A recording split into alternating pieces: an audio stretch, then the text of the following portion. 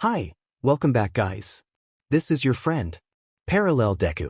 Back with another fanfiction. This is the series of What If Deku Became the Hero Hunter? Now before starting, please give this video a like.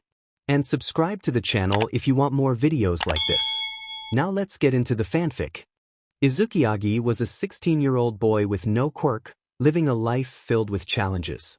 He was known as a hero hunter, driven by a cold-hearted demeanor and a deep-seated rage against heroes.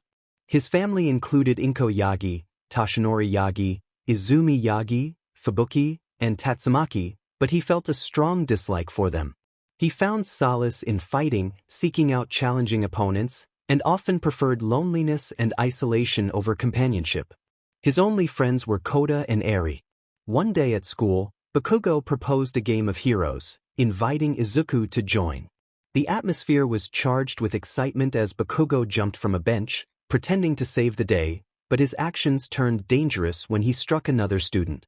Izuku, concerned for the safety of others, expressed his disapproval, but Bakugo merely smirked and suggested that Izuku could play the role of the monster. The following day, whispers filled the classroom as students discussed Izuku's reaction during the game. Some claimed he had gone mad, while others felt sympathy for Bakugo, who had been on the receiving end of Izuku's anger. When summoned to the principal's office, Izuku struggled to explain his feelings. The principal, frustrated, accused him of losing control during playtime. Izuku tried to clarify that he was always forced into the role of the monster, but his words fell on deaf ears as the principal demanded accountability. As the days passed, Bakugo continued to taunt Izuku during their games. One day, Bakugo shouted a battle cry and attempted to strike Izuku, who narrowly dodged the attack, causing Bakugo to stumble. With a mischievous grin, Bakugo instructed his friends to hold Izuku in place, ensuring he could land a hit. As the others restrained him, Izuku felt a surge of desperation, pleading to be released so he could face Bakugo fairly. Once again, Izuku found himself in the principal's office, where he tearfully defended himself against accusations of causing trouble. He insisted that Bakugo's popularity skewed the perception of events, but the principal remained adamant that Izuku needed to apologize for his actions. Izuku's journey was fraught with challenges, but he was determined to find a way to stand up for himself and confront the injustices he faced. Izuku was currently training with Silverfang, engaging in a sparring match. He teased the older man, confident in his abilities.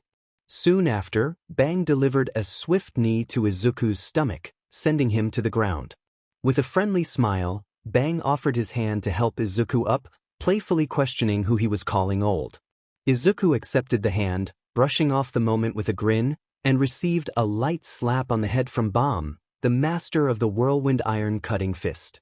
Izuku acknowledged the warning, appreciating the guidance from his masters. Bam reminded him that the first key to learning martial arts was respecting others. Izuku nodded, expressing his gratitude for the training as he prepared for the UA entrance exam in 10 months. Bang reassured him that he was ready, encouraging him to relax. As Izuku left the dojo, Bam commented on the hardships Izuku faced for being quirkless, while Bang lamented the neglect and bullying Izuku endured from his parents and peers. Later, Izuku returned home to find his parents hosting guests, including his aunts, Endeavor and Night Eye. All eyes turned to him as he entered, his dirty clothes and bruises evident from his training. Fubuki, concerned, asked what had happened, but Izuku simply muttered that it was training and headed upstairs without looking back. Fubuki turned to Inko, questioning if they were aware of Izuku's training. Inko shook her head, revealing that they thought he spent his time playing video games. Tatsumaki, unimpressed, criticized Inko and her partner for their parenting, suggesting they should be more supportive of Izuku. Inko defended herself, explaining that she sometimes wanted to DSPLN him but recognized he was growing. Tatsumaki pointed out Izuku's transformation from scrawny to muscular, urging them to be better parents. As time passed, Izuku's life was filled with pain and neglect due to being quirkless. Yet, he remained determined to become a hero, believing that nothing could deter him from his goal. At school, he felt exhausted from his training with Bang. The teacher announced a writing assignment about their futures, prompting groans from the students. However, the teacher encouraged them, knowing they all aspired to be heroes. Bakugo, ever the loudmouth, insisted he was above the others, claiming he would be accepted into UA High. The students reacted with disbelief when they heard Izuku's name mentioned alongside Bakugo's. They mocked him for being quirkless, but Izuku remained unfazed, calmly responding to Bakugo's taunts. Bakugo, frustrated by Izuku's indifference, warned him not to show up at UA. After school, Izuku dedicated himself to training for the entrance exam, his time with Bang having transformed him both physically and mentally. He was determined to prove himself despite the challenges he faced. As he cleaned the Takoba Municipal Beach Park, he reflected on his mastery of the flowing water fist fighting style, vowing to continue his efforts. Presently, Izuku found himself in tears, overwhelmed by his feelings of abandonment. He cursed the people he felt had ruined his chances of becoming a hero. It had been nearly 2 months since he left home, and the emotional weight was heavy. In a flashback, Izuku recalled finishing his beach cleanup with only a week left until the exam. He noticed his father spending more time with Izumi but chose to ignore it. During dinner that night, Izumi expressed her excitement for the UA exam, while Toshinori reminded her to prepare. Izuku quietly thanked his father for the support, feeling a mix of gratitude and resentment. He muttered under his breath. Toshinori asked, confused, what his son had said. Izuku replied that it was nothing. Inko then inquired about Izuku's plans for the future. He coldly stated that he didn't know, avoiding eye contact. Toshinori pressed on, wanting to know what was wrong with Izuku. In frustration, Izuku exclaimed that it was easy for Toshinori to ask now, but where had he been when Izuku was bullied and suffering from being quirkless? Toshinori had been too focused on Izumi to notice Izuku's pain. Now, he was expected to pretend everything was fine, but it wasn't. Toshinori tried to respond, but Izuku stood up from the dinner table and stormed off to his room. Taken aback, Toshinori attempted to follow, but Inko placed a hand on his shoulder, suggesting they talk to Izuku later. Toshinori admitted he hadn't realized how much Izuku was hurting. Inko understood that Toshinori had been trying to protect Izuku from the pressures of becoming a hero and suggested he try a different approach. Toshinori resolved to talk to Izuku that night. Izumi asked if Toshinori thought Izuku knew about their concerns. Toshinori replied that if he did, it wouldn't be good. After dinner, All Might knocked on Izuku's door, but there was no answer. He knocked a few more times and, receiving no response, entered the room to find it empty. He called out for Izuku, but Inko appeared in the doorway, worry etched on her face as she saw Toshinori's distress. Toshinori explained that Izuku was missing and must have gone to a friend's house or to Inko's sister's place. Inko suggested they give him some space.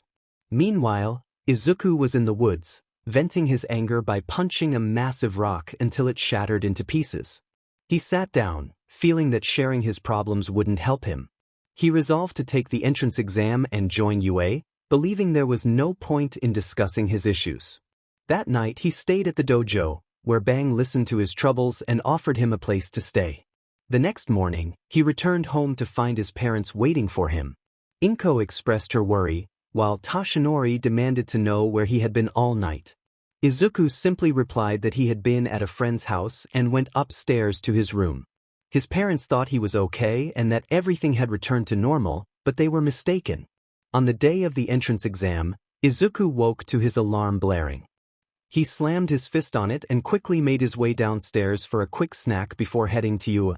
He arrived early and admired the surrounding structures, but tripped over his own foot. As he prepared to catch himself, he found he was suspended in midair. A hand on his shoulder helped him regain his footing before releasing its grip. The girl who helped him was a cute brunette with a bob cut. She introduced herself as Ochako Uraraka and extended her hand for a shake. Izuku returned the gesture, pleased to meet her. Uraraka apologized for using her quirk, explaining that she didn't want him to trip and fall before the exam, which would be bad luck. Izuku thanked her and wished her good luck, to which she replied in kind. He then made his way to a large room filled with seats, taking a spot next to some other students as the ceremony began. The event was mostly uneventful, except for a blue-haired boy with glasses yelling at someone for not taking it seriously. Izuku chuckled at the memory as he walked to the starting gate, looking for Bakugo and Izumi, knowing they would be attempting to get into UA. He didn't see Bakugo but spotted the girl with the bob cut and started toward her. Before he could reach her, a loud buzzer sounded, and someone shouted for everyone to go as the doors to the arena opened. Izuku quickly joined the crowd entering the arena, glancing around and thinking it would be a piece of cake. As he fought through the competition, he thought to himself that he had already scored 15 points by destroying a robot. His current score was 35, and it hadn't even been 2 minutes yet. He continued to navigate the fake city, trying to keep a low profile to avoid drawing attention to his quirk. Meanwhile, the teachers and the principal observed from behind the scenes. Nizu noted that the contestants seemed unaware of the number of villains present or their locations. They had limited time to cover a vast area and needed to hunt down every last target. Some students relied on information-gathering abilities to strategize, while others depended on speed to get ahead. Remaining calm under pressure was a significant advantage, as was raw power and combat ability. The most successful students used a combination of these tactics, much like the green-haired boy. Midnight commented that she was certain he would join UA, and Mike agreed. Snipe reminded them that there was still plenty of time left, and the real test was about to begin as he pressed a red button. All Might felt nervous, knowing that the green-haired boy was his own son. Suddenly, a loud rumble and crash echoed from the center of the arena. Izuku realized it must be one of the 0-pointers mentioned by Present Mike and decided it was best to leave. However, just as he turned to find smaller robots for points, he heard a familiar voice calling for help. He turned back to see Uraraka trapped under rubble. Panic surged through him as he sprinted toward her, lifting the heavy debris just in time for her to escape. She thanked him and hurried away. Izuku dropped the rubble and prepared to confront the 0-pointer, noticing someone jumping from beneath it. Izuku was taken aback by the sudden turn of events. Meanwhile, Izumi, empowered by One for All, leaped high into the air, reaching the level of the giant robot's head. Remembering her father's advice on how to harness her quirk, she focused the power of One for All into her right arm and delivered a powerful blow, shattering the robot in a single strike. The other participants watched in awe, while Nizu praised Izuku for his selflessness. Izumi landed gracefully on a nearby building using her telekinesis. The other students erupted into cheers and applause, their admiration evident. However, Izuku felt a twinge of annoyance as he turned away from the crowd, muttering to himself about her constant need for attention. Later that day, Tatsumaki and Fubuki were at Inko's house, celebrating Izumi's impressive performance during the exam. They gathered in the living room while Izuku remained upstairs in his room. Inko expressed her pride, assuring Izumi that she would surely be accepted into UA. Izumi smiled back, sipping her juice, grateful for her mother's support. Tatsumaki chimed in with confidence, declaring that Izumi would undoubtedly be accepted, raising her glass in a toast to her. As the excitement settled, Toshinori spoke up, his tone serious and quiet to avoid being overheard by Izuku. Inko, slightly annoyed, asked what trouble Izuku had caused this time. Tatsumaki playfully slapped Inko's head, urging her to listen. Toshinori continued, revealing that he had witnessed Izuku during the entrance exam. A hush fell over the room as Fubuki expressed her confusion about his presence there. Toshinori explained that Izuku had performed exceptionally well, earning a remarkable score in both combat and rescue points. Inko's eyes widened in disbelief, while Fubuki realized the implications of his success. Toshinori then voiced his concern, stating that they couldn't allow Izuku to be accepted into UA. The room fell silent, and Tatsumaki questioned the reasoning behind such a decision. Toshinori shared his fears about the dangers of the hero world, recalling the sacrifices he had witnessed. He didn't want Izuku to face the same hardships he had endured. Inko, understanding his perspective, agreed that they couldn't let him join UA, even if it meant Izuku would resent them for it. Fubuki, worried, asked how they would prevent it. Tatsumaki expressed disbelief at their plan, while Izumi, with a heavy heart, explained that she had always tried to protect Izuku, even if it meant being harsh. She declared her love for him and her willingness to do anything to keep him safe. Tatsumaki reluctantly agreed to the plan, asking what they would do next. Toshinori assured them that he would handle it. As the week passed, Izuku enjoyed his time, waiting for the acceptance letter. He strolled through the park, lost in thought about the upcoming news. Suddenly, he found himself amidst a crowd of fans, all shouting the name of All Might. Confused, Izuku wondered why the hero was there, just as All Might leaped into the sky, leaving everyone in awe. Izuku continued on his way home, but as he walked through an alley, he heard a familiar voice calling to him. All Might greeted him with enthusiasm, surprising Izuku. The young boy was thrilled but curious about how the hero knew his name. All Might complimented Izuku's performance in the exam, noting his strength. However, he then revealed that he had discovered Izuku was quirkless. Izuku felt a wave of disappointment wash over him, questioning if someone without a quirk could ever become a hero like All Might. All Might's expression turned serious as he explained the harsh reality of being a hero without a quirk. He expressed his concern for Izuku's safety, emphasizing the dangers heroes face daily. Izuku's heart sank at the thought of his dreams being crushed, feeling the weight of All Might's words. Despite his despair, Izuku insisted that he couldn't give up on his dream of becoming a hero. All Might placed a reassuring hand on his shoulder, gently explaining that sometimes the path we desire isn't the one meant for us. He encouraged Izuku to consider other ways to make a difference in the world. Feeling defeated, Izuku questioned what he was supposed to do now without a quirk.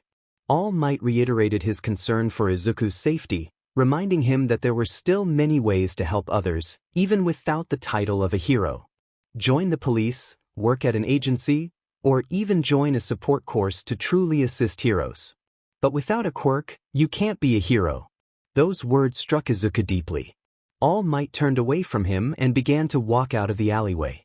Before he could leave, Izuku called out in frustration. Izuku felt a surge of anger as he expressed his feelings. He had spent his whole life looking up to All Might, and now it felt like his purpose had been shattered. All Might, with a heavy heart, apologized, explaining that as a hero, he had to protect the weak and uphold justice. With that, he exited the alleyway, leaving Izuku on his knees, overwhelmed by the encounter. Izuku questioned how All Might, the symbol of peace and the greatest hero, could say such a thing. He was supposed to inspire hope, not extinguish it. Tears filled his eyes, and his vision blurred as he grappled with his turbulent emotions. For so long, he had believed he could defy the odds and become a hero despite being quirkless. But now, faced with the harsh reality of All Might's words, that belief shattered, leaving behind a hollow ache. Determined to push through, Izuku wiped his tears and stood up. He walked home in silence, lost in thought. Once he arrived, he went straight upstairs, ignoring his parents' calls. Inko's voice echoed from downstairs, calling his name, while Toshi expressed concern about his whereabouts. Izuku jumped onto his bed, feeling exhausted from everything that had happened, and simply replied that he was fine. A few hours later, Inko confronted Toshi, asking what he had told Izuku. Toshi responded that he had done what he felt was necessary. Inko, shocked, pleaded with him to confirm he hadn't said anything too harsh. Toshi sighed, acknowledging that Izuku would not be attending UA. Inko expressed her hope that there was another way, but Toshi sadly admitted that there was none. The next day, a letter arrived for Izuku, but he didn't bother to open it. His dreams felt crushed by the one person he had admired most, rendering the contents meaningless. He lay back down, harboring feelings of anger towards All Might. Meanwhile, Izumi burst into the room, excitedly announcing that she had been accepted into UA. Inko and Toshi embraced her, filled with pride. Toshi expressed his pride in Izumi, and she thanked her father, hugging him tightly. Inko suggested they celebrate that evening, and Izumi eagerly decided to share the news with Izuku. When he arrived home, Izuku noticed his parents eating dinner without him. He chose to ignore them and retreated to his room. He reflected on how ever since the quirk doctor had told him he would never have a quirk, everyone had labeled him as useless. Even his own parents seemed to be distancing themselves from him. Fast forward 8 years. Izuku dropped down from a rooftop, waiting for the pro-hero Kamui Woods to approach. As Woods drew closer, he noticed the silhouette of the green-haired boy in the shadows and decided to investigate. The hero walked a bit before Izuku stepped out of the darkness, revealing himself. Kamui demanded to know who Izuku was and what he was doing there, his guard up. Before he could react, Izuku landed a punch that sent Kamui stumbling back to the ground. As Kamui got back up, he cracked his knuckles and regarded Izuku with a cocky smirk. Izuku taunted the pro-hero, challenging him not to give up so easily, claiming he expected a real fight. After a brief exchange, Izuku had a slight nosebleed and a scratch on his cheek. Kamui soon realized that Izuku was quirkless and began to speak. Kamui pointed out that the fight was unfair, suggesting Izuku surrender so he could be taken in peacefully. Izuku expressed his disdain for heroes, accusing them of only caring about their reputations rather than the lives of those they were supposed to protect. Kamui coldly admitted that he didn't care whether Izuku lived or died. He was a hero and could do what was necessary, confident that people would believe him over a quirkless boy. As Kamui finished speaking, he raised his arm and aimed it at Izuku's heart. Just before the attack could land, the wooden arm snapped off, sending Kamui crashing into a nearby building. In pain, he shouted his frustration, vowing to eliminate Izuku on the spot. He raised his arm again, this time growing it back to its original form and sprouting several extra limbs, preparing to strike.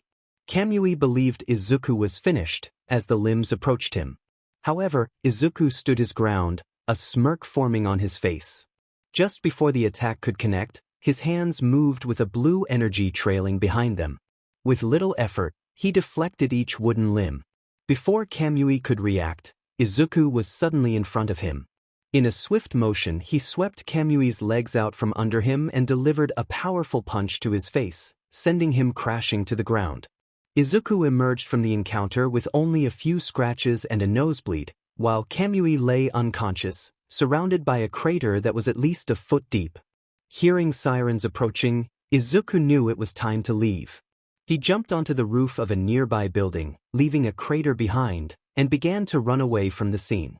After a while, he stopped and made his way toward the forest, soon finding his small hut. He cleaned himself up and sat on the worn couch, feeling exhausted. He reflected on how it had almost been a year since everything changed. Flashback 2 years earlier. Izuku had been training with Bang since he was 14. Every day after school, he would go to the dojo and train until nightfall, returning home tired. He dedicated himself to mastering the fist of flowing water, crushed rock. During this time, his parents continued to distance themselves from him, but Izuku seemed indifferent. His sister, Izumi, would bully him, calling him quirkless to discourage his dreams of becoming a hero. Bakugo also treated him poorly, but it was all supposedly to protect him. Meanwhile, Izuku's anger erupted like a volcano, his room bearing the brunt of his rage. He flung objects against the walls, the sounds of impact echoing through the air. His hands shook with frustration as he overturned furniture and tore through his belongings, the room quickly descending into chaos. He struck the mirrors and walls, even creating a dent in the ground from his forceful punches. Tears streamed down his face as he vented his pent-up emotions, the destruction serving as a release for his overwhelming disappointment and despair. He got up and looked at himself in the mirror, feeling the weight of his turmoil. Izumi opened the door and was taken aback by the sight before her. She saw Izuku's hands stained with red, his eyes marked with fatigue and distress. The chaos in the room was evident, and she felt a surge of concern. She asked him what had happened, her voice filled with worry. Izuku looked at her with a fierce intensity, ready to unleash his frustration. He expressed his anger, telling her that calling him by his nickname would have consequences. Izumi, feeling the sting of his words, pleaded with him, explaining that she hadn't meant to upset him and only wanted to share her good news. Her voice trembled as she spoke. Izuku's response was sharp, filled with bitterness. He questioned the validity of her good news, implying that her success at UA made her feel superior. He declared that she was as insignificant as an ant. Izumi continued to reach out to him, reminding him that they were in this together and that she would always be there for him. But Izuku's despair consumed him, extinguishing any hope he had. He insisted that he didn't need her pity or anything else. She tried to convey that she never intended to hurt him, but his anger burned fiercely, his words piercing her heart. He told her that she had no idea what it was like to carry his burden every day. Inko and Toshinori arrived upstairs, shocked by the scene. Toshinori asked what had happened, while Inko expressed her disbelief at Izuku's actions. Izuku's gaze shifted from his parents to Izumi, filled with an intensity that sent shivers down their spines. He questioned their concern, feeling that they had never truly cared for him. His words hung heavy in the air, each one laced with bitterness. Inko felt a pang of guilt, her eyes brimming with tears as she struggled to find the right words. She reminded him that they were his family and that they loved him, no matter what. But Izuku's anger was relentless, consuming everything in its path. He turned away, fists trembling with fury as he fought to control the storm within him. He scoffed at the notion of love, claiming they had never understood him and that they looked down on him for being quirkless. Toshinori's heart ached at his son's words, regret settling in his stomach. He stepped forward, his voice soft yet filled with remorse, explaining that they had only wanted what was best for him. Suddenly, Izuku's expression shifted, demanding to know what his father meant. Toshinori realized he had inadvertently revealed something he had been trying to keep hidden. He exchanged a worried glance with Inko, both unsure of how to proceed. Toshinori's voice dropped, tinged with desperation as he attempted to clarify his statement. But Izuku's patience had worn thin, and he pressed for the truth. Inko whispered to Toshinori, suggesting they tell him, and he reluctantly agreed. Inko urged Izuku to let them explain, but his gaze remained fixed on his father, determined to uncover the truth. Toshinori took a deep breath, preparing himself for the revelation. As he transformed into his heroic form, Izuku looked at him in disbelief, realizing that the hero he had idolized was his father. Toshinori apologized, but Izuku was overwhelmed by a mix of confusion and hurt. He confronted Toshinori about the lies he had been told, feeling betrayed that he had been led to believe he was worthless and could never be a hero. His voice trembled with suppressed emotion, fists clenched at his sides. Toshinori hung his head, unable to meet his son's gaze. As Izuku left the dojo, he felt defeated after a confrontation with the other disciples. Bang had returned from his hero work to find the aftermath of Izuku's actions and expelled him from the dojo. From that day on, Izuku lived in a secluded hut in the forest outside town. He vowed to hunt down every hero on the planet. Over the next 2 months, he pursued various heroes, becoming known as the Hero Hunter. His notoriety grew among both heroes and villains alike. During this time, significant events unfolded, including the USJ incident, the sports festival, and an alien invasion, all while Izuku continued his relentless quest. Izuku was walking along the road near the forest when he encountered a C-class hero. The hero introduced himself as Mumen Rider and inquired about the mention of hunting, stepping off his bike. Izuku grinned and confirmed that he was indeed a hero, expressing his desire to become a true monster. In his mind, he thought about how each victory made him feel more powerful. Suddenly, a voice called out, announcing that they had found him. Others in the group wondered if it was really him and noted how easy he was to locate. Confused, Izuku turned around to see a group of muscular men approaching, one of whom he recognized. The leader of the group, Tank Top Vegetarian, mentioned that they owed him for their previous encounter. Before he could finish, Izuku swiftly knocked him out with a single punch, taunting the unconscious hero about his foolishness. He remarked that if Tank Top Vegetarian was seeking revenge, he was making a grave mistake, as he intended to defeat the rest of the group as well. Just as he prepared to strike again, something hit him, sending him crashing several meters away. He was startled to hear a voice claiming that Izuku had given their friend a hard time. Recognizing the voice as belonging to an S-class hero, Izuku felt a rush of excitement, thrilled to be facing such a formidable opponent. Tank Top Master unleashed a powerful punch that shook the ground, attempting to unbalance Izuku with his tank top blow. He then charged at Izuku with his tank top tackle, sending him flying. However, Izuku managed to spin in the air and land gracefully on the ground, surprising the tank top members, who were shocked by his resilience. Tank Top Master questioned who this incredible opponent was, doubting whether he was even human. Moments later, the other members of the Tank Topper army launched their attacks, believing that Izuku was on the verge of defeat. Yet, Tank Top Master remained skeptical, pondering the true nature of his opponent. Izuku coughed, blood staining his lips. As he looked up, he saw Tank Top Master preparing to strike. Mumen Rider rushed in, pleading for Tank Top Master to reconsider. He confronted the hero, expressing his shame over attacking someone who was already down. The other members of the Tank Top army chimed in, dismissing Mumen Rider's concerns and insisting that Izuku deserved the punishment for challenging heroes. Tank Top Master, however, acknowledged Mumen Rider's point, admitting that he didn't train to fight ordinary people. Izuku, confused by their words, felt a mix of anger and determination. Tank Top Master demanded that Izuku promise to never hurt anyone again. Izuku turned away, pretending to comply, but then declared his intent to take them all down. Tank Top Master anticipated this response and launched a punch at Izuku, who skillfully countered with a powerful technique, using the momentum from the attack to strike back. He unleashed a flurry of punches, each accompanied by a blue water stream, culminating in a devastating blow that sent Tank Top Master crashing into the wall, leaving a significant dent. As Tank Top Master knelt, bloodied and defeated, Izuku stood above him, reveling in his victory. Tank Top Master, still defiant, claimed he had merely been caught off guard. Izuku mocked him, declaring that he would eradicate the entire Tank Top crew. When Tank Top Master realized Izuku was All Might's son, Izuku coldly dismissed the connection and advanced toward the remaining members of the Tank Top army. Mumen Rider attempted to intervene, but Izuku overpowered him, slamming his head against the ground. With Mumen Rider incapacitated, Izuku taunted the remaining Tank Top members, challenging them to fight. As they rushed him, he effortlessly dispatched them using his technique, showcasing his growing strength.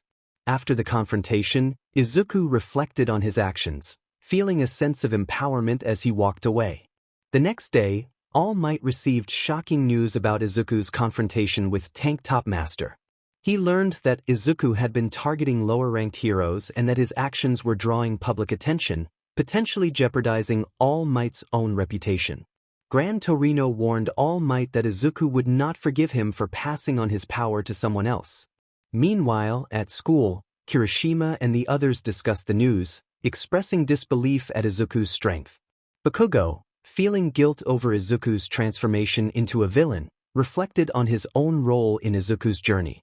Izumi tried to calm her classmates, hoping that the other heroes would handle the situation. Aizawa then entered the classroom, instructing everyone to prepare for training. Meanwhile, in a shadowy corner, a conversation unfolded about the potential recruitment of Izuku, highlighting the growing interest in his abilities. Meanwhile, Stitch expressed his concerns about the hero hunter's danger, noting that he had already taken down Tank Top Master. Busho added that they could only speculate on what the hero hunter would do next. The C branch operator pointed out that the hero hunter wasn't their only issue, as monster appearances had surged over the past 2 months. Jinzurn mentioned that many heroes had either quit the association or were out of commission, emphasizing the need to eliminate the hero hunter. Stitch questioned how they could achieve that, to which Busho suggested asking a stronger S-class hero for help.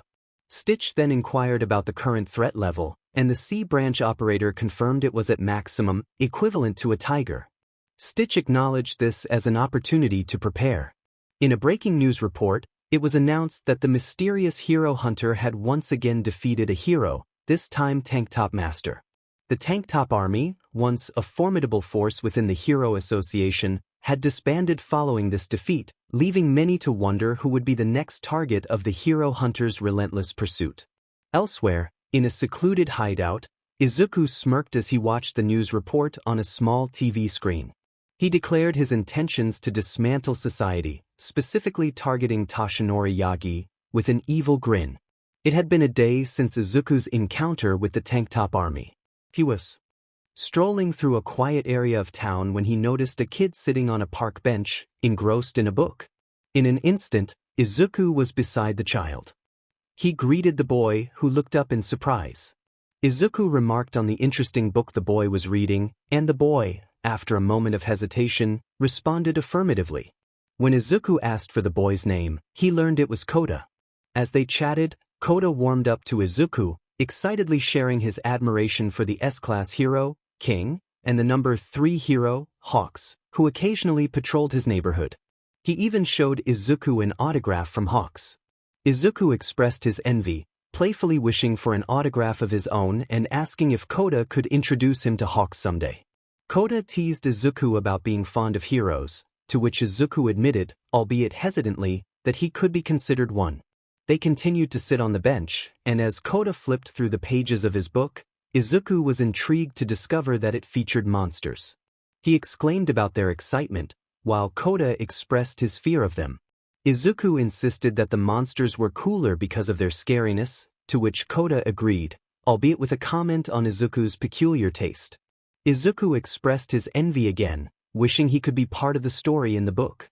Kota, however, revealed his complicated feelings about heroes, sharing his tragic past of losing his parents during a villain attack, both of whom had been heroes. Izuku, feeling sympathy for the boy, offered words of encouragement, acknowledging Kota's feelings toward heroes. As their conversation came to a close, Izuku stood up, announcing his intention to go patrolling.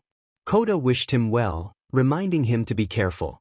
Izuku playfully asked him to stop calling him Ajizan as he walked away, but Kota, unable to hear, called after him. A few moments later, Izuku reflected on the hero killer, Stain, who had been responsible for the deaths of many heroes in recent weeks. He decided to pay Stain a visit, recalling that the guidebook indicated he hunted heroes in Hosu, a 30-minute train ride away. In a flashback, it was revealed that hero killer Stain had brutally taken down 17 heroes and injured 23 beyond recovery, becoming a scourge on the hero community. Izuku took the train to Hosu City District, and upon arrival, he witnessed a Nomu attacking a nearby train, which contained people he knew, including his mentor Gran Torino and Izumi, along with 2 other heroes, Bang and Bomb. Confused by the sight, he wondered what the creature was. Meanwhile, Izumi recognized the threat and urged Gran Torino to stay back. Gran Torino and the others prepared to confront the Nomu, while the train conductor attempted to keep the passengers calm, assuring them that more heroes would arrive soon. Izumi, determined to help, exited the train to search for Gran Torino and the others, realizing the situation was escalating quickly. As Izumi leaped across rooftops in search of Gran Torino, the Nomu continued its rampage, causing panic among civilians. Bomb used his whirlwind iron-cutting fist to destabilize the Nomu, allowing Bang to land several rapid blows. Just as the Nomu was about to retaliate, Gran Torino kicked it in the face, expressing his excitement at finally facing a worthy opponent after years. The Nomu, recovering from the attack, was suddenly engulfed in flames as Endeavor arrived on the scene. He explained that he had been searching for the hero killer but would deal with the Nomu first. The old heroes acknowledged Endeavor's presence, and he assured them he could handle the situation from there, much to the astonishment of the civilians who recognized him as the number 2 hero. Izumi was running through a street engulfed in flames. 2 Nomus were battling Manuel and his team, while Lita was undergoing his apprenticeship with the agency. As she searched for Lita, Izumi muttered to herself in frustration. Meanwhile, Shigaraki and Kurogiri observed the chaos from a rooftop. Shigaraki found amusement in the Nomus actions, while Kurogiri questioned his lack of involvement in the fight. Shigaraki, still recovering from his previous injuries, laughed maniacally, expressing his intent to erase the hero killer from existence once the night concluded. Izuku, navigating through the turmoil, vowed to find the hero killer, a smirk on his face as he maneuvered through the chaos. Lita struggled to move, while Izumi and Todoroki expressed their despair at the situation, freezing in fear as Stain liked his sword, tainted with their blood. Stain dismissed the group as pathetic. Just as he prepared to strike, he sensed a presence behind him and turned to see Izuku stepping confidently into the alleyway. The tension in the air was palpable as the two locked eyes. Izuku introduced himself to Stain, who recognized him as the one who had defeated Tank Top Master. Izuku, unfazed, declared his intention to put Stain in a wheelchair for good. Stain, intrigued by Izuku's bravado, prepared to teach him a lesson. Unfazed, Izuku cracked his knuckles and took a fighting stance, eager for the challenge. With a sudden burst of speed, Stain lunged forward, attempting to catch Izuku off guard. However, Izuku dodged effortlessly, countering with a series of precise punches. Stain managed to evade some of the attacks, but he was forced to defend himself against Izuku's relentless onslaught. Shallow cuts appeared on Izuku's body, but he remained unfazed, smirking at Stain's attempts. As Stain prepared to lick Izuku's blood from his blade, he was surprised to find it broken, with the other half in Izuku's hand. Izuku tossed the broken piece aside, asserting that there would be no cheating in their fight. With Stain's weapon rendered useless, Izuku seized the opportunity to unleash a furious assault, each punch fueled by his eagerness to fight. Stain, caught off guard by Izuku's sudden surge of power, struggled to keep pace. Despite his combat skills, he found himself on the defensive, forced to evade Izuku's relentless barrage. Izuku taunted Stain, asserting that he was not a villain but a monster, distinguishing himself from others. Stain mocked Izuku's claims, stating that he lacked the conviction to back up his words. As the fight escalated, Stain unleashed a flurry of swings, causing destruction around them. Izuku leaped to avoid the attacks but was caught off guard when Stain managed to stab him. In a strategic move, Izuku allowed the blade to lodge in his hand, using the opportunity to close the distance and deliver a powerful punch that knocked Stain out. Izuku, standing over the defeated Stain, declared that it was Stain who was not on his level. He then turned his attention to Izumi and the others, who were now free. As Izumi attempted to speak, Izuku walked away, leaving her and the others in shock. Shoto questioned what had happened to Izuku, who paused to respond, pointing at Izumi and suggesting they ask her. Izumi pleaded with Izuku to return home, offering to drop the charges against him and help with his problems. Izuku laughed, dismissing her concerns, and declared that he would continue to grow stronger. As sirens echoed in the distance, Izuku vanished from sight. Lita remarked on Izuku's victory, while Shoto noted the changes in him since their last encounter. Izumi promised to explain everything later and suggested they contact Endeavor and the other pro-heroes. Later, in the hospital, Izumi, Shoto, and Tenya were confronted by Gran Torino, Bang, Bomb, Manuel, and Police Chief Kenji Tsuragami. An argument ensued regarding the students' use of their quirks against Stain. However, Chief Tsuragami decided to pardon them for their actions, acknowledging their role in stopping Stain, despite the lack of credit given to Endeavor due to online trolls sharing CCTV footage of the incident. Following the defeat and arrest of the hero killer, Tamura and Kurogiri were also captured on camera, leading to assumptions of their association with the League of Villains. Stain's story became a media sensation, with details of his life and ideology spreading rapidly online, inspiring a new wave of villains drawn to the League. Meanwhile, at All Might's house, he acknowledged Izumi's encounter with Izuku, prompting her to confirm the truth of the situation. He was different. All Might resolved to do everything in his power to stop him and instill some sense into him, even considering begging at this point. Inko reassured him that everything would be okay, tears welling in her eyes as they all watched the news. The news reported a shocking development. The hero killer Stain had been defeated by the hero hunter in Hosu City. The hero hunter engaged Stain in combat and emerged victorious, delivering a decisive blow that led to Stain's downfall. This news sent shockwaves throughout the country, raising questions about the hero hunter's backstory and identity. Meanwhile, Izuku declared that his next target was clear. He struck the wall, which bore a picture of a hero with a fierce punch. Later, Izuku noticed his sister, Izumi, looking at him with sheer fear in her eyes. He was something different now. While his outward appearance resembled his former self, there was an unsettling void within him, filled with stars, galaxies, and nebulas, all surrounded by a dark bluish aura. Morning at UA. In Class 1A, Shiro and Kirishima were laughing at Bakugo because of the way his hair looked. They both exclaimed in unison, marveling at Bakugo's unusual hairstyle, which only made him angrier. Bakugo, visibly frustrated, shouted that his hair had gotten used to the chaos and he couldn't fix it. His temper flared as he threatened them, but Shiro, still chuckling, challenged him playfully. Bakugo's hair comically returned to its normal state, prompting Kirishima to laugh even harder. Mina expressed her excitement about Bakugo's encounter with a real villain, admitting she was envious. Jiru clarified that she hadn't fought but had helped with evacuations and provided logical support. Mina insisted that it still sounded thrilling. Tsu shared her experience of mostly training and cleaning the ship deck, mentioning a day when they caught a group of smugglers.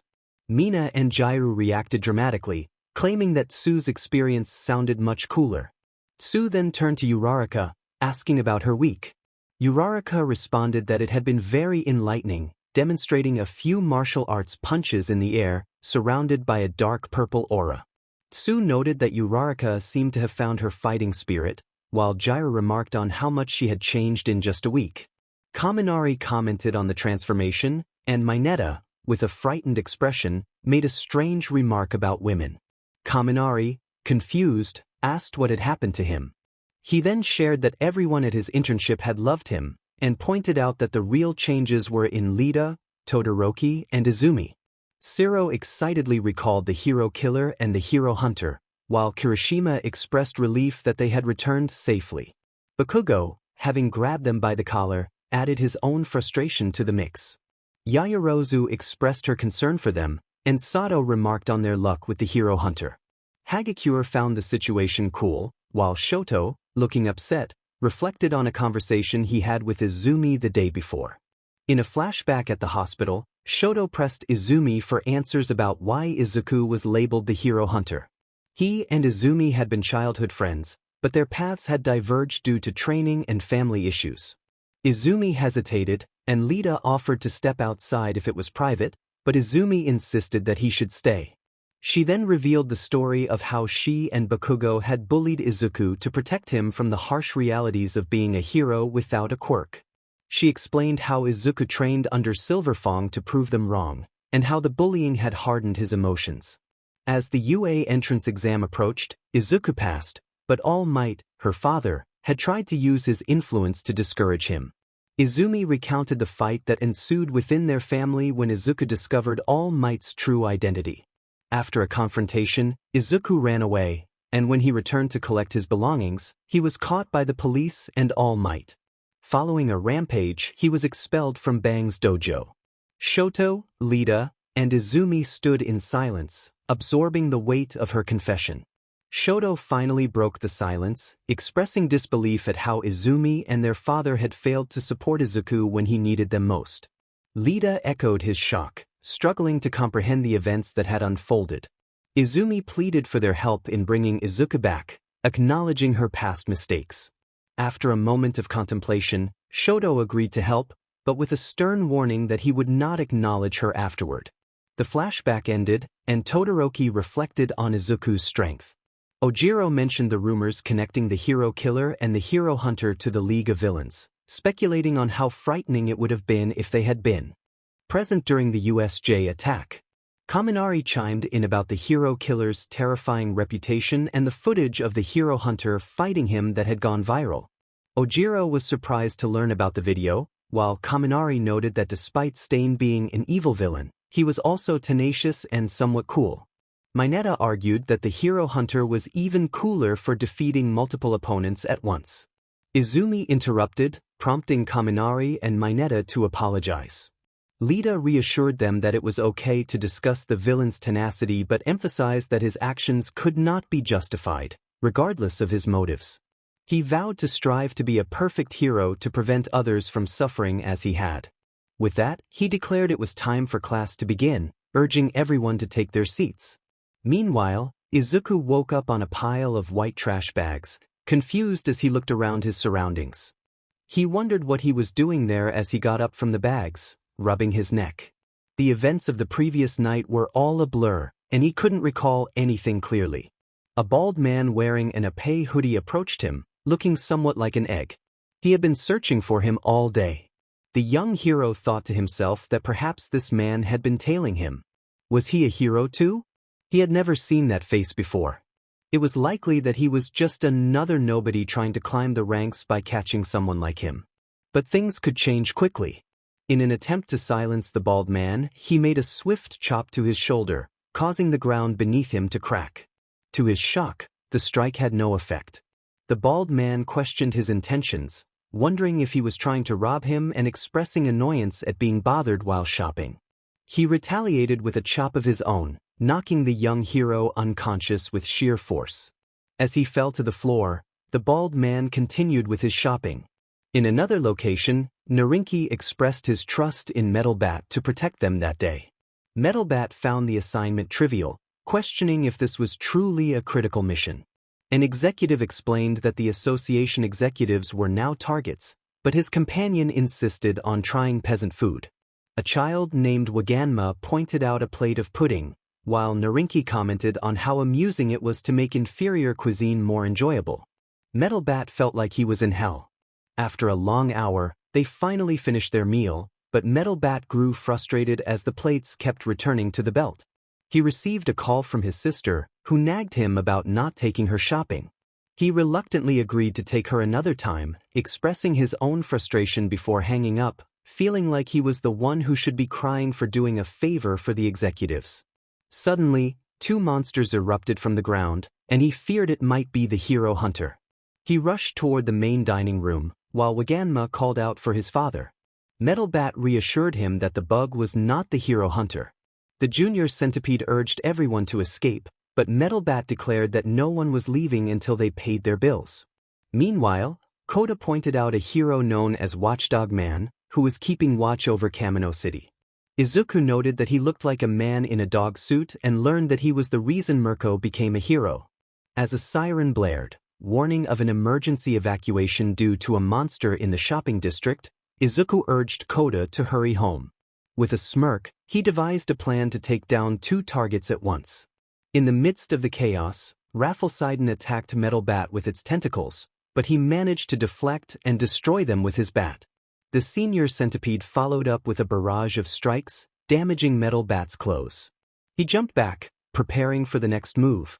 Murko arrived, offering her assistance, but Metalbat confidently claimed he could handle the situation alone. As the battle intensified, Rafflesidon mocked Metalbat, suggesting that if he defeated them, they might reveal their intentions. Metalbat began to feel lightheaded from the effects of a sedative, but he fought through it. In a surprising turn, he struck himself in the head, clearing his mind and gaining newfound strength. He retaliated against the senior centipede, dismembering one of its legs with a powerful swing. With a grin, he declared that he would let them off easy, but only after delivering one swing each. He swiftly defeated both Rafflesidon and the senior centipede, emerging victorious. Realizing he had forgotten to ask what they were after, he was soon joined by heroes Mandalay and Pixie Bob, who offered their help. However, Metalbat informed them that they had missed the action, and Murko was somewhere nearby. Meanwhile, Murko had taken down numerous monsters in her area, feeling accomplished after defeating the last one. As she turned around, she noticed a man with white spiky hair approaching her, wearing a smirk. Izuku approached Murko with a devilish smirk, sensing her tension as she narrowed her eyes at him. He stopped a few meters away, his posture relaxed yet exuding confidence. He expressed surprise that she did not recognize him, noting that he had been making a name for himself lately. Murko's eyes widened in realization as she recognized the infamous hero hunter. She tensed, preparing for a fight, recalling the ruthless tactics and formidable power of Izuku Yagi. She questioned why the son of the #1 hero would take on such a title. Izuku dismissed her concern, indicating that it was not her business. Murko warned him that if he was looking for trouble, he had come to the right place, asserting that she would not go down without a fight. Izuku's smirk transformed into a grin as he cracked his knuckles, clearly eager for the challenge. The two engaged in combat, their movements a blur as they exchanged blows with incredible speed and precision. Murko's agility and ferocity were met with Izuku's raw power and calculated strikes. Despite her best efforts, Izuku seemed to have an answer for every move she made, dodging her attacks and countering with powerful strikes. His unconventional fighting style caught her off guard more than once. Murko acknowledged his skill but declared that she would not allow him to harm anyone else. With a swift motion, she launched herself into the air, aiming a powerful kick at his head. Anticipating her move, Izuku grabbed her leg midair and swung her around before slamming her into the ground with significant force. He taunted her, suggesting she would need to do better. Struggling to push herself up from the ground, Murko felt the ache of impact but remained determined. The clash between them intensified, their movements growing faster and more ferocious. The ground trembled beneath them, cracks forming as a testament to the sheer power of their combat. Izuku's hand movements seemed to follow a blue water stream, adding to the spectacle. He declared that she would be the next hero he hunted, a cocky grin on his face. Murko felt a rush of embarrassment but continued to fight fiercely. Gritting her teeth, she refused to let his taunts affect her. Channeling her frustration, she launched a barrage of punches aimed at his chest, pushing herself to match his speed and power. With a fierce roar, she unleashed a flurry of strikes with incredible precision. Caught off guard by her sudden burst of energy, Izuku found himself on the defensive, struggling to evade her relentless assault. Despite his best efforts, her blows began to land with increasing accuracy, driving him further back. Murko proclaimed that he may be fast, but he could not keep up with her. Izuku's cocky grin faltered as he struggled to keep pace with her relentless barrage. With a final, decisive blow, Murko delivered a powerful kick that sent Izuku crashing to the ground, the impact sending shockwaves through the air. Seizing the opportunity, she closed the distance between them and delivered a series of lightning-fast strikes that left him reeling. He staggered back but raised his head to reveal his trademark grin, challenging her to do better. Murko spun around, aiming a powerful roundhouse kick at his head. However, he anticipated her move once again, ducking under her attack and countering with a swift uppercut. The impact sent her staggering backward, and she felt a sharp pain shoot through her jaw as darkness began to close in around her. Collapsing to the ground, she gasped for breath, defeated and dazed. As she lay on the ground, Izuku stood tall over her, his grin widening into a triumphant smirk. He remarked that it seemed the bunny was all tuckered out, acknowledging that she had almost had him before hinting at the next challenge ahead. The atmosphere shifted as a rumble echoed in the distance. In the UA locker rooms, Siro alerted his friends about the breaking news. He expressed concern over a dragon-level monster attacking Nagano City. Kirishima and Lido were taken aback, eager to know what was happening. Siro mentioned that Metalbat and Murko were on the scene, but the situation was dire. Meanwhile, chaos erupted in the city as the crowd screamed and fled in panic. Metalbat was engaged in a fierce battle with Elder Centipede, while Murko lay unconscious on the ground. A woman shouted in fear about the hero's whereabouts, and a man confirmed Murko's incapacitation. As the crowd rushed to escape, Izuku walked against the tide, intrigued by the excitement surrounding the dragon-level threat. He pondered whether Metalbat would still be standing by the time he found him. Suddenly, Metalbat was thrown past Izuku by the Elder Centipede. Izuku scoffed, realizing that another monster had taken down an S-class hero. To his surprise, Metalbat got back on his feet, ready to continue the fight. Izuku was taken aback but quickly regained his composure, realizing that Metalbat's survival changed the stakes of the encounter. He declared his intent to hunt Metalbat, pointing at him with determination. Metalbat, unfazed, dismissed Izuku's bravado and focused on the real threat, the giant centipede. However, Izuku attacked first, and the battle commenced. Metalbat recognized Izuku as the hero hunter who had been causing a stir. Izuku confidently proclaimed that the monster wouldn't fall to Metalbat.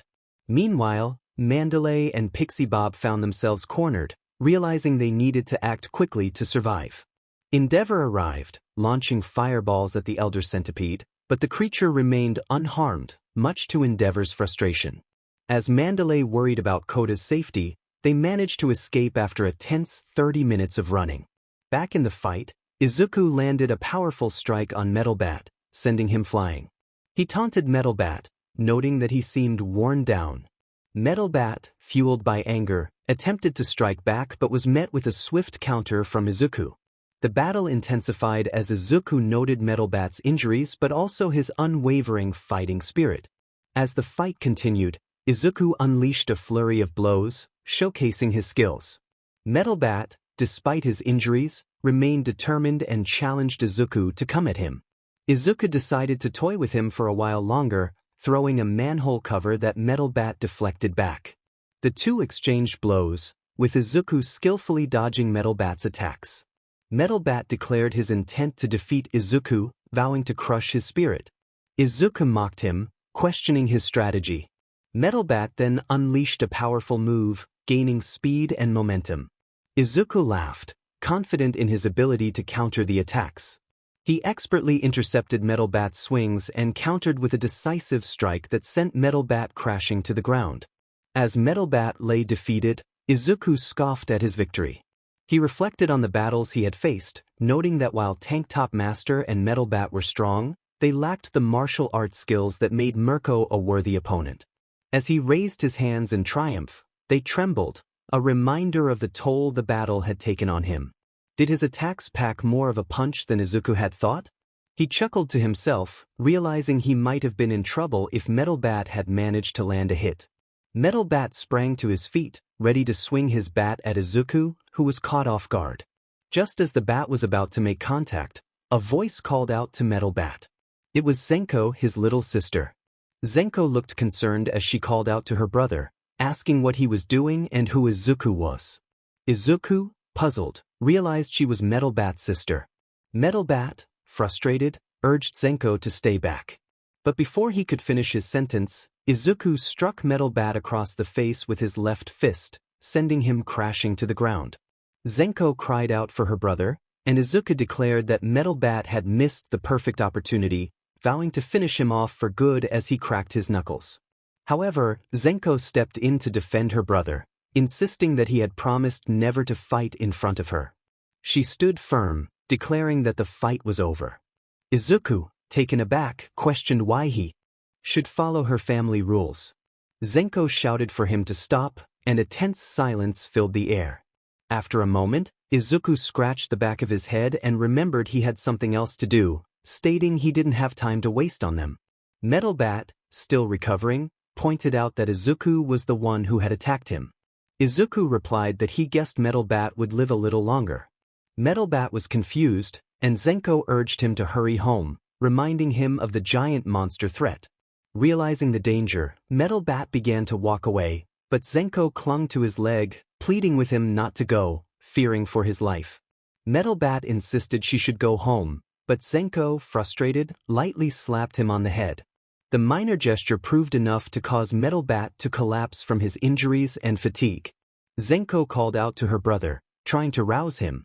Meanwhile, Izuku was walking down the road, unaware that two monsters were watching him from a rooftop. The Phoenix Man remarked on Izuku being the hero hunter everyone was talking about, while the sludge villain criticized him for not finishing off Metalbat. Phoenix Man saw potential in Izuku and turned to find the sludge villain had disappeared, only to spot him spying on Metalbat and Zenko from the sewer. The sludge villain noted that capturing Metalbat's sister would be advantageous. Izuku noticed the sludge villain and swiftly dispatched him. He then sensed the presence of the Phoenix Man, who landed behind him. Surprised to see the villain still alive, Izuku prepared for a fight, but Phoenix Man urged him to listen, offering a card that hinted at something of interest. Izuku recognized the card as belonging to the Monster Association. Phoenix Man felt confident that he had piqued Izuku's interest. However, to Phoenix Man's surprise, Izuku ripped the card and tossed it aside, stating he wasn't interested and to get lost. Phoenix Man chuckled, flying into the air and suggesting they would meet again as long as Izuku continued hunting heroes. The sludge villain, retreating into the sewer, warned Izuku to wait. After a moment of silence, Izuku expressed his disgust and walked away, unaware that someone with green hair was watching him from a distance.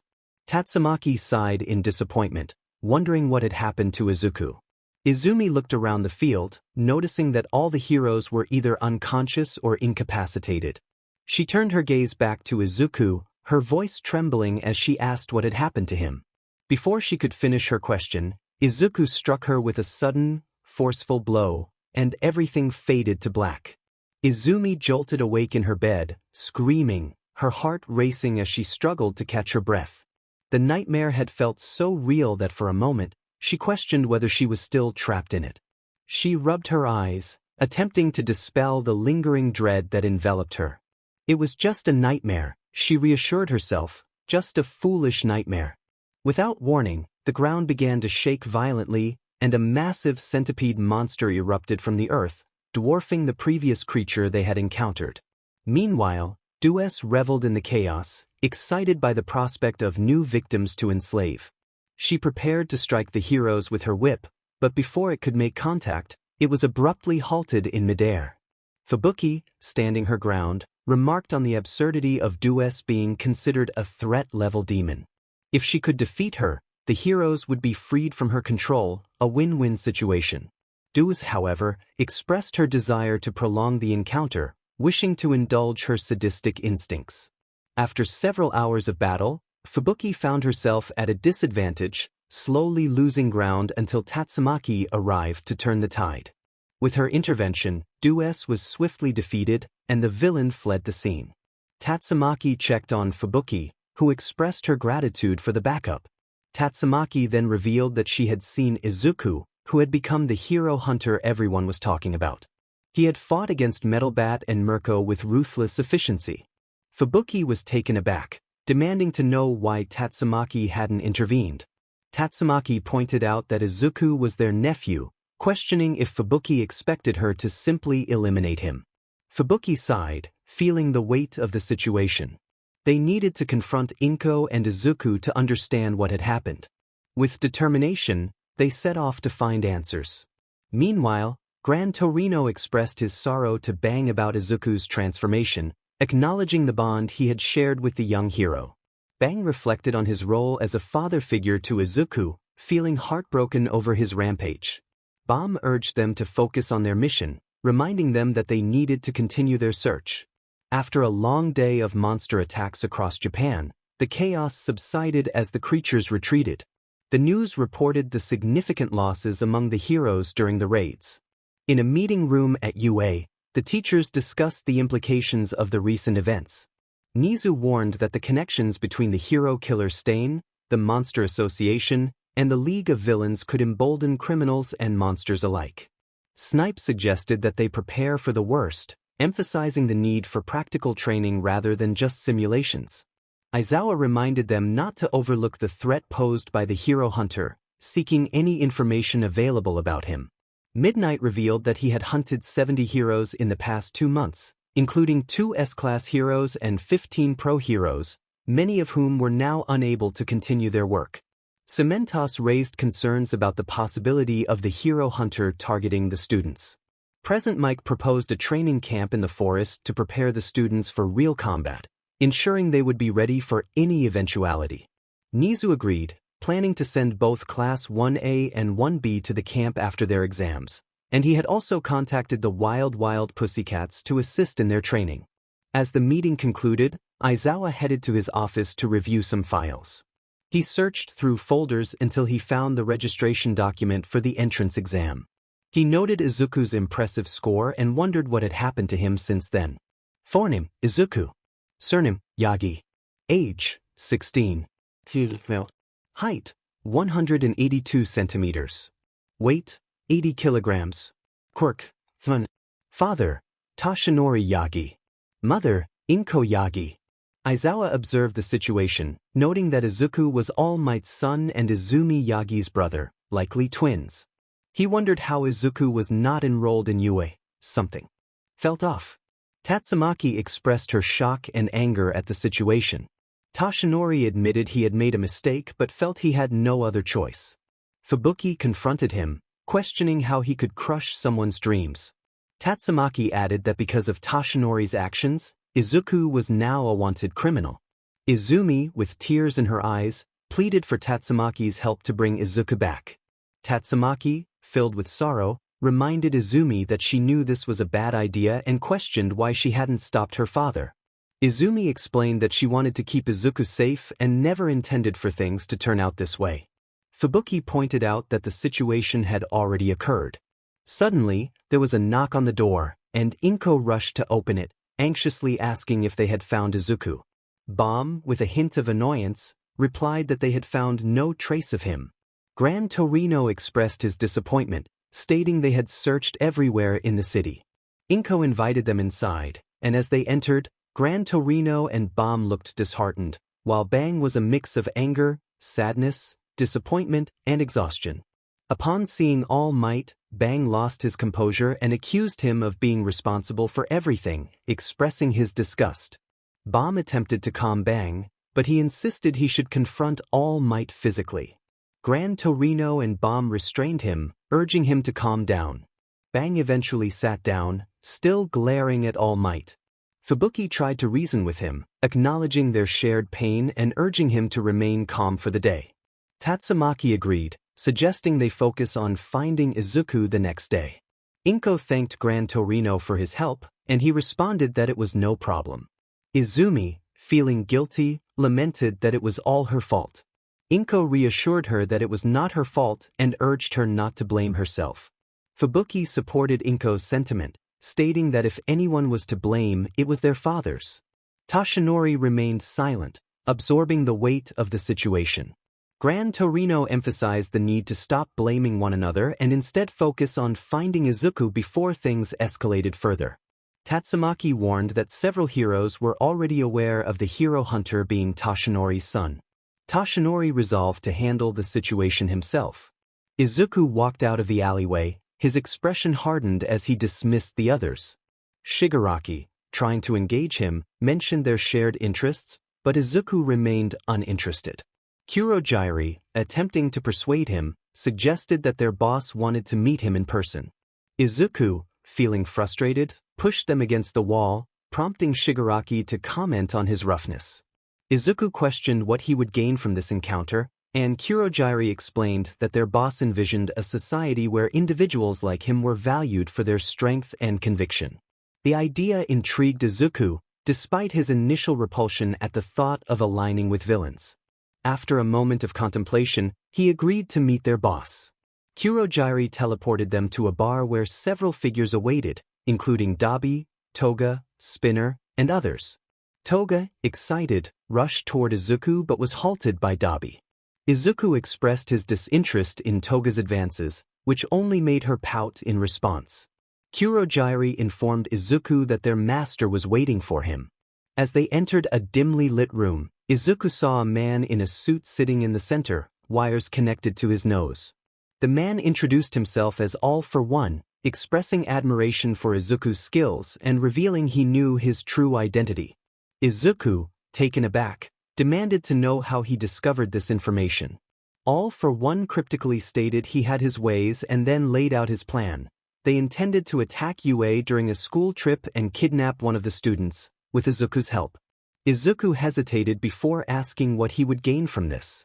All for One offered him the chance to confront All Might. After a moment of silence, Izuku agreed, stipulating that he would be done after the plan was executed. All for One accepted the terms, allowing Izuku to leave.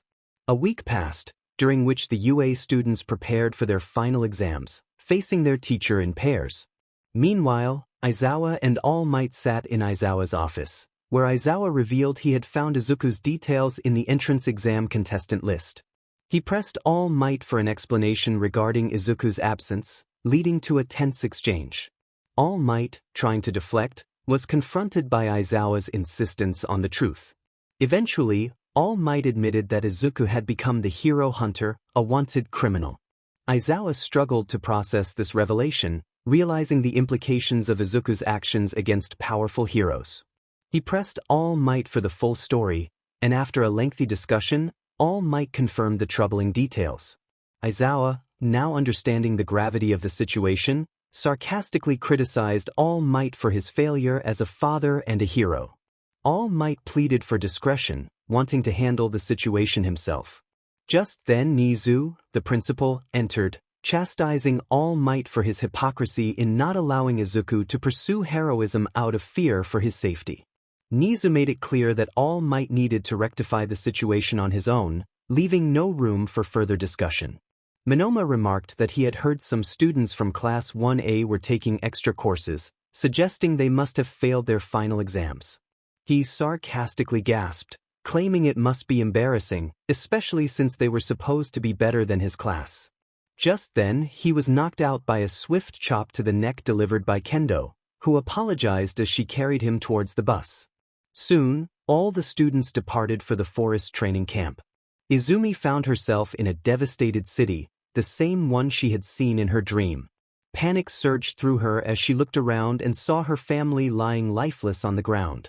In despair, she ran towards them, crying out in anguish, questioning how such a tragedy could occur. A voice interrupted her, suggesting she was a bit late. Wiping her tears, she turned to see Izuku, transformed and filled with stars and galaxies. Fear gripped her as she asked why he had changed. Izuku, with a laugh, declared that he felt invincible, claiming to be a god-level threat now. He lifted her by the throat, asking if she had any last words. In desperation, she pleaded for mercy, but he struck her in the heart, leaving her in despair. Izumi awoke with a scream, startling everyone on the bus. Concerned, Mina asked if she was okay, while Kaminari covered his ears, and Kirishima checked on her. Izumi apologized, explaining that she had experienced a strange dream. Uraraka suggested it must have been intense to affect her so deeply, while Izumi reassured them that she was fine, though still shaken. Ida noted that dreams often reflect our subconscious fears and encouraged everyone to remain calm. Tsu announced that they were almost at their destination, and after a few minutes, they all disembarked from the bus. Kaminari expressed relief at finally being off, while Mineta rushed past the others, urgently needing to find a restroom. Kirishima noted that the area didn't seem like much of a rest stop, and Jairu wondered where Class B was. Aizawa reminded them that they hadn't stopped just for a break. Mineta pleaded for a toilet, and suddenly, the doors of a black limousine opened. Mandalay greeted Aizawa, who sighed in recognition. She introduced the pro-heroes who would be working with them at the summer training camp, prompting Izumi to excitedly explain that they were a 4-person hero team specializing in mountain rescues. She began to share their history, but Pixie Bob playfully interrupted, suggesting Izumi's math was off. Aizawa instructed everyone to greet the heroes, and they all responded in unison. Moments later, Mandalay explained that the area was their property and pointed out the summer camp at the base of the mountain. The students were surprised by the distance, and Uraraka questioned why they had stopped so far up. Tsu implied they knew the reason, while Sato expressed disbelief. Siro nervously suggested they return to the bus, and Kaminari agreed. Mandalay informed them that if they hurried, they might reach the camp by noon, smirking at the challenge. Kirishima warned everyone, and chaos ensued as the students began to run back to the bus. Mandalay added that those who didn't make it by 12:30 would miss lunch, and Aizawa reminded them that the training camp had already begun. Before they could reach the bus, Pixie Bob used her quirk to create a landslide of dirt, sending Class 1A tumbling into a forest known as the Beast's Forest, which they needed to navigate to reach their destination. Mandalay informed them that since they were on private land, they could use their quirks freely for the next 3 hours, as long as they could get through the forest. Izumi expressed her concern about the Beast's Forest, while Kaminari likened it to a fantasy game. Jaira questioned why they kept falling for Aizawa's tricks, and Kirishima decided there was no point in complaining as he brushed himself off, ready to move forward. Mineta dashed toward the trees to find a place to relieve himself, boasting about holding it in. Suddenly, a giant dirt creature emerged from the trees, growling menacingly at Mineta, who froze in fear. Siro and Kaminari screamed in panic, while Kota rushed toward the beast, attempting to calm it with his quirk. Just as the creature raised its hand to strike Mineta, Izumi intervened, using her telekinesis and One for All to save him. She realized that the creature was a manifestation of Pixie Bob's quirk. Meanwhile, Mandalay questioned Aizawa about the intense schedule he had set for the students. Aizawa explained that they aimed to impart an entire semester's worth of knowledge during the camp, which would require significant effort. The rewards would be worth it, as the students could earn permits to use their quirks in emergencies and provisional licenses to work as heroes. With the rise in villainous activity and the threat of a hero hunter, it was crucial for them to be prepared to defend themselves. Mandalay expressed concern about the hero hunter, who had been targeting high-ranking heroes and villains. Aizawa acknowledged the situation, suggesting they would have to wait for the hunter's next move, his tone revealing his unease. Mandalay noticed his troubled expression and furrowed her brow, sensing his concern. Is there something more to the hero-hunter situation that Aizawa wasn't revealing? He sighed heavily, his gaze fixed on the distant horizon, and explained that it was complicated, with more to it than met the eye. Mandalay crossed her arms, waiting for him to elaborate. Aizawa hesitated before continuing, revealing that the hero hunter was not just a rogue vigilante but someone with a personal connection to one of their students. Mandalay's eyes widened in surprise, prompting her to ask if he was a relative. Aizawa nodded, confirming her suspicion.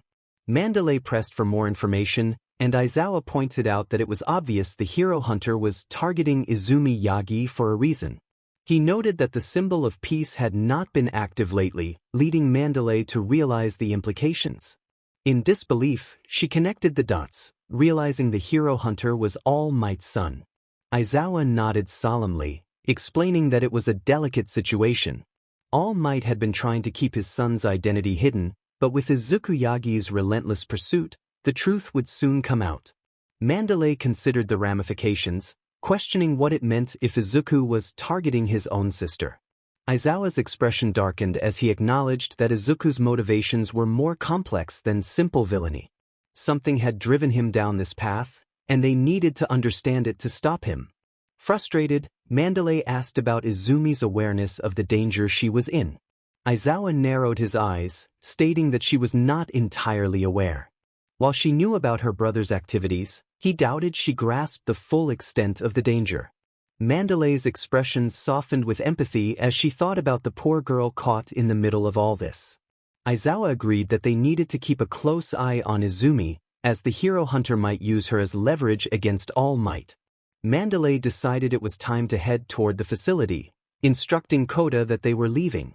Kota, feeling frustrated, thought to himself that it was pointless and questioned the intelligence of those around him. As they arrived at the lodge, Mandalay remarked that it took longer than expected. Class 1A was severely worn out, arriving well after their initial time limit, each one panting. Siro complained about the promised 3-hour duration, while Mandalay joked about their timing. Sato accused her of bragging, and Kirishima lamented his hunger. Pixie Bob, excited, noted their arrival and praised the students for their performance against her dirt monsters, especially Izumi, Bakugo, Todoroki, and Lita. Expressed her desire to groom them, which prompted Aizawa to question Mandalay about Pixie Bob's behavior. Mandalay explained that it had gotten worse lately due to her age. Izumi, trying to change the subject, asked about a boy named Kota. Mandalay introduced him as her nephew, encouraging him to say hi. Izumi approached Kota, introducing herself as Yagi from UA High School's hero course. However, Kota responded with a punch, causing her to stumble. Lita rushed to catch her, exclaiming that it was an unforgivable act. Kota expressed his disdain for wannabe heroes, prompting Lita to question his age. Bakugo smirked at the boy's spunk, while Todoroki noted the resemblance to Bakugo. Aizawa interrupted, instructing everyone to unload their bags and prepare for dinner, reminding them that training would start in earnest the following day. Later, at the hot spring, Mineta expressed his desires in a rather inappropriate manner, prompting Kirishima to question him. Mina and Jairu enjoyed the hot spring, while Mineta continued to make crude remarks. Lita confronted Mineta, admonishing him for his behavior. As Mineta attempted to climb a wall to get a better view, Kota appeared and advised him to learn how to be a person before aspiring to be a hero. He then slapped Mineta, causing him to fall into the hot spring, much to the amusement of the others. Kota received thanks from the girls in the water, which made him blush and fall from the wall. Izumi used her telekinesis to ensure he landed safely, but he fainted from the fall. Izumi brought him to Mandalay, who noted that the rush from the fall likely caused him to faint. "Thank you for saving him." Eraser had warned that one of the boys might be troublesome, so Kota was left up there to keep an eye out. That was the risk of teaching kids at this age. Izumi felt relieved that he was safe. In a flashback, Kota expressed his disinterest in associating with those who aspired to be heroes. Izumi reflected on this, noting that it was unusual for a child his age to harbor such feelings against heroes. Most children dreamed of becoming one, so it was surprising to think that Kota felt the opposite. Mandalay acknowledged Izumi's observation, explaining that Kota wasn't alone in his sentiments. Many in society disapproved of heroes. If Kota had experienced a normal childhood, he might have admired heroes like the others did while growing up. Curious, Izumi inquired about what had happened to Kota. Just then, Pixie Bob entered the room and revealed that Kota's parents had been heroes who lost their lives in the line of duty. Mandalay elaborated that a villain had taken them from Kota 2 years ago when he was still very young. They had died protecting citizens, a noble end for any hero. However, explaining to a child that his parents had died honorably was a challenge. To Kota, they had abandoned him while the world praised their sacrifice. He likely felt trapped, believing that heroes were the reason his parents were gone. If they had not been heroes, they might still be with him. Mandalay's voice grew somber as the weight of her words settled in the room. Izumi then shared that she also had someone close to her who despised heroes, her brother.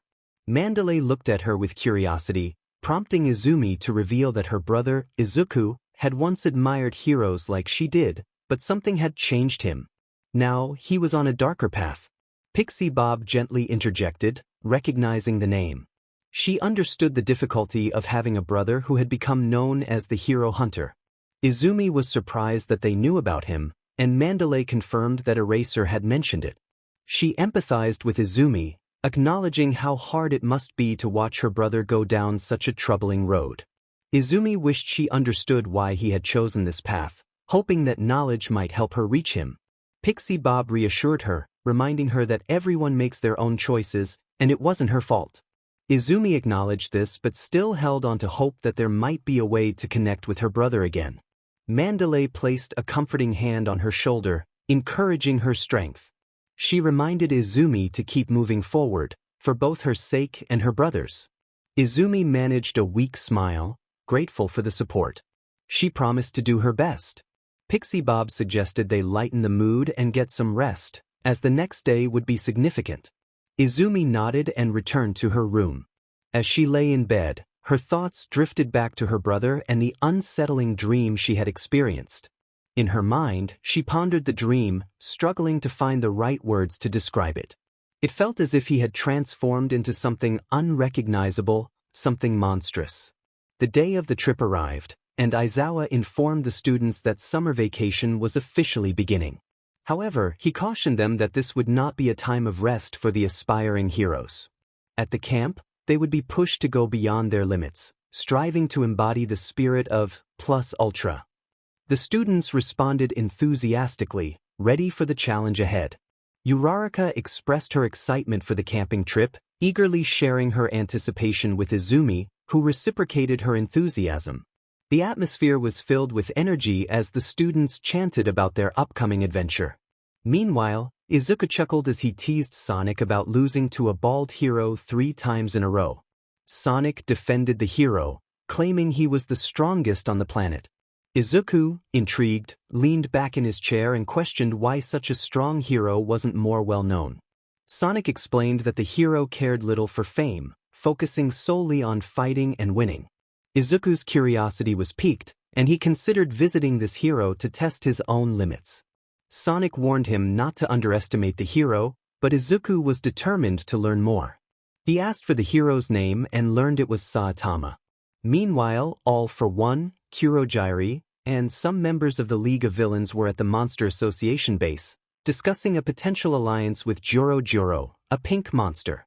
All for One proposed that their combined forces could destabilize the hero society, which had grown complacent. Joro listened intently, intrigued by the idea of an alliance with such a feared villain.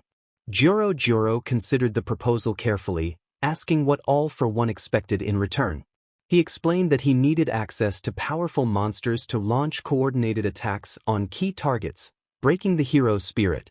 Kurogiri added that their partnership could be mutually beneficial, combining strength with strategic planning. Joro agreed to the alliance but had one condition: All for One would have to bring the hero hunter to her after their operation. All for one recognized the voice of Overhaul, who expressed interest in Izuku Yagi, the hero hunter, and mentioned wanting to conduct experiments on him. Juro allowed the use of Izuku but insisted on needing him for her own purposes.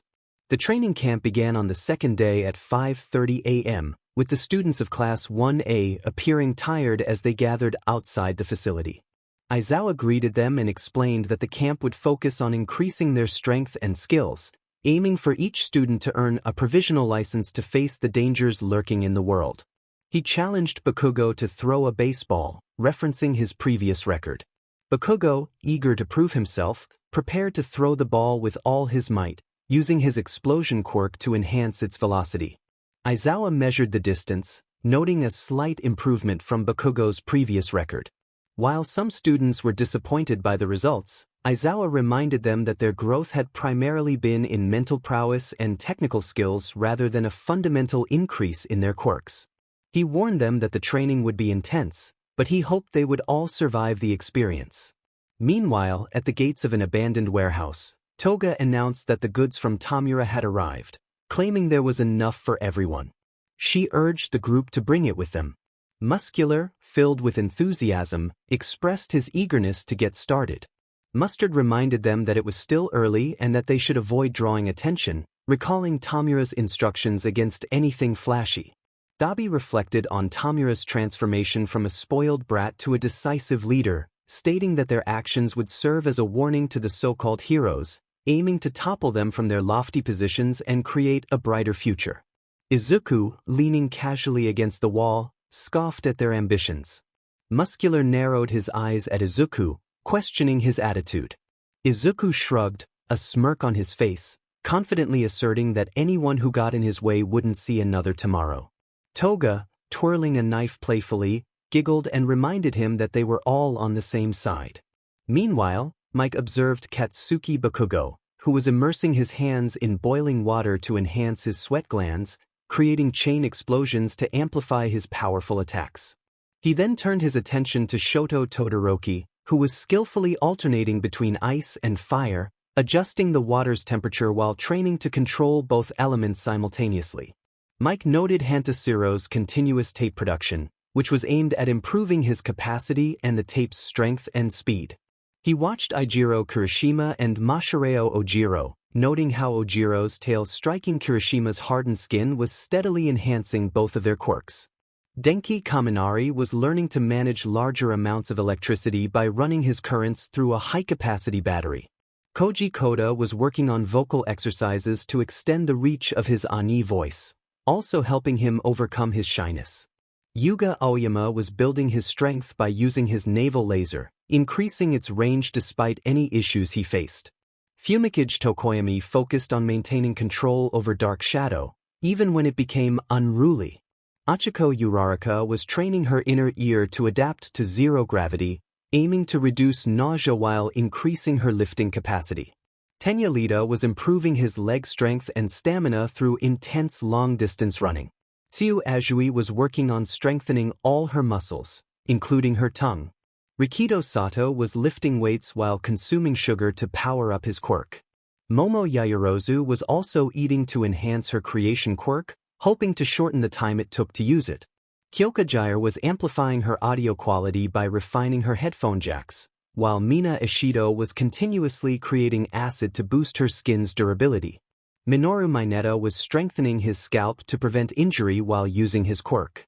Mike then observed Toru Hagakure and Mizo Shoji, who were enhancing their quirks by having Shoji create multiple dupli arms to track Hagakure, who was honing her stealth skills.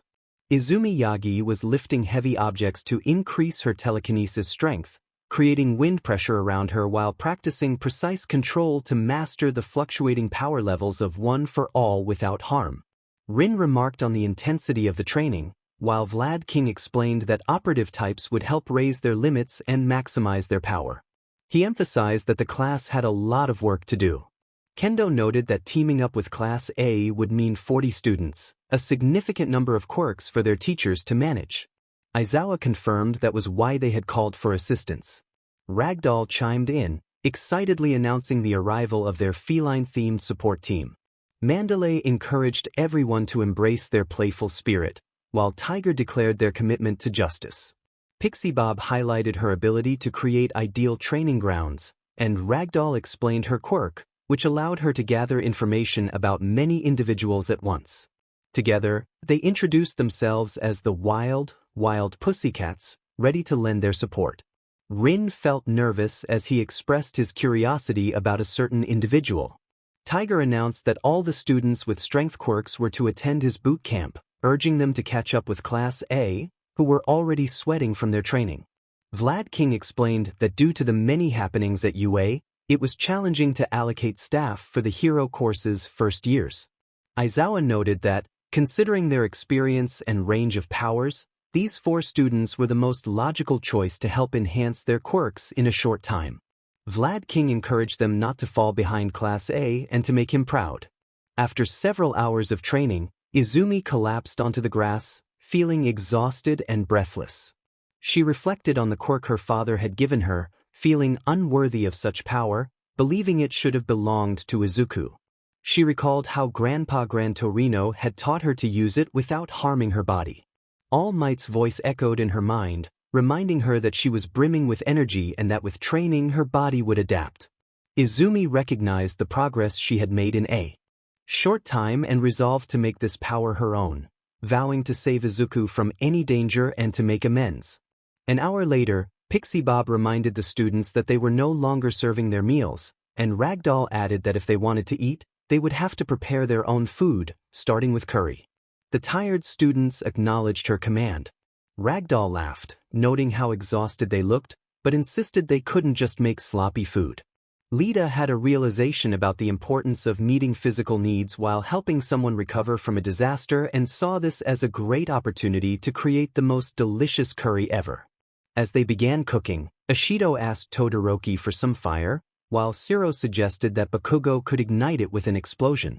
Bakugo, frustrated, agreed but accidentally caused a large explosion that destroyed the furnace.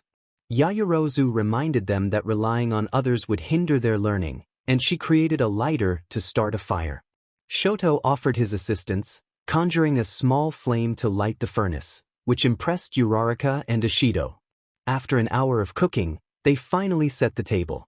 Kirishima remarked that he would usually send back food like this at a restaurant, but after their efforts, he would eat every bite. Siro, with his mouth full, urged him not to say that, while Ashido excitedly noted how much Momo was eating. Yaoyorozu explained that her quirk allowed her to transform lipids into new atoms, meaning the more she ate, the more she could create. Siro made a comment that embarrassed Momo, leading Jairu to punch him in the face, demanding an apology, which he quickly gave.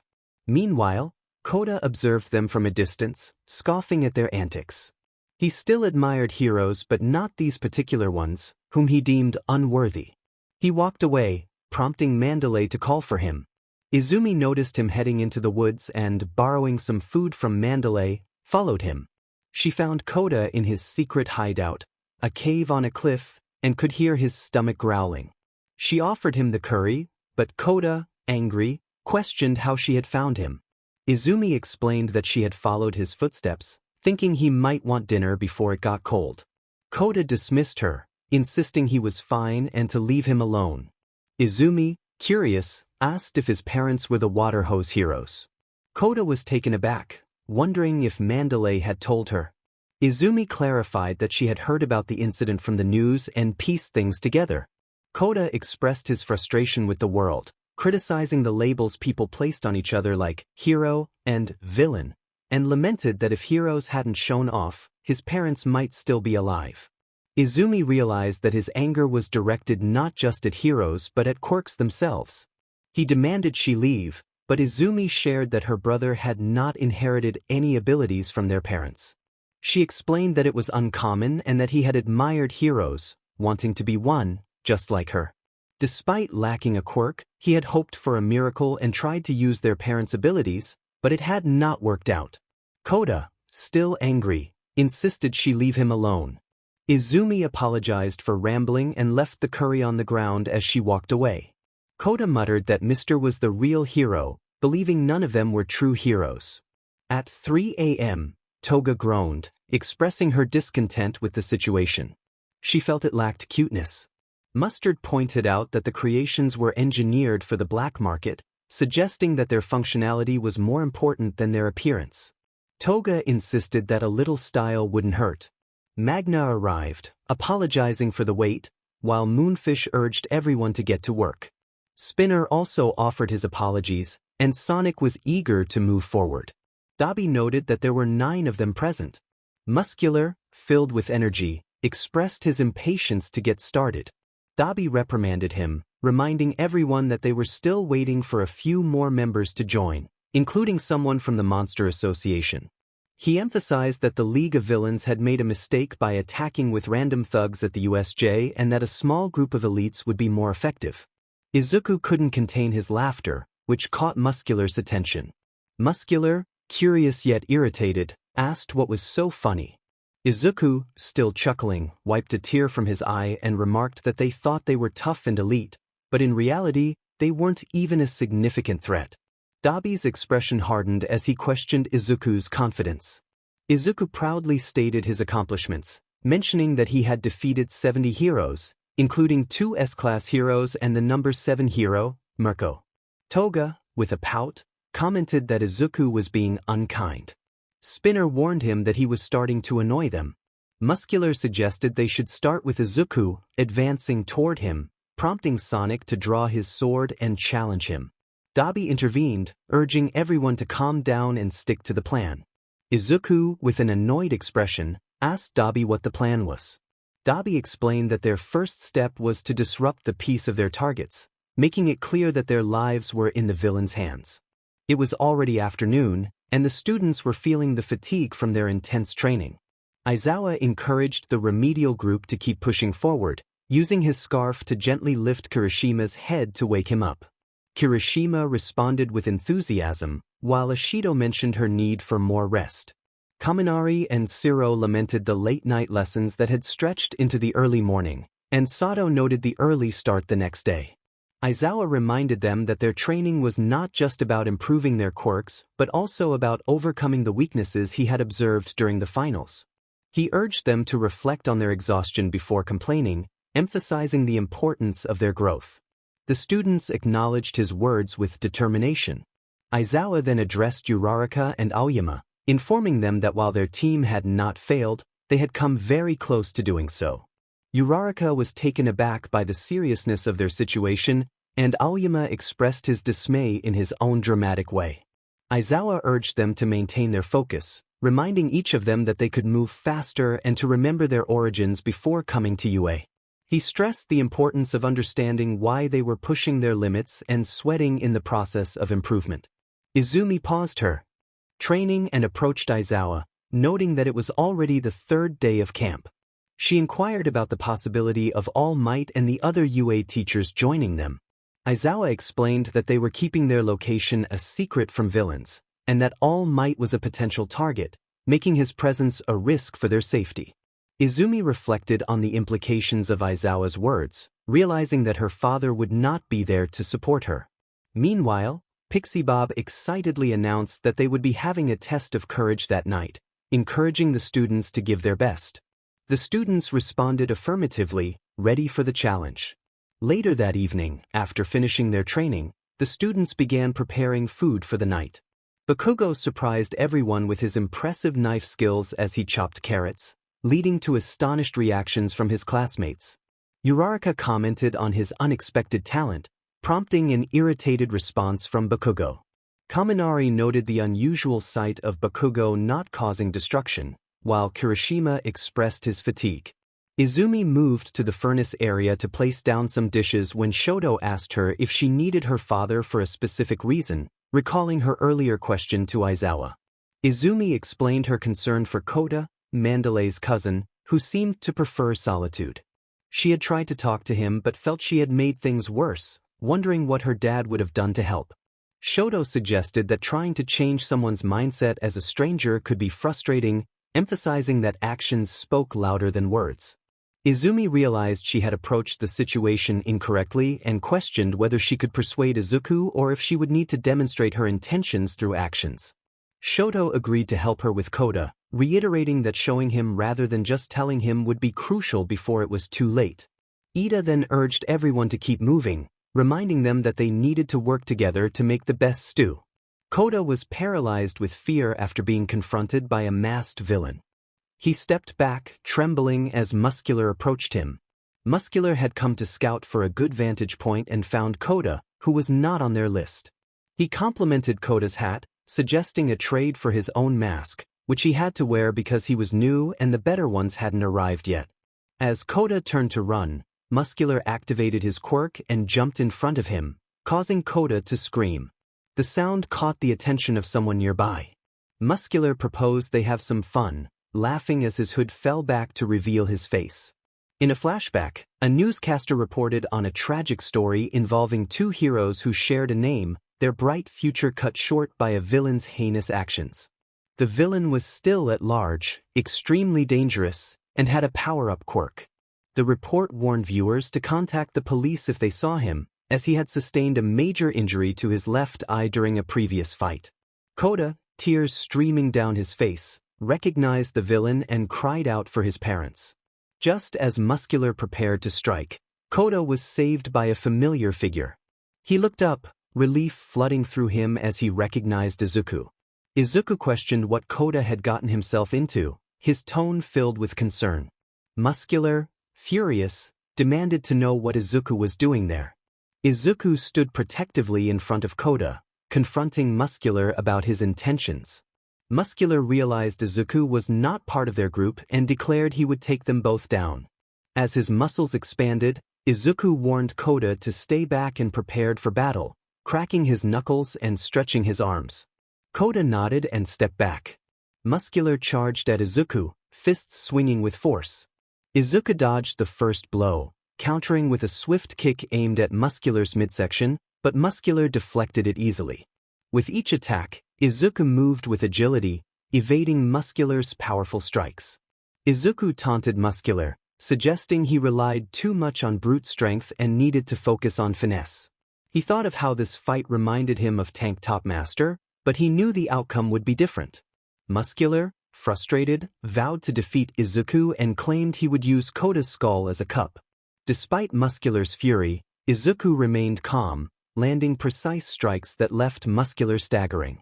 With a final, decisive blow, Izuku sent Muscular crashing against the mountain wall, creating a crack and sending shockwaves through the forest. Izuku approached Kota, who was still on the ground, and asked if he was okay. Kota, in awe, wondered how Izuku was so strong. Izuku reminded him not to call him Mr., since he was only 16. Muscular, refusing to stay down, rose from the forest floor, muscles bulging with renewed anger. He shouted his intent to kill Izuku, who narrowed his eyes, ready for the next attack. Muscular charged again, his strikes wild and relentless. But Izuku met each blow with precision, his movements a mesmerizing dance of combat. Izuku calmly stated that he was getting tired of the fight. Seizing an opening in Muscular's defense, he delivered a series of rapid strikes that left the villain disoriented. Muscular's movements grew erratic as his strength waned, but Izuku remained focused, declaring it was over. In a final, powerful move, Izuku sent Muscular crashing to the ground for good. He sighed, commenting on how long it took, only to find Kota standing behind him, looking scared. Izuku coldly asked what Kota wanted. Izumi appeared, attempting to apologize, but Izuku cut her off, telling her he didn't need her excuses. Her expression softened, revealing guilt and longing as she pleaded for a chance to make things right. Izuku's gaze remained cold, distrust evident in his posture. He reminded her that she had made her choice. Izumi admitted her regret, insisting she had changed and asked to prove it to him. Izuku's fists clenched, memories of her and Bakugo bullying him for being quirkless flooding his mind. In a moment of anger, he struck her, sending her crashing against the wall. As she struggled to get up, pain etched across her face, she reached out to him, desperation in her eyes. Izumi pleaded for him to come back, tears streaming down her face. Izuku, focused on the situation, instructed her to get Kota to safety. And if you and your little heroes follow me, you won't see another day. Oh, and they want to take the Pomeranian away. With that, Izuku turned away, leaving Izumi to recover from the harsh kick she had received. Kota stood beside Izumi and waved at Izuku, bidding him farewell. Pixie Bob noted that they had filled their bellies and cleaned the dishes, signaling that it was time for the next activity. Ashido, filled with excitement, suggested a thrilling test of courage. The group, including Kirishima, Siro, Kaminari, and Sato, cheered enthusiastically, declaring their determination to win. However, Aizawa interrupted, stating that the remedial class would be having lessons with him that evening. Ashido expressed her disbelief, exclaiming that it was unbelievable. Aizawa explained that their training during the day had not met his expectations, so he would be using the time for additional lessons. He then used his scarf to gather all 5 of them. Sato and Kirishima voiced their desire to prove their courage, feeling frustrated by the turn of events. Pixie Bob reassured them that Class B would be starting out as their next challenge. When the scares were in place, Class A prepared to leave in pairs every 3 minutes. Tags with their names were located at the far end of the route, and their goal was to collect those. Tokoyami expressed a sense of excitement, referring to it as a revelry in the dark, which left Uraraka puzzled about his repeated phrase. Pixie Bob explained that those designated as scarers were not permitted to engage in certain activities. To make physical contact, they were instructed to use their quirks to instill fear in the others. Tiger explained that the winners would be the creative students who could make the most people tremble in fright. Jairo questioned the necessity of such a vivid image, while Ida realized that they were being encouraged to unleash their imaginations as they competed against one another, all while being shown more. As expected of UA, everyone was eager to showcase their quirks. Pixie Bob announced that it was time to draw lots to determine partners. Izumi realized that with 20 students and 5 in extra lessons, she would be left alone. After some time, it was finally their turn. Tsu and Achiko walked together through the forest, with Tsu sensing her friend's fear. Achiko expressed her anxiety about the eerie sounds surrounding them, but Tsuyu reassured her that they would look out for one another, taking one step at a time. Achiko nodded in agreement. Meanwhile, Hananuki laughed as he teased Kodai for scaring everyone. Kendo joined in, calling him the star of the night. Hananuki continued to chuckle, recalling how amusing Bakugo and Todoroki had been, surprised by their reactions. Just then, Kendo noticed a strange smell in the air and alerted the group, realizing it was smoky. Before Hananuki could finish his thought about the potential cause, he suddenly collapsed, overwhelmed by the gas in the area. Kendo quickly warned Yui not to breathe in, holding her breath as she assessed the situation. A large hand covered Kodai's face, warning him about the smoke. It was poisonous. Meanwhile, Pixie Bob noticed a strange smell in the air. Izumi pointed toward the forest, where blue flames flickered in certain areas. Mandalay questioned the presence of black smoke, while Ida wondered if something had caught fire. Ojiro speculated about a fire on the mountain. Dabi, using his quirk, spread the blue flames throughout the forest to draw everyone's attention, declaring that it was time for action. On the other side, Pixie Bob called out, asking what was happening as she floated toward Magna. The Vanguard Action Squad moved through the forest, and Magna quickly subdued Pixie Bob, who lay unconscious beneath his foot. Dabi commanded his team to take down those who believed they deserved the title of hero, stating that the Vanguard Action Squad of the League of Villains would dismantle their reputations. Magna focused on getting rid of the feral heroes. Mineta expressed his disbelief, wondering how villains could attack when they thought they were hidden. Izumi rushed to save Pixie Bob but was halted by a tiger. Mandalay recognized the situation as dire. In Izumi's perspective, she gasped, realizing Kota was missing. Meanwhile, Kota was at his secret hideout, overlooking the burning forest, unaware that a villain had already discovered him. Elsewhere, Kurogiri questioned whether the others would be all right on their own. Shigaraki responded that it wasn't his time to take the stage and that they were capable enough. He compared their situation to a role-playing game, where they had all the tools but were still at level 1, needing to strategize to break through the ranks of superhuman society. He sipped his drink, explaining that the presence of the Vanguard Action Squad would instill fear in the heroes, regardless of their success or failure. Kurogiri wondered if they were merely sacrificial pawns, to which Shigaraki dismissed the idea, asserting that he wasn't heartless. He acknowledged their strength, noting that despite their differing directions, they were comrades he could rely on. In a society constrained by rules, they were not the only ones facing oppression, as he held a picture of Bakugo in his hand.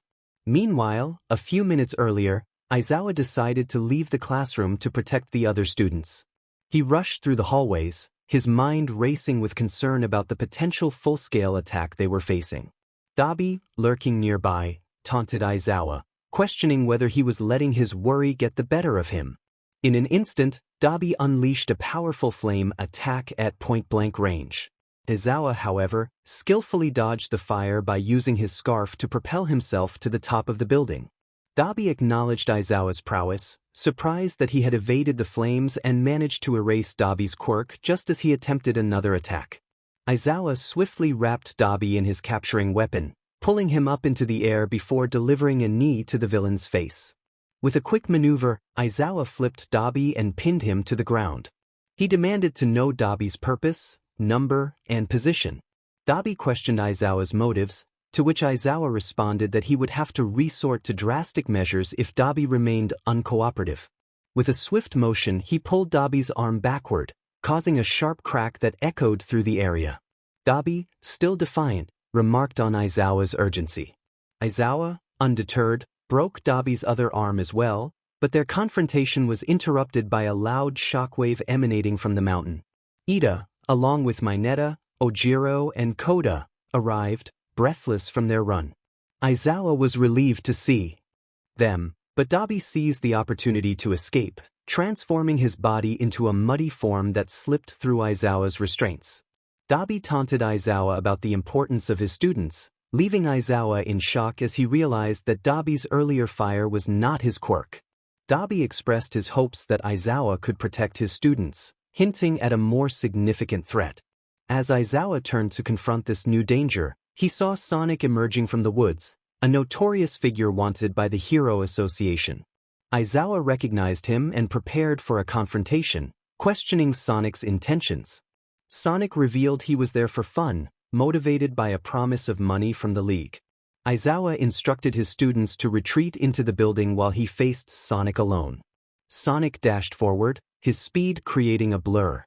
Aizawa barely activated his quirk in time to nullify Sonic's momentum, but Sonic's reflexes allowed him to pivot and strike Aizawa with a swift kick, pushing him back. Aizawa acknowledged Sonic's speed, noting his experience with speedsters. Sonic, confident and excited, challenged Aizawa, claiming he had no idea what he was up against. As the battle intensified, Aizawa attempted to bind Sonic with his capturing weapon, but Sonic's agility allowed him to evade the restraints. Sonic mocked Aizawa for letting his students escape while facing a formidable opponent. Aizawa remained focused, determined to protect his students, even if it meant confronting Sonic alone. Sonic laughed, darting around Aizawa and testing his defenses. Aizawa kept his eyes on Sonic, ready to erase his speed again. Suddenly, Sonic vanished, reappearing behind Aizawa with a knife aimed at his back. Aizawa reacted just in time, catching Sonic's wrist and flipping him over his shoulder. Sonic landed gracefully, his grin unwavering, and taunted Aizawa about his skills. The two clashed repeatedly, with Aizawa's quirk giving him a slight advantage, but Sonic's relentless speed made it challenging to land a decisive blow. As the fight escalated, Sonic's movements became increasingly erratic, pushing Aizawa to his limits. Aizawa acknowledged Sonic's persistence, while Sonic reveled in the challenge. In a burst of speed, Sonic closed the distance and slashed at Aizawa. Aizawa blocked with his capturing weapon, wrapping it around Sonic's arm and yanking him forward. He delivered a powerful knee to Sonic's stomach, sending him flying back. Sonic hit the ground hard but managed to smirk, claiming he had faced worse. Sonic disappeared again, moving faster than Aizawa could track. Aizawa felt a sharp pain as Sonic's kunai sliced through his uniform. Gritting his teeth, Aizawa struggled to stay focused, but Sonic's relentless attacks began to wear him down. Aizawa realized he needed to find an opening. Sonic taunted Aizawa, claiming he was slowing down. Aizawa lashed out with his capturing weapon, but Sonic dodged effortlessly, landing a series of strikes that left Aizawa reeling. His vision blurred, and he fought to keep up with Sonic's speed. With a final, blindingly fast strike, Sonic delivered a powerful kick to Aizawa's chest, sending him crashing into a tree. Aizawa hit the ground hard, gasping for breath, his body battered but still conscious. Sonic declared victory, stating that Aizawa was no match for him. Aizawa struggled to rise, knowing he couldn't win but determined to buy time for backup. He warned Sonic that he wouldn't get away with this. Sonic, confident, assured Aizawa that he would escape, but he wouldn't kill him just yet. He walked away, leaving Aizawa injured but alive. Meanwhile, Twice criticized Dabi for being defeated, calling him weak. Dabi, feeling the weight of his loss, acknowledged his shortcomings. Twice encouraged him, suggesting that they should view the situation as a testament to the pro's strength. Dabi instructed Twice to create another version of him to keep the heroes occupied, believing Sonic had handled Aizawa. Meanwhile, Izumi was fleeing the mountains with Kota on her back, determined to escape the chaos. She was fine apart from the fact that Izuku had kicked her onto the rocks. Izumi noticed they were almost there and pointed out Aizawa, who was running despite his injuries. She called out to him, expressing her relief at seeing him, but her concern quickly grew as she pointed at his injured arms, face, and torn clothes, surrounded by bloodied cuts. Aizawa explained that he had faced a villain, a demon-level threat. Izumi shared the troubling news that her brother was also present and that they intended to kidnap Kaken. Aizawa, with a sense of urgency, instructed her to return to the camp with Kota, assuring her that he had called for backup, which should arrive soon. Izumi, worried for Aizawa's safety, asked if he would be all right. He confirmed he would be fine and instructed her to inform Mandalay that the students could use their quirks for protection once they reached the camp.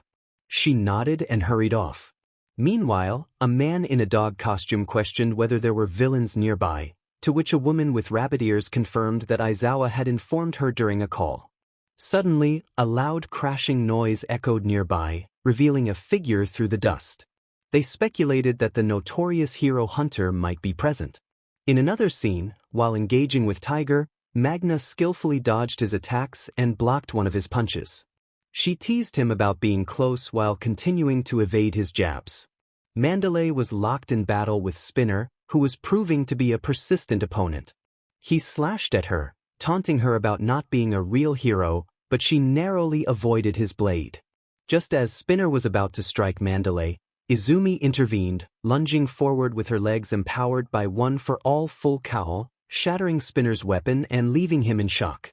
She informed Mandalay that Kota was safe and that Mr. Aizawa had instructed everyone to use their quirks to fight, mentioning that one of their targets was Kaken before she dashed into the forest.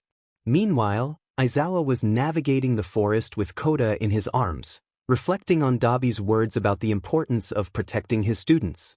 He realized that they were the targets and that their survival was paramount. He resolved to take responsibility for their safety, urging the future heroes not to be defeated while the situation remained unclear. Kota, concerned, asked Aizawa if the man who had saved him from a villain would be all right. Aizawa inquired about this, Mr., and Kota mentioned he was Izumi's brother. Aizawa contemplated the implications, thinking that perhaps the hero Hunter wasn't entirely villainous after all. He reassured Kota that the man would be fine as they continued their escape through the forest. Moonfish was struck in the face by a bat, crashing into the trees. Todoroki and Bakugo turned to see who had intervened. Metalbat landed between them, his bat resting casually on his shoulder, and asked if they were all right, glancing back with a smirk. Bakugo snapped back, questioning who had asked for help, while Metalbat humorously claimed he had saved Bakugo's life. Bakugo retorted, demanding to know who Metalbat thought he was. Todoroki interjected, reminding them that this was not the time for arguing. Bakugo insisted he would show Metalbat who the real badass was. Metalbat challenged him, saying he would crack Bakugo's head wide open. Before their argument could escalate, Moonfish, battered but not defeated, began to rise from the chunks of ice, his elongated teeth forming into spikes once more. He hissed that he would devour them all, his eyes gleaming with intent. Metalbat dismissed him, claiming he wasn't even at wolf level. Moonfish lunged, his sharp teeth aimed at Metalbat, but Metalbat stood his ground, unfazed.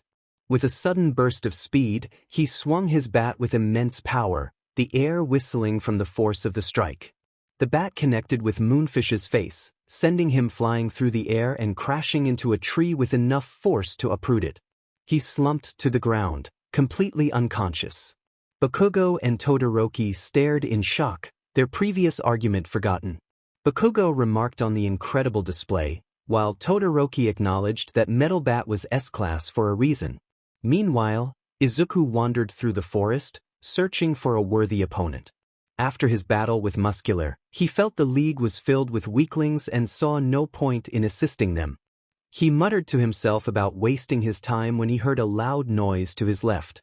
As he approached the source, someone kicked at him, barely missing his face. He looked up to see the familiar figure of Murko.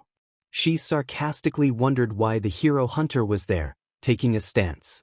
Izuku narrowed his eyes at her, smirking as he crouched into a defensive position, suggesting she wanted a rematch. Murko charged at him with swift, precise movements. Izuku dodged her attacks with ease, his reflexes sharp from years of training. He taunted her, questioning if that was all she had. Frustration grew on Murko's face as she struggled to land a hit, launching a series of rapid kicks in his direction. As Izuku continued to evade her strikes, Murko remarked on his surprising speed.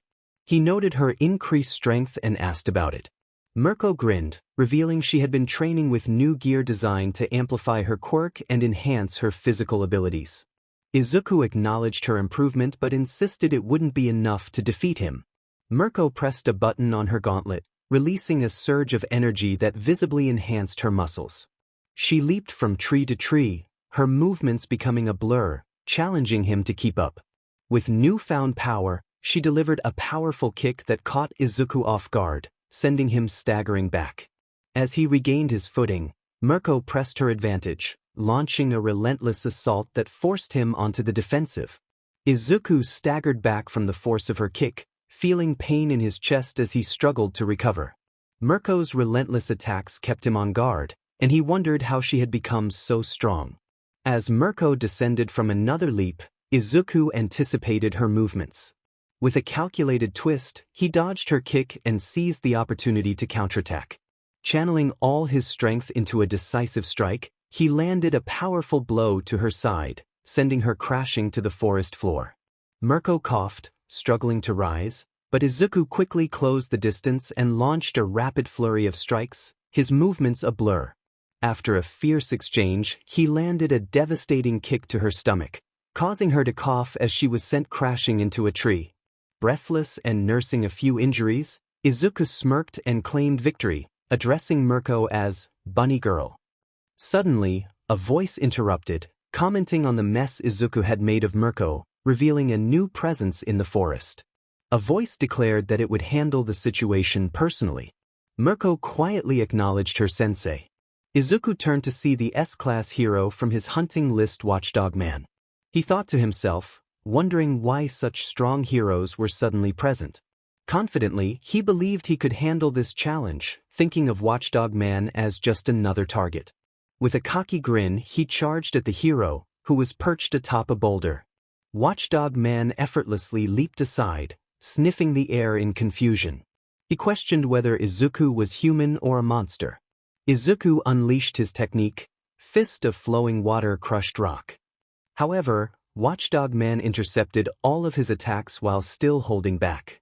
Frustrated, Izuku snapped that he hadn't instructed him to shake. Suddenly he received a powerful blow to the face, followed by a flurry of erratic jumps and strikes that left Izuku unable to defend himself. Meanwhile, Afo mused about the situation, intrigued by the idea of turning All Might's son into a monster. Overhaul mentioned that Yiro had advised him to conduct an experiment on Izuku, emphasizing the need for secrecy. Afo smirked, imagining All Might's reaction to seeing his son transformed. Tokoyami expressed his regret for losing control and causing chaos earlier, admitting that his anger had unleashed Dark Shadow, which ultimately harmed Shuji. He trembled as he tried to catch his breath. Shuji reassured him that they could discuss it later, while Metalbat, with a cocky grin, offered his hand to Tokoyami, indicating that he was lucky to be alive after the encounter. Izumi suddenly remembered that one of the villains was targeting Bakugo. Tokoyami confirmed that Bakugo was indeed the target. Metalbat questioned why they would want to harm him. Izumi admitted she didn't know, but suggested that the camp was the safest place with 2 pro-heroes present. Metalbat noted that Murko and Watchdog Man had ventured deep into the forest to track down the hero hunter, believing he was finished. Bakugo was surprised to learn that the hero hunter was nearby and questioned the reason for his presence. Metalbat explained that the Hero Association had sent 2 S-Class heroes to capture and eliminate the hunter. Izumi's eyes widened in alarm at the mention of elimination. Shoto expressed concern, while Bakugo remained silent. Metalbat clarified that their mission was to capture the hunter, leaving the final decision to the association. Izumi protested vehemently, demanding they not eliminate him. Metalbat questioned her insistence, while Shoto suggested they could simply turn him over to the police. Metalbat explained that the association would likely intervene first, and sensing their worry, he decided to escort them safely to the camp. As they moved, Izuku trudged through the forest, visibly beaten and injured from his encounter with the S-Class hero. He reflected on how he had underestimated Watchdog Man's speed and strength, realizing that his martial arts were ineffective against the hero's unique fighting style. Wincing in pain, he muttered to himself that he needed a place to rest and recover, scanning the area for shelter. A sudden snap alerted him, and he called out, demanding to know who was there. A voice responded, revealing itself as Phoenix Man, who expressed delight at finding the famous hero hunter again. Izuku scoffed, recognizing him as the villain sent by the association. Phoenix Man declared his intent to bring Izuku back to All for One once this operation concluded. Izuku defiantly questioned what would happen if he refused. Back with Izumi and the others, she rushed to check on Uraraka's injuries, while Todoroki inquired about the woman they had just encountered. Tsuyu confirmed that she was indeed a villain, and Izumi expressed her concern for Uraraka's well-being. Uraraka reassured them that she was fine and could still walk. Shuji urged them to move quickly, emphasizing the urgency of their situation. Izumi was relieved to see Uraraka safe and suggested they all stick together to protect Bakugo as they headed back to camp, mentioning that Metalbat was with them. Tsuyu questioned their whereabouts, prompting Izumi to look back, only to find that they were missing. Suddenly, a masked villain appeared on a tree branch, introducing himself as Mr. Compress. He revealed that he had taken Bakugo and Metalbat while they were off guard, claiming that Bakugo deserved a different path. Izumi demanded Bakugo's return, but Mr. Compress dismissed her, arguing that Bakugo belonged to no one. As Izumi shouted for them to be returned, Todoroki ordered everyone to move. He attempted to freeze Mr. Compress, but the villain evaded the attack by leaping between trees. Mr. Compress explained that he wanted to show Bakugo that his current path was not the only option available to him. Shuji pointed out that Tokoyami was also missing, and Todoroki confronted Mr. Compress, asserting that he was underestimating them. The villain revealed that he had originally been an entertainer and had taken Tokoyami as an improvisation to eliminate witnesses. Izumi's anger boiled over as she confronted him, calling him a coward. "Don't you dare take them," she yelled in anger as she conjured a tornado to reach him, but Mr. Compress dodged swiftly. Todoroki instructed Uraraka to handle the situation, and she responded with determination. He handed Cozy Eye to her and attempted to freeze the villain with a massive ice wall attack. However, the masked villain managed to evade the ice and decided it was time to retreat. Mr. Compress communicated with the Vanguard Action Squad, announcing that the target had been successfully collected. He informed them to meet at the rendezvous point, emphasizing that their show had come to a close and they should head to the retrieval point in 5 minutes. Todoroki, confused, questioned the meaning of "come to a close." Izumi shouted in protest, and Todoroki vowed not to let the villain escape. Meanwhile, in another part of the forest, Awaze was carrying an injured Momo as they fled from the Vanguard Action Squad's Nomu. The Nomu was relentless, cutting down trees with its weaponized arms to pursue them. "This is bad. This is really bad. This guy's trouble. Yaoyorozu, are you alive? Please run. It's going to catch up." Aways exclaimed as they ran for their lives. I'm fine. Momo replied breathlessly, though she was clearly struggling. In her thoughts, Momo reflected on waking up on the ground, unsure of what had happened to her. Aways cursed under his breath as the Nomu closed in, preparing to attack with its chainsaw.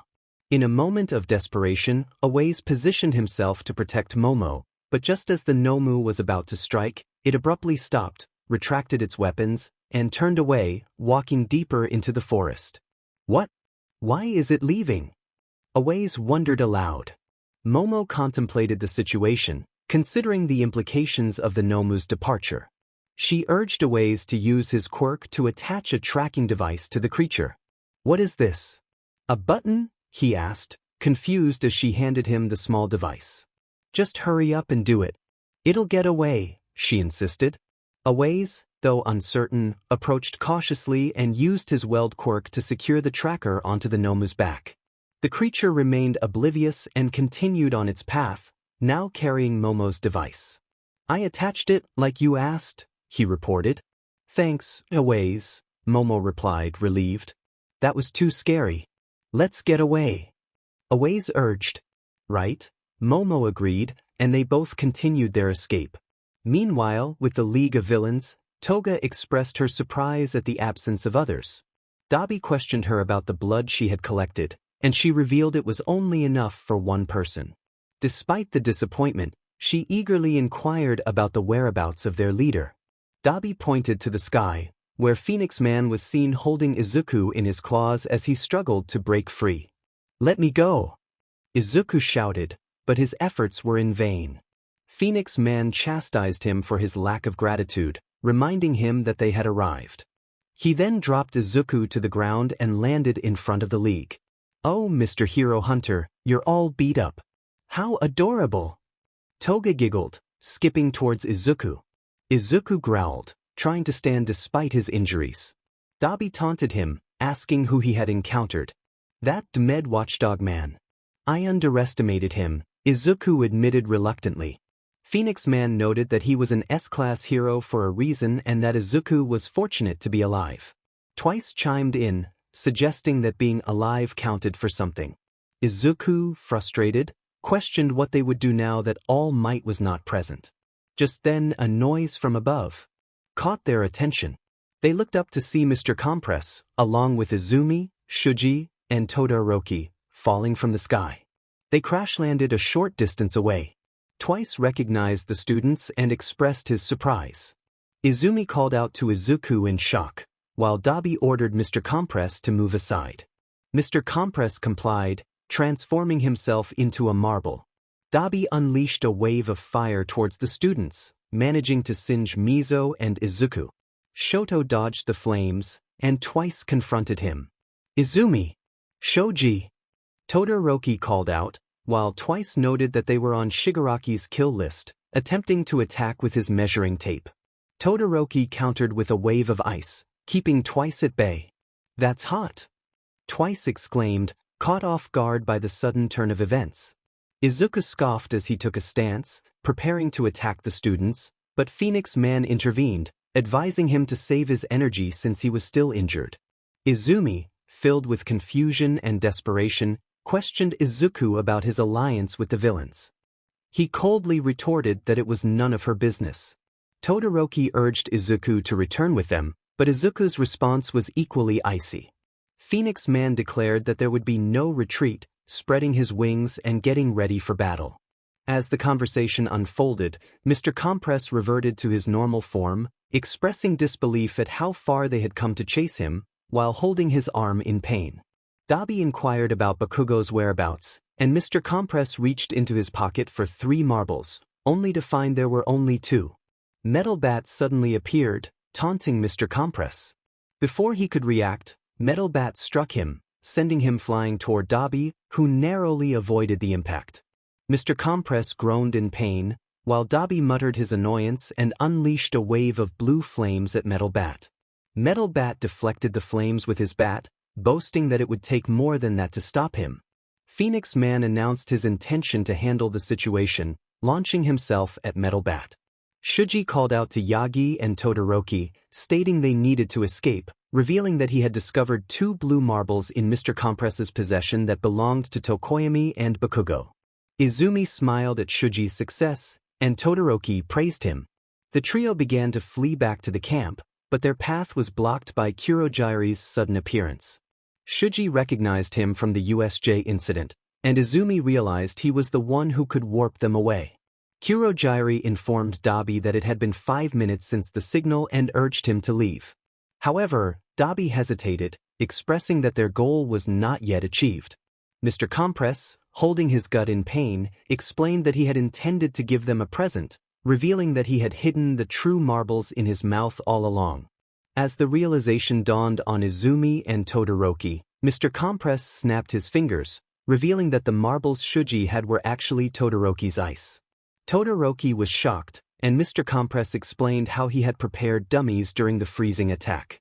In a desperate attempt to retrieve their friends, the trio charged at the villains. Mr. Compress took a final bow, taunting them about the contents of his right hand. Izumi shouted for him to wait, but before she could reach him, Watchdog Man punched Mr. Compress in the face.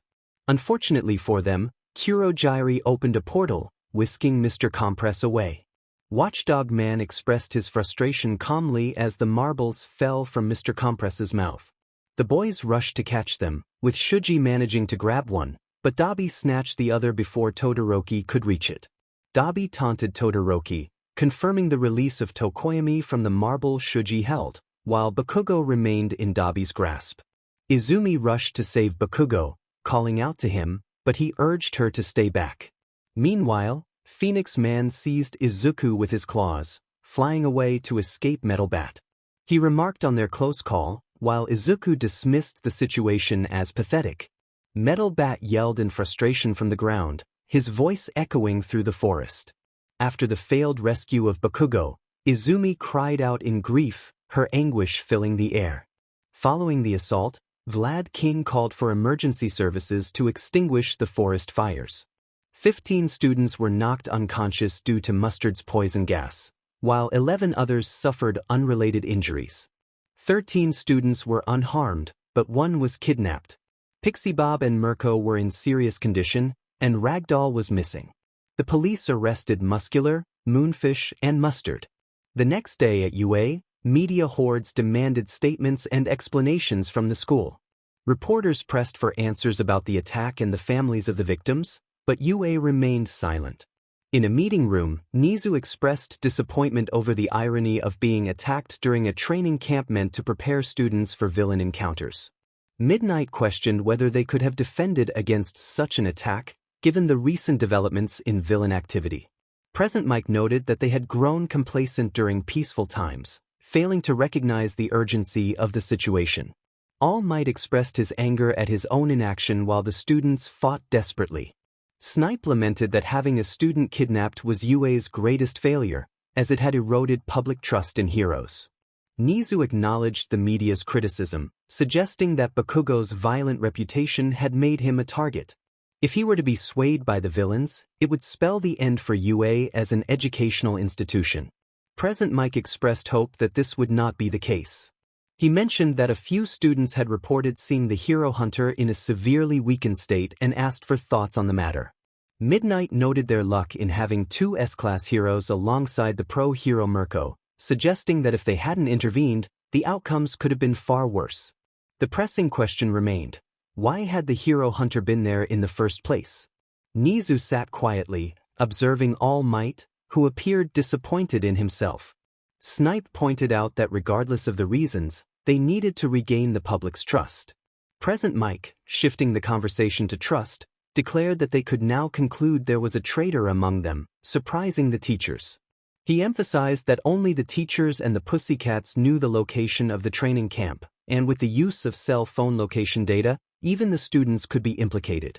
Midnight, feeling annoyed, interrupted Present Mike, urging him to stop. He responded with frustration, insisting they needed to thoroughly investigate the situation. Snipe countered by questioning whether anyone could prove their complete innocence, warning that suspicion among themselves could lead to their downfall. Nizu expressed his trust in everyone present but admitted he could not definitively prove his own innocence either. He emphasized that their priority as a school was to ensure the safety of the students. With the suspected leak, he had been contemplating a course of action when suddenly, a phone call interrupted the meeting. All Might excused himself to take the call, prompting present Mike to remind him they were in a meeting. Midnight commented on the ringtone, finding it unappealing. Outside, All Might reflected on his inability to protect his students, feeling the weight of his responsibilities. When he realized it was Tsukachi calling, he answered, curious about the urgent matter.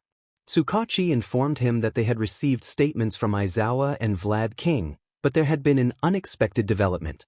He explained that one of his subordinates had discovered a man with a patchwork face entering a supposedly vacant building. Although the man was in his 20s and did not match any known criminals, the subordinate later learned about a hidden bar in the building and dismissed it as unrelated. However, one of the villains involved in the recent kidnapping bore similar markings. Tsukachi assured All Might that once they gathered evidence, they would act swiftly. He requested All Might's assistance for the rescue and cleanup mission, emphasizing the secrecy of the operation. All Might, recalling a dear friend, resolved to respond to the villains with determination, declaring that he would be there to counterattack as he transformed into his heroic form. Meanwhile, news reports revealed that the principal offenders of the UA High training camp attack had identified themselves as the League of Villains Vanguard Action Squad. The reports highlighted the troubling incidents at UA High, including the tragic fate of the pro-hero Waterhose's child, who had been killed by Muscular. The commentary suggested serious issues with UA High's management, leaving parents concerned about enrolling their children to become heroes. As the television turned off, Shigaraki expressed gratitude for the publicity they were receiving, addressing Katsuki Bakugo directly. The following day, Izuku found himself confronting Izumi, who knelt before him in fear and despair. Before her stood a towering figure of Izuku, transformed and covered in thick black skin with red veins coursing through it. He urged her to wake up, repeating the command in a desperate plea. Izumi opened her eyes and realized she was in a hospital bed, hearing a voice urging her to wake up. Kaminari expressed his excitement upon seeing her awake, and one by one, the rest of Class 1A entered the room. He informed her that the media was swarming the school, and Sato added that the situation was worse than in the spring. Mineta excitedly announced that they had bought a large melon together, while Tokoyami apologized for causing trouble. Izumi asked if everyone from Class A had come, and Ida informed her that Jiro and Hagakure were still unconscious from the villain's gas, and Yaoyorozu had also been hurt but had regained consciousness the day before. Ashido noted that 15 of them were present, and Todoroki remarked that Bakugo was not there. Izumi recalled a moment when she had called out to Izuku, expressing her concern for him. She felt a deep sense of guilt and sorrow, believing it was her fault for not saving Kaken. Kirishima encouraged everyone to save him this time, surprising the others with his determination. He revealed that he and Todoroki had been at the hospital the day before. In a flashback, Kirishima had asked Todoroki why he was there, and Todoroki had responded calmly. Kirishima explained that he couldn't just sit still at home. They had seen All Might speaking with Yaoyorozu, who had attached a tracking device to one of the villains. All Might praised her for her growth and assured her that her feelings were proof of her worthiness as a hero. Back in the present, Ida questioned if they planned to have Yaoyorozu create another receiver, to which Todoroki responded affirmatively. Ida expressed his frustration, insisting that they should leave the situation to the professionals.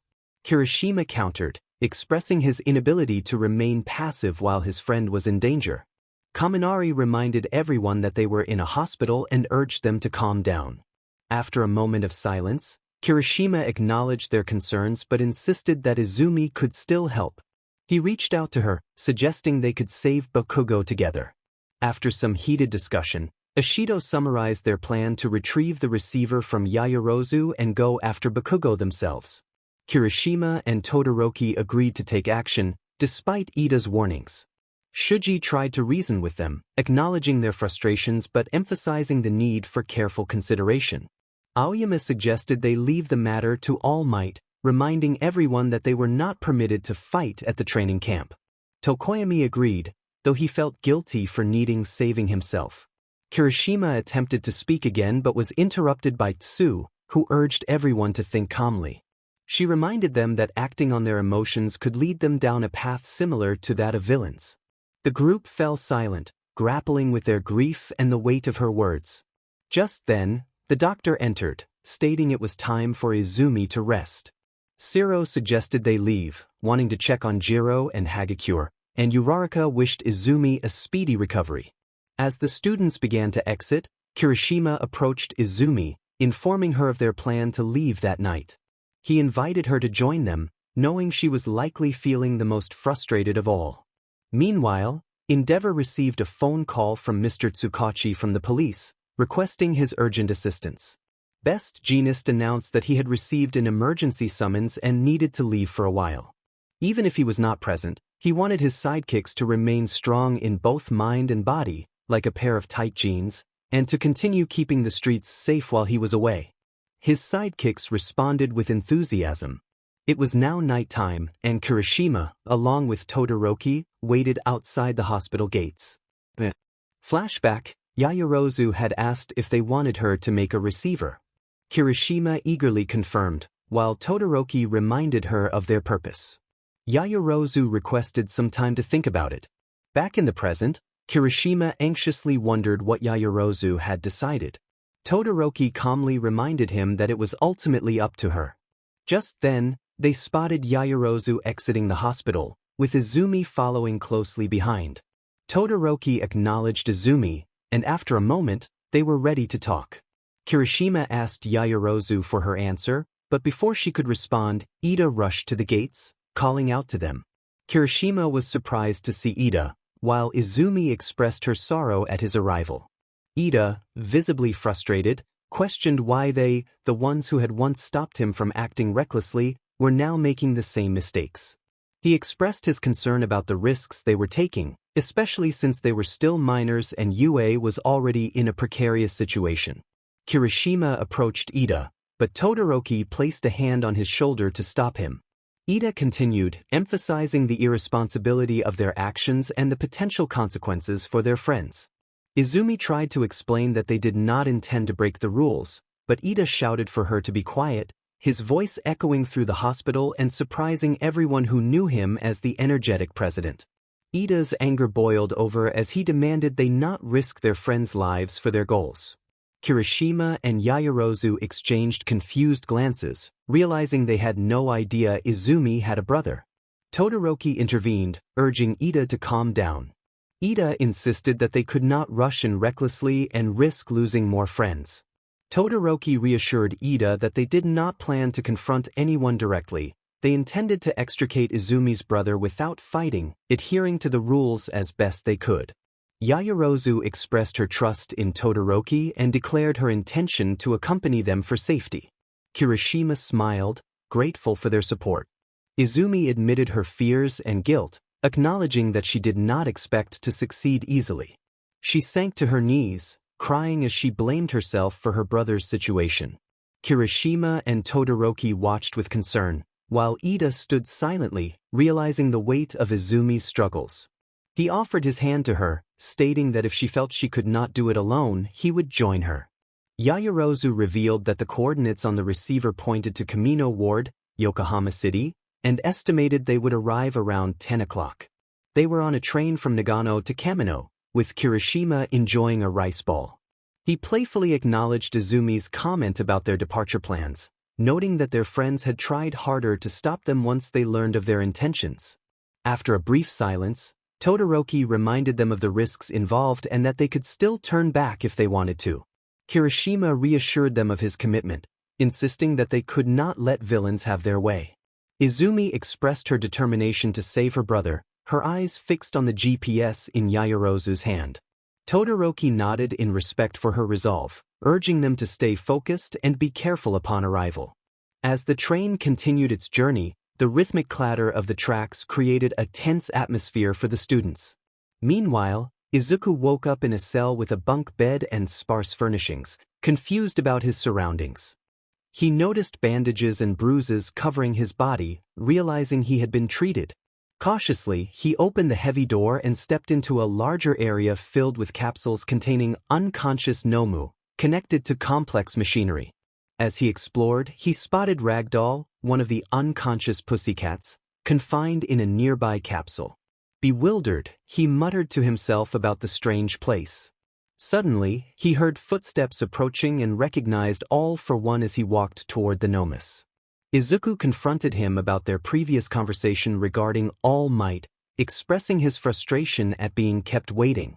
All for One, his expression unreadable behind his mask, reminded Izuku that plans often change in their line of work, assuring him that All Might would fall, but only when the time was right. Izuku clenched his fists, frustration evident in his eyes as he demanded a resolution. Back in Kamino Ward, Izumi observed the bustling crowds and noted the number of people around. Todoroki acknowledged the crowd, while Kirishima excitedly questioned Yaoyorozu about the villain's whereabouts, running ahead. Yaoyorozu cautioned them to be careful, reminding them that the villains were aware of their appearance. They needed to consider the possibility of an attack at any moment. Ida expressed concern that they wouldn't be able to scout effectively at this rate. Kirishima wondered what they were supposed to do, prompting Yaoyorozu to offer a suggestion. After a few minutes of trying on different outfits, they finally selected their disguises and were ready to reveal them. Todoroki acknowledged their choice, noting the disguises. Yaoyorozu confirmed it, while Ida questioned the nature of the clothes. Kirishima promised to explain later, and Izumi commented that the outfits weren't too bad. Once they finished shopping, Yaoyorozu pointed out that kids would stand out in the shopping district at night, smiling confidently. Todoroki questioned why Yaoyorozu hadn't used her creation quirk to make the clothes for free. Yaoyorozu, flustered, explained that it was against the rules to use her quirk for personal gain, emphasizing her responsibility as a citizen to contribute to the economy. Kirishima thought to himself that this innocent girl just wanted to enjoy shopping. After they calmed down, Yaoyorozu directed everyone towards their destination, but was interrupted by a passerby who shouted about UA. Curious, Todoroki and Izumi turned to see a giant screen broadcasting a press conference featuring UA and their responses to reporters. Izumi recognized Mr. Aizawa, and Yaoyorozu noted the presence of the principal. Aizawa expressed deep apologies for the incident that had harmed 27 first-year students in the hero course, acknowledging their unpreparedness and the unease it caused in society. He, along with Vlad King and Nizu, bowed in apology. Reporters began taking pictures while the crowd murmured among themselves. Kirishima was astonished to see Mr. Aizawa, who disliked being on camera, in such a position. A reporter from Yomiuri TV questioned how they would address the families of injured students and what countermeasures they were implementing. Izumi reflected on how the public should already understand UA's stance from the sports festival, feeling frustrated that they were still being treated like the villains. Nizu assured the reporters that they would increase security around the school and review their internal safety measures. However, the crowd reacted with skepticism, voicing their disappointment in UA's response.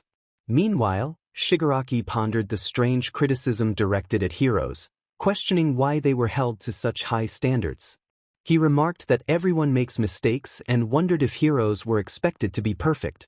He turned to Bakugo, who was restrained, and continued his thoughts on the flawed system that equated lives with money and glory.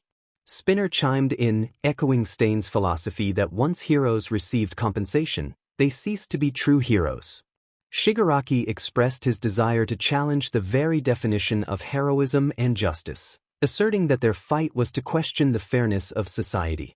After a brief pause, Shigaraki ordered Dabi to release Bakugo's restraints, believing it was essential to treat him as an equal during their scouting.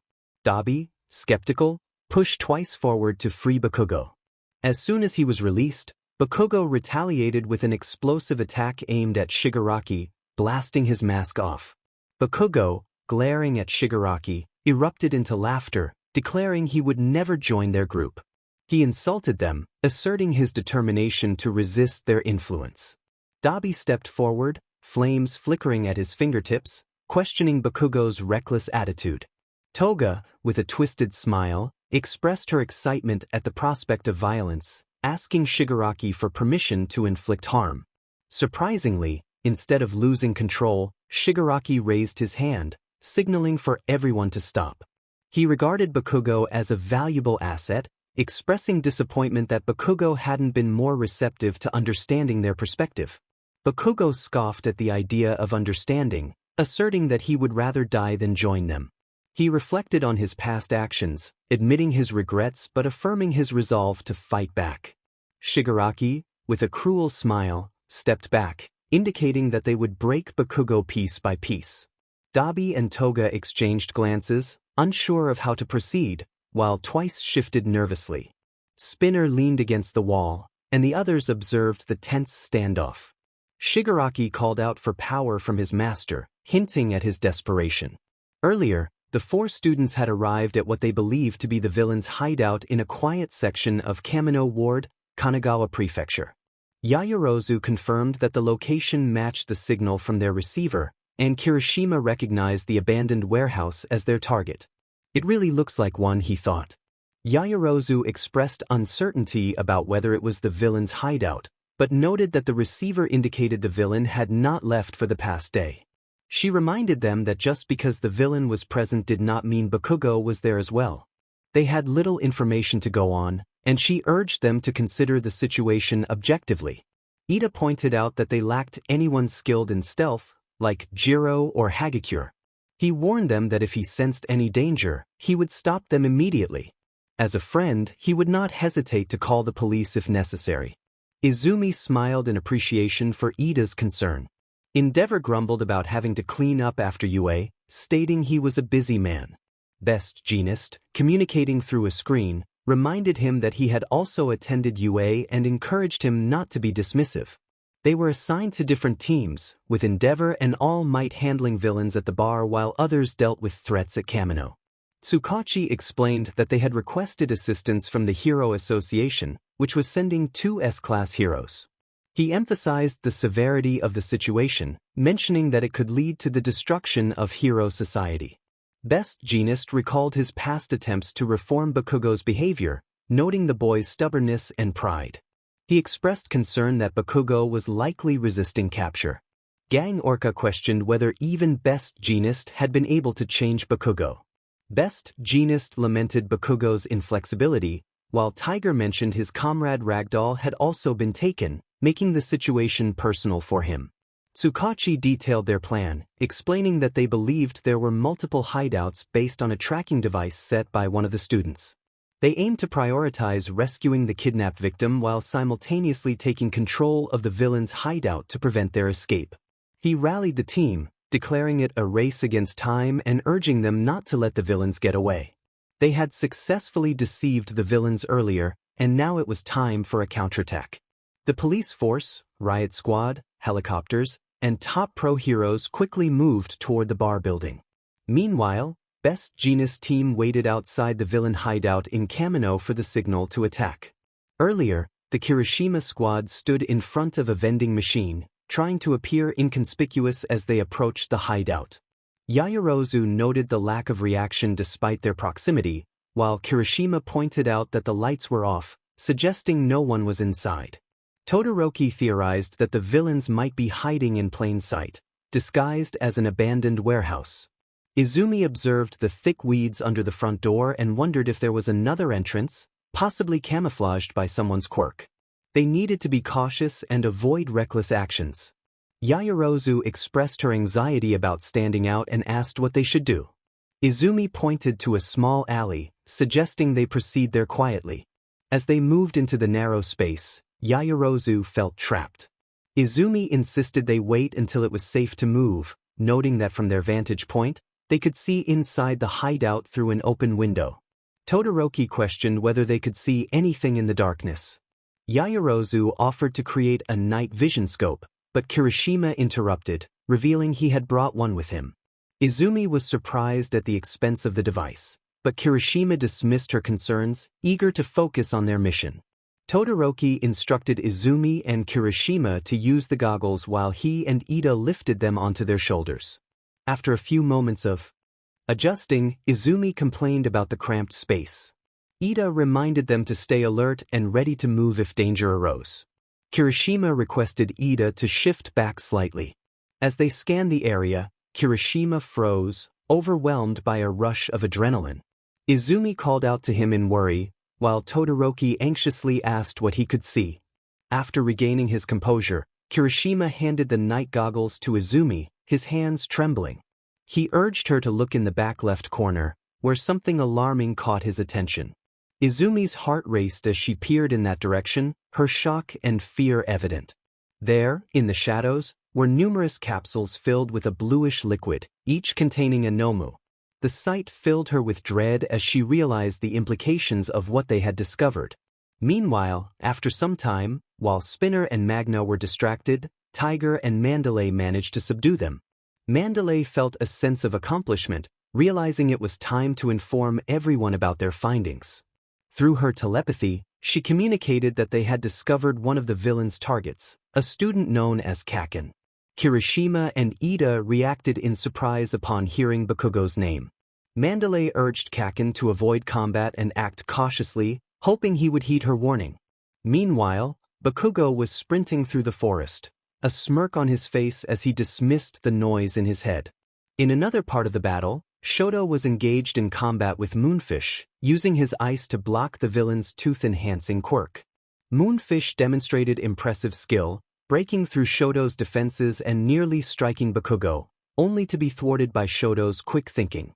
Todoroki cautioned Bakugo against recklessness as they took cover behind a massive ice barrier. Moonfish expressed his determination to fulfill his mission, while Todoroki reminded him of the earlier warning about being targeted.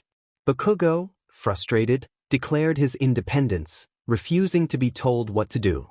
He charged out from behind the ice to confront Moonfish with an explosive attack, but Moonfish retaliated by launching spikes from his teeth. Shoto quickly sent more ice to protect Bakugo. Todoroki noted Moonfish's adept use of the terrain, while Bakugo dismissed him as a mere weakling. Todoroki acknowledged the villain's experience, and suddenly, Moonfish balanced himself in the air, taunting them with a demand to show him their flesh. Todoroki warned Bakugo about the dangers of using large flames in their current situation, emphasizing the risk of being surrounded by fire. Bakugo, irritated, insisted he understood the stakes. As they assessed their predicament, Todoroki realized the enemy was trying to corner them, and Moonfish charged at them, demanding to see their flesh once more. Shigaraki requested power from the flickering television, addressing it as his master. Bakugo, with a cocky smirk, dismissed the notion, insisting that Shigaraki was not in charge. Shigaraki then calmly ordered Kurogiri and Compress to put Bakugo to sleep again. Compress expressed his disbelief at Bakugo's poor listening skills as he approached him. Bakugo defiantly shouted that if they wanted him to listen, they should get on their knees and surrender. In Bakugo's mind, he contemplated using his maximum firepower to eliminate them, but the warp hero was in his way. He needed to create an opening to escape through the back door. Suddenly, there was a knock at the door, followed by a voice announcing a pizza d'Elvoy. Everyone froze in confusion until All Might burst through the wall with a powerful smash, startling everyone. Shigaraki shouted for Kurogiri to create a portal, but before they could react, Kamui Woods appeared and ensnared all the villains with his binding technique. Dabi attempted to burn the restraints with his blue flames, but Gran Torino swiftly intervened, knocking him out with a kick. All Might declared that the League of Villains could no longer escape because the heroes had arrived. Compress was shocked, realizing that the heroes had planned this after the press conference. A voice reminded them that those on the offensive often neglect their defenses. Edgeshot entered the room, revealing a SWAT team armed and ready outside, led by Endeavor and the police. All Might reassured Bakugo, who was still in denial about being scared, and praised him for his bravery. Shigaraki, frustrated by the unexpected turn of events, realized that everyone was restrained and escape would not be easy. He ordered Kurogiri to bring as many allies as possible. Meanwhile, MT Lady was breaking into the Nomo factory. Back at the hideout, Shigaraki questioned Kurogiri about the missing Nomus, who nervously explained that they were not where they were supposed to be. All Might seized the moment to remind Shigaraki of his naivety and the determination of the heroes. He declared that it was time to end the childish games. Shigaraki, defiant, insisted that this was just the beginning of his plans to dismantle the world that All Might had built. As he struggled to rise, he called out for Kurogiri. Edge shot swiftly incapacitated Kurogiri, prompting fear from Magna, who worried about Kurogiri's fate. Edge shot reassured them that Kurogiri was not dead, merely unconscious. Gran Torino informed Shigaraki that the police had uncovered their identities and that there was nowhere left to run. As Shigaraki recalled how All for One had saved him in the past, he felt a wave of dissatisfaction wash over him. All Might demanded to know where All for One was, but Shigaraki only wished for him to disappear. Suddenly, mysterious portals opened, bringing forth several Nomus. Kamui Woods was taken aback by their sudden appearance, while Gran Torino urged Edge Shot to stop Kurogiri. The situation escalated as more Nomus continued to emerge. All Might commanded Kamui Woods to prevent them from escaping. In a sudden turn, Bakugo began to cough up a strange liquid, alarming All Might, who rushed to help him. Before he could reach Bakugo, he was swallowed by one of the Nomus and vanished. Kamui Woods was left stunned, realizing the gravity of the situation. In the streets, Endeavor was dealing with a surge of Nomus, commanding his team to expand the evacuation area. Tsukachi questioned the situation, noting that their investigation had indicated 2 hideouts, but there was no response from Genist. Gran Torino expressed concern about the rapid emergence of the Nomus, while All Might feared they were using a strategy he had dreaded. Earlier, Ida had regained consciousness, confused about what had happened. As the dust settled, Kirishima and Yaoyorozu surveyed the destruction of the factory, impressed by the heroes present. MT Lady voiced her doubts about the ease of their task, while Genist encouraged his team to remain focused and prepared for anything that might arise. The riot squad responded with determination, ready to face whatever challenges lay ahead. Tiger held an unconscious ragdoll in his arms, her condition alarming as she was only wrapped in a towel. He called out for her, concern etched on his face. Gang Orca noted that she was breathing, which provided a small relief. Tiger's worry deepened as he questioned what had happened to her. Ida expressed relief that the heroes had already taken action, urging the group to retreat. Yaoyorozu reassured them that if All Might was present, they had more reason to feel secure. Todoroki nodded in agreement, but Izumi felt an unsettling sense of foreboding. Footsteps echoed from the end of the factory, and a mysterious voice emerged from the shadows. AFO admitted to taking advantage of Ragdoll's quirk. Gang Orca and Tiger, along with the other heroes, turned their attention to the source of the voice. Gang Orca demanded that AFO not move, while Best Genist sprang into action, using his abilities to bind the villain with fibers. MT Lady expressed concern, questioning whether AFO might be an ordinary citizen. Best Genist insisted they could not take chances in such a situation. AFO broke free from the bindings with a powerful display of his quirks, sending shockwaves through the hideout raid team. As dust settled, the 4 students cowered behind a wall, fear gripping them. AFO remarked on Tamura's newfound independence, leaving Izumi in shock as she realized he was referring to Shigaraki. FO floated above Best Genist, praising his quick thinking and skill, which left the hero stunned and injured. Best Genist struggled with the realization that this was not the villain he had been prepared to face. He launched an attack with his fibers, but AFO countered with a devastating air cannon, knocking Best Genist unconscious and leaving the heroes defeated. AFO reflected on the strength gained from experience, dismissing the need for Genist's quirk, as it did not align with Tamura's nature. Meanwhile, the 4 students were paralyzed by fear, their bodies refusing to respond as they processed the overwhelming situation. Todoroki questioned the events unfolding, while Kirishima expressed disbelief at how quickly AFO had incapacitated their allies. Yaoyorozu urged them to flee, but Ida struggled with his own fear, feeling unable to move. Izumi realized that she needed to act, recalling the reason they had come to this place. She fought against her fear, determined to break free from her paralysis. Suddenly, FO used his teleportation quirk to summon Bakugo and the rest of the League of Villains. Bakugo, disoriented and confused, reacted with frustration. AFO addressed him, encouraging Shigaraki not to be discouraged by his previous failures and offering support. He extended his hand to Shigaraki, who knelt before him, reinforcing the bond between them. Izumi's thoughts raced as she reminded herself of her purpose. She needed to move, to take action, but Ida's terrified expression held her back. They exchanged determined glances, each vowing to protect the other and strategizing their escape.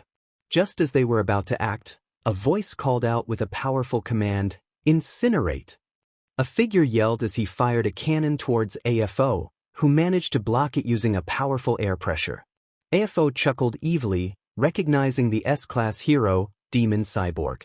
Genos stated that the association had sent him to deal with AFO, as he posed a dragon-level threat that could not be allowed to roam freely.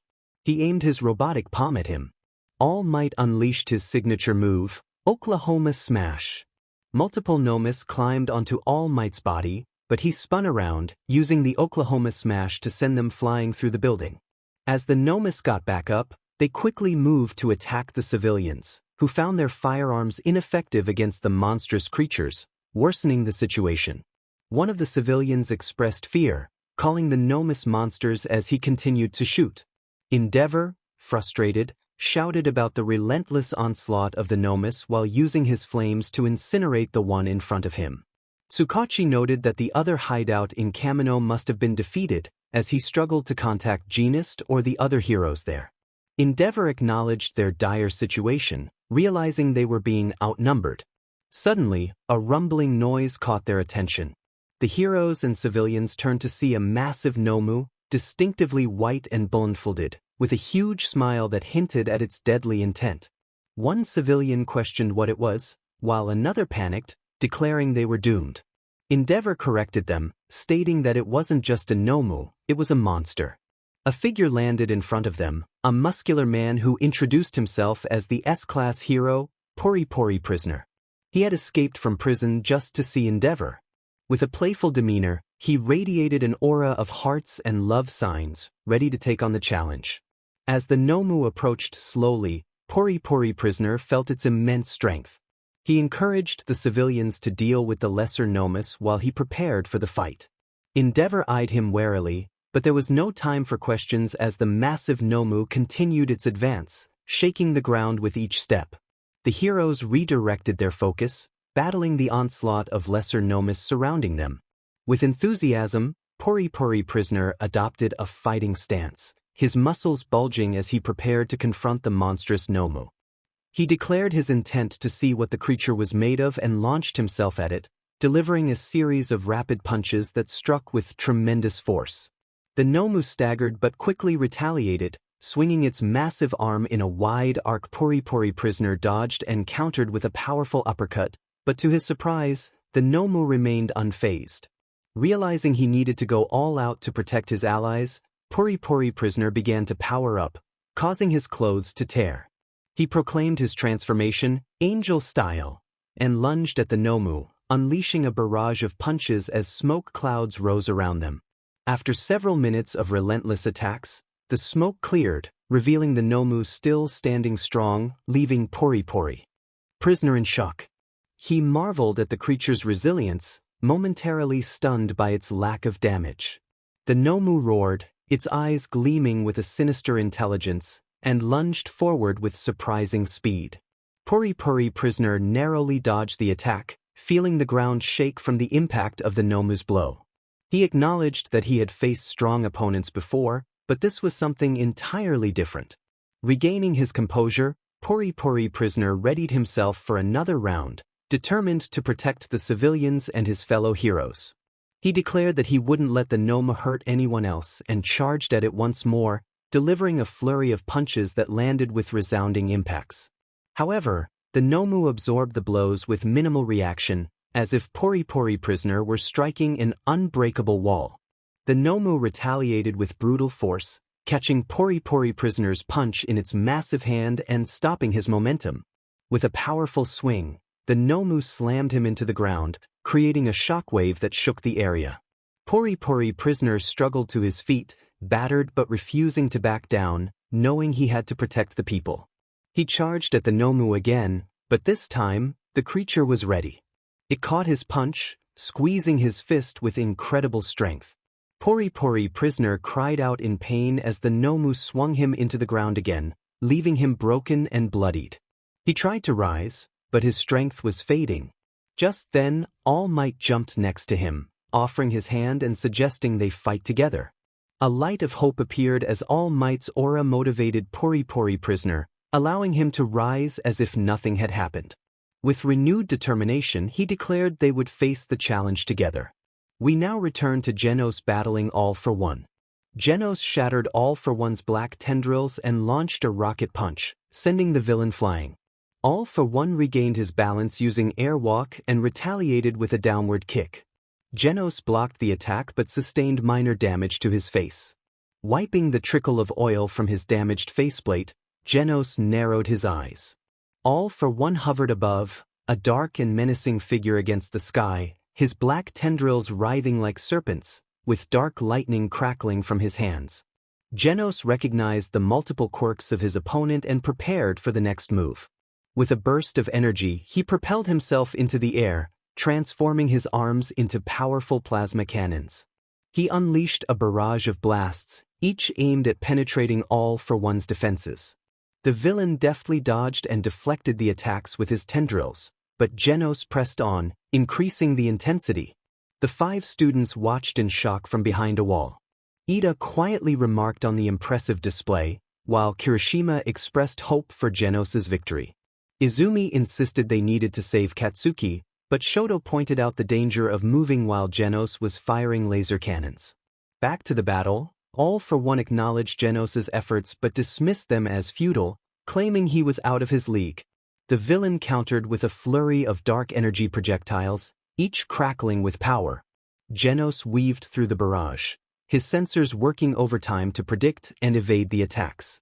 As he closed the distance, he retracted his cannons and readied his fists. He delivered a powerful rocket punch aimed at All for One's core. The villain blocked with a reinforced tendril, but the impact pushed him back, momentarily disrupting his airwalk.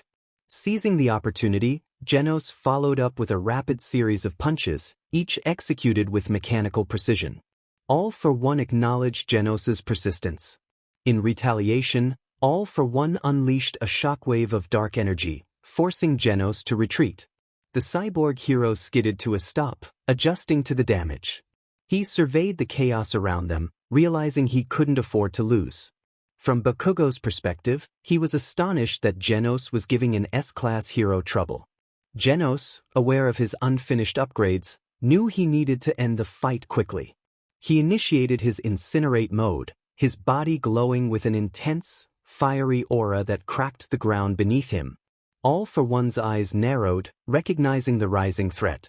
All for One commented on Genos's determination as he descended rapidly, aiming to crush him with overwhelming force. Genos met the attack head-on, their fists clashing in a fiery explosion of energy that shook the ground. With a final burst of power, Genos unleashed his full incinerate blast, engulfing All for One in a torrent of fiery energy. The villain struggled to maintain his position against the intense heat and force. However, just as victory seemed within reach, Genos's systems began to overheat. He felt his power waning, his body reaching its limit. Smoke emerged from his mouth and robotic wounds. Sensing the shift, All for One gathered his remaining strength for a counterattack, declaring it was over for Genos.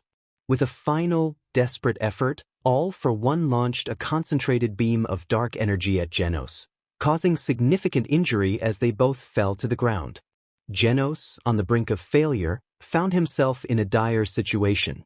He had lost his left leg and right arm, and his face was severely damaged. Despite his condition, Genos coughed out a response.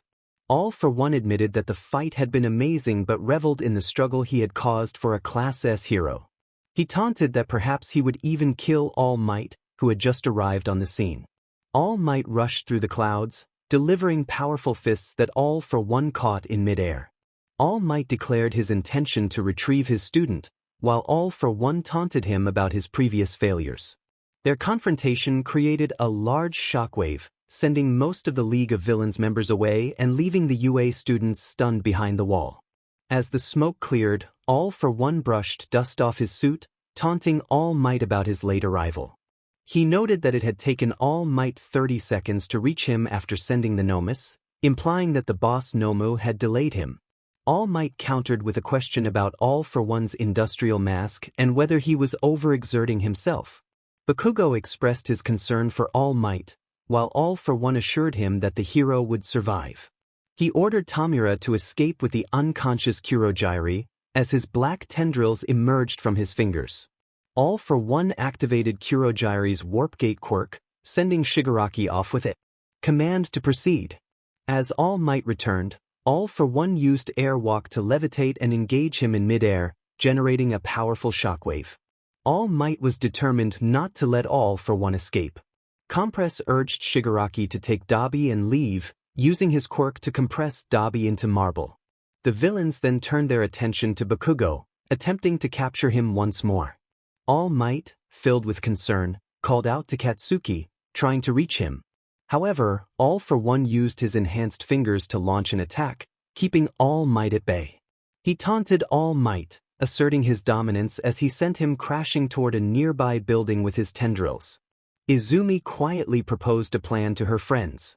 Ida was adamant about not allowing them to engage in battle with the villains. Izumi reassured them that they wouldn't have to fight, they would simply rescue Katsuki and disappear if her plan succeeded. Shoto expressed interest in hearing her strategy. As All Might threw punches, All for One effortlessly caught his fists, creating a shockwave that formed a massive crater beneath them. All for One mocked All Might, questioning whether he was conserving his strength to protect the boy from danger. All Might quickly retreated, realizing the gravity of the situation. Bakugo, using his explosions to gain altitude, observed the unfolding chaos. He felt guilty for complicating All Might's fight, frustrated by his own presence in the battle. Gran Torino expressed his concern about Toshi's daughter, noting that she was becoming more like him, but not in a favorable way. All for One, recognizing Gran Torino, wondered if Shimura's old boyfriend would also be present. All Might, focusing on All for One, declared that despite the shame of the situation, he could now fight without holding back. Gran Torino attempted to handle Tamura and Himiko, but All for One activated his quirk, warping all the villains away, using Magna's magnetic field to pull them through a portal. Shigaraki called out for his master as he was drawn into the portal, while All for One urged Tamura to keep fighting. As All Might attacked again, All for One warped Gran Torino into the path of his fist, redirecting the punch back at All Might using impact recoil. All Might expressed his regret, and All for One revealed that he had only come to save Tamura, but would fight if All Might insisted. He taunted All Might about the past, mentioning how his comrades had been crushed by All Might's fist, and questioned what it was like to see his son when he was quirkless. All for One attempted to eliminate Gran Torino with an air cannon, but All Might intervened, grabbing his teacher from the portal and countering with a powerful punch. He negated the enhanced air cannon but sustained damage in the process. All for One remarked that he wouldn't allow All Might to fight without restraint, reminding him that heroes had many things to protect. All Might, filled with anger, confronted All for One about his manipulative ways, accusing him of toying with people's lives. He could no longer forgive such actions. In a rush, All Might seized All for One's left arm, catching him off guard, and delivered a punch that sent the villain's head into the ground, shattering his mask. However, All Might began to feel the effects of his time limit, slowly reverting to his weaker form. Gran Torino, lying on the ground, expressed concern for Tashinori, noting that he had reached his limit. All for One, mocking All Might, referenced a similar line he had heard from Nana Shimura, the previous one for All's successor. In a flashback, Izuku questioned why he should remain in the basement while All for One weakened All Might. All for One explained that other heroes would arrive, and Izuku would only hinder him in his efforts. He had a plan to force All Might to exhaust himself, after which he would teleport Izuku to finish him off. Back in the present, Izuku found himself trapped in the basement of the Noma factory, the door blocked by debris from MT Lady's foot.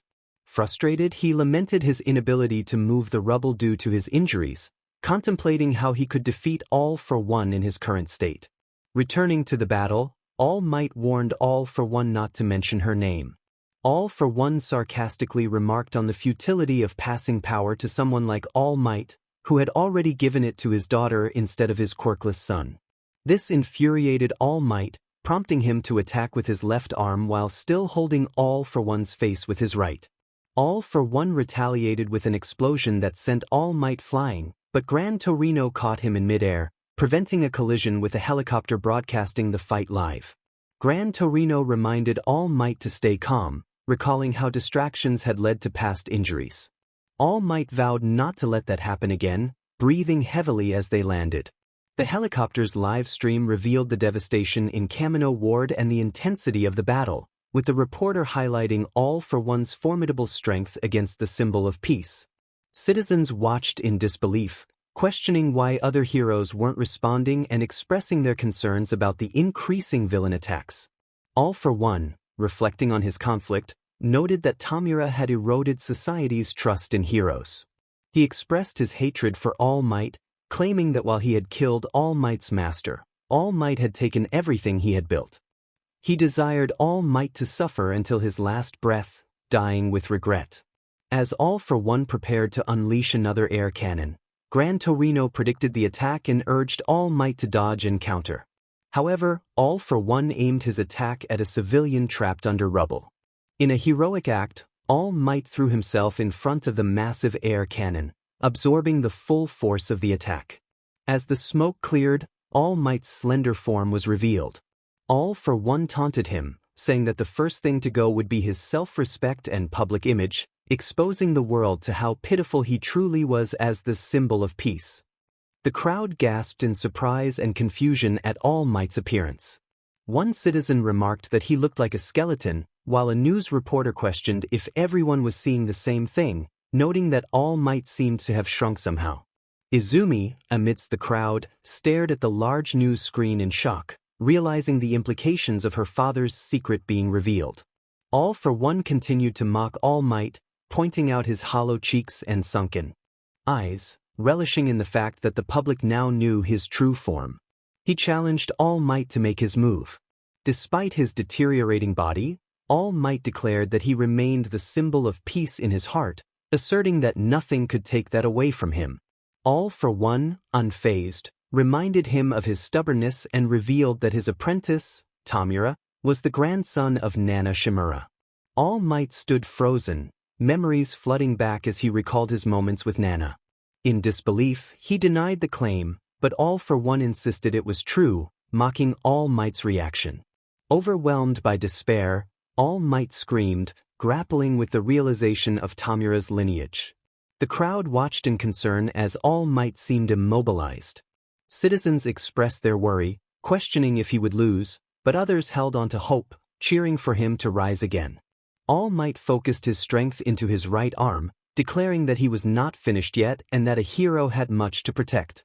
As All for One hovered above him, preparing to unleash another attack, Endeavor intervened with a powerful flamethrower move, only for All for One to disperse the flames effortlessly. Endeavor shouted in frustration at All Might's weakened state, while Edgeshot arrived, commenting on their timely arrival after battling a formidable Nomu. All for One dismissed their efforts, revealing that the Nomus were not particularly strong except for the large white one they had faced. He expressed his admiration for the hero's ability to hold it off. Endeavor urged All Might to get back up, but All for One grew annoyed with their encouragement and prepared to strike.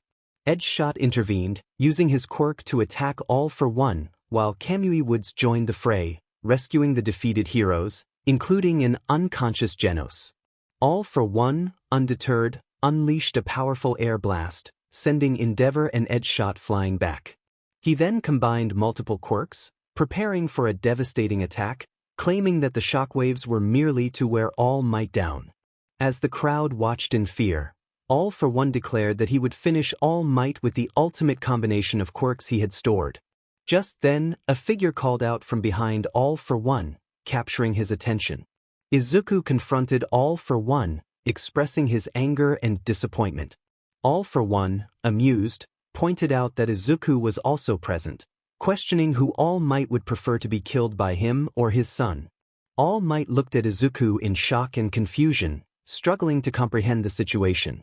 In the streets, citizens were equally bewildered, realizing the implications of Izuku being All Might's son. Izumi, worried, questioned why Izuku was there, while Bakugo expressed frustration over Izuku's presence. Izuku declared his intention to confront All Might for the years of feeling neglected and mistreated, accusing him of being a narcissist who favored his daughter over him. All Might stood in silence, reflecting on his past mistakes and pleading with Izuku to reconsider his path. Izuku dismissed All Might's plea, reminding him of the day his views on hero society were shattered. As he stepped forward, All for One sensed All Might's hidden power, realizing he had been holding back. He then posed a question to All Might about his love for his only son, leaving both All Might and Izuku confused. Suddenly, All for One unleashed several thick tendrils, preparing for his next move. Izuku lay motionless, his body covered in blood. All Might stood nearby, his heart heavy with the weight of his failure. He felt the deep sorrow of not being able to protect Izuku better. In the morning, rescue teams, pro-heroes, and the police force arrived to assist civilians and apprehend All for One. Izuku's body was gently placed inside a shroud and taken away by an ambulance. The news reported that while the heroes continued their rescue operations during All Might's battle, many casualties were expected. The villain believed to be the ringleader was being taken into custody, and All Might and the others remained on high alert. Ida helped Izumi to her feet, urging her to move forward. Kirishima expressed confusion about the sadness surrounding them, but Bakugo remained silent, lost in his thoughts.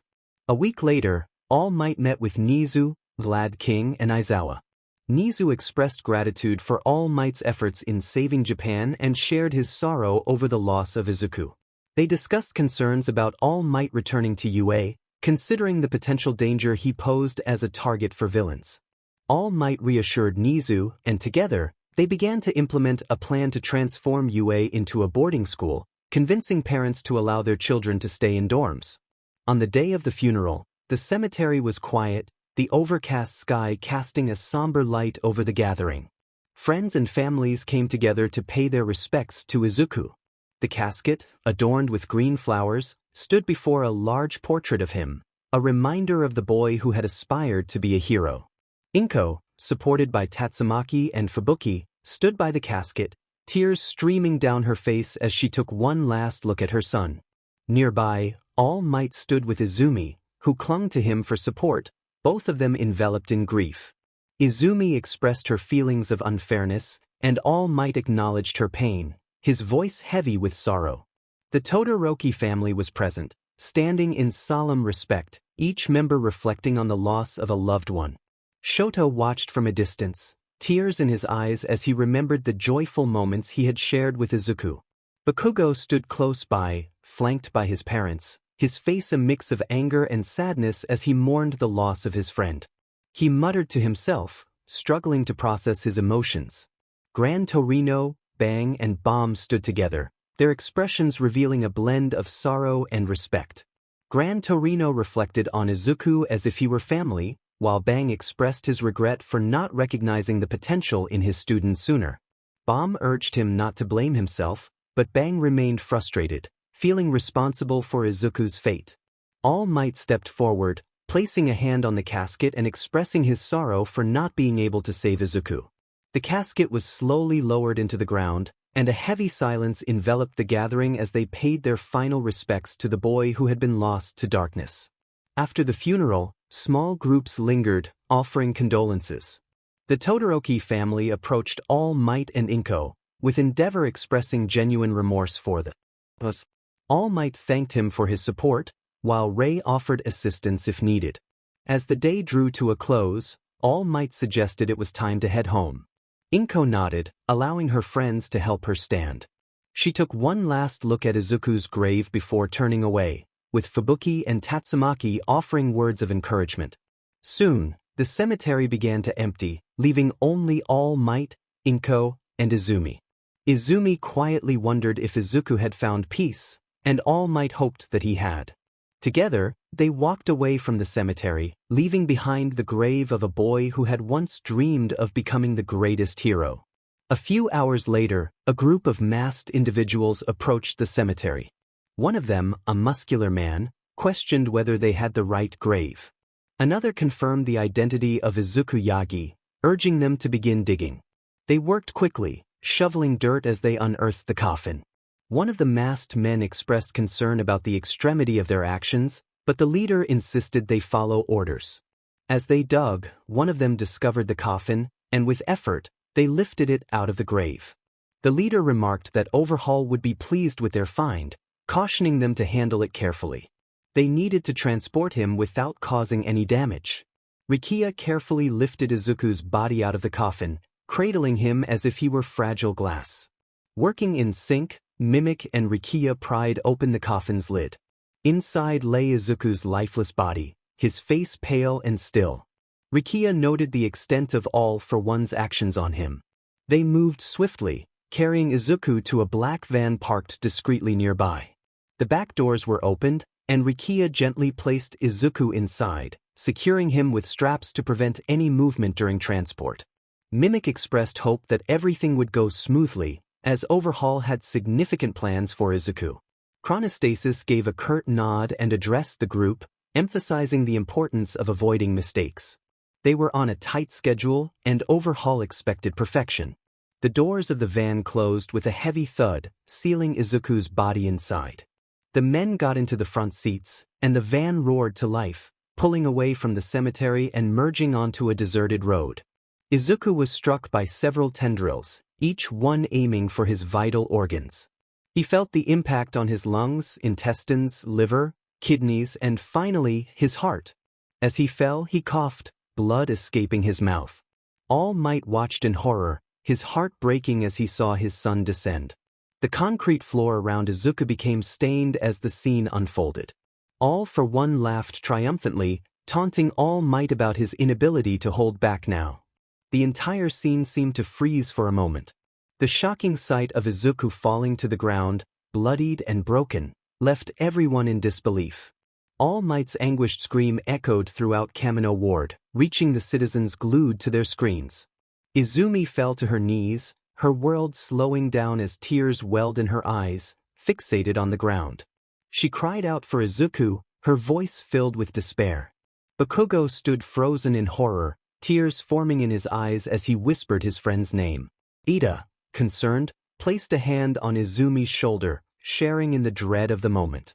Citizens watching the live broadcast were in utter disbelief. Fear and confusion rippled through the crowd as they struggled to comprehend the horrifying events unfolding before them. Inko yelled at the television, collapsing to her knees in uncontrollable tears. Tatsumaki and Fubuki, both crying, rushed to comfort her with a hug. Tatsumaki, filled with rage, vowed to take revenge on the one responsible. Bang dropped his tea in shock as he watched the broadcast. His heart raced, and he soon collapsed, struggling to breathe. Bomb rushed to his side, lifting him up and noticing the distress on his brother's face. Bang's vision blurred as he struggled to speak, and Bomb, filled with sorrow, assured him that everything would be okay. All Might unleashed a powerful punch, sending All for One crashing to the ground. With every ounce of strength left, he delivered his ultimate attack, creating a massive crater and a whirlwind that swept through the area. As the smoke cleared, All for One lay defeated, motionless, while All Might stood over him, a mix of emotions on his face. After a moment of silence, All Might raised his fist, transforming back into his muscular form. He stood victorious, the symbol of peace completing his final heroic act. The news reporter announced the villain's defeat, and cheers erupted from the crowds across Japan, though many felt conflicted knowing All Might's son was involved in the tragedy. All Might approached Izuku's lifeless body, gently flipping him over and shivering at the sight of his son's injuries. Izuku found himself in a strange place, staring at an endless staircase leading up to the clouds. A voice interrupted his thoughts, mocking him for his condition. Confused, he turned to see a man standing behind him, who claimed to be a part of him. The man spoke of absolute evil, suggesting that it represented absolute strength, the kind that instills fear in others. Izuku questioned what that fear was, and the man ominously replied that it was a monster. When Izuku pressed for the man's identity, he simply stated that he was a part of Izuku himself. In a flashback, a younger Izuku stood up to bullies, declaring that he would protect the one being picked on. Izumi and Bakugo mocked him for his lack of a quirk, and the bullies soon overwhelmed him. The current Izuku watched helplessly as his younger self endured the pain. The man beside him, Garu, questioned why he wanted to be a hero. Izuku replied that he wanted to save people and make them feel safe. Garu gestured to the scene of young Izuku being bullied, asking if anyone had come to his rescue. Izuku's heart sank as he realized the truth. No one had come to save him. As darkness enveloped him, he felt the weight of that realization. A figure in a green jacket and a bird mask stood before Izuku, who found himself seated in a cold, metal chair. His eyes snapped open, and he realized he was tightly bound with belts and chains, rendering him immobile. The dimly lit room came into focus, and Izuku's heart raced as he struggled against his restraints.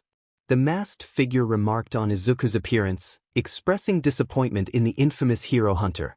Izuku, feeling a mix of confusion and anger, demanded to know who the man was and what had been done to him. The man introduced himself as Overhaul and claimed to have brought Izuku back to life, suggesting it was a second chance. Izuku, filled with defiance, threatened Overhaul, vowing to escape and retaliate. Overhaul remained calm, dismissing the threats as childish and asserting his power over Izuku. The tension escalated, and Overhaul demonstrated his abilities by causing Izuku's forearm to explode, prompting a cry of pain from him. Overhaul coldly stated that he was not there to play games but to ensure Izuku understood his place. He revealed his intention to break Izuku down, promising pain beyond anything he had experienced before. Izuku, despite his suffering, declared he would rather die than become Overhaul's plaything. Overhaul dismissed the notion of death, insisting that Izuku would endure and learn his lesson. He then used his quirk to regenerate Izuku's arm, showcasing his control. A man in a white suit entered with a suitcase, which Overhaul opened to reveal a quirk-erasing bullet. Izuku, shocked, questioned its purpose. Overhaul explained that the bullet was made possible by a girl named Eri, who was brought into the room. She was covered in bandages and appeared frightened. Overhaul explained that her quirk allowed him to create the bullets, but it came at a cost to her well-being. Izuku's anger surged as he confronted Overhaul about the treatment of the girl, expressing his outrage. Overhaul dismissed Izuku's moral outrage, claiming that the strong use the weak and that it was necessary for a world without heroes. As Eri was taken away, Izuku's mind raced with anger and determination to protect her.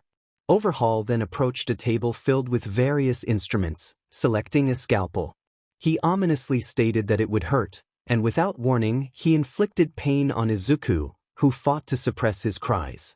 Overhaul reveled in Izuku's struggle, enjoying the torment he inflicted. The ordeal continued, with Overhaul employing various methods to break Izuku's spirit, each moment designed to push him further into despair. Flashback. Joro, accompanied by a few monsters, was at Overhaul's underground base discussing their next steps after Izuku's demise at the hands of All for One. Joro expressed concern, noting that All for One had eliminated one of the best potentials for transformation into a monster. She calmly inquired if Overhaul could revive him. Overhaul confidently stated that his quirk allowed him to reassemble both living and non-living beings, so there was no need for worry. He pointed to a suitcase on the table and asked about its contents.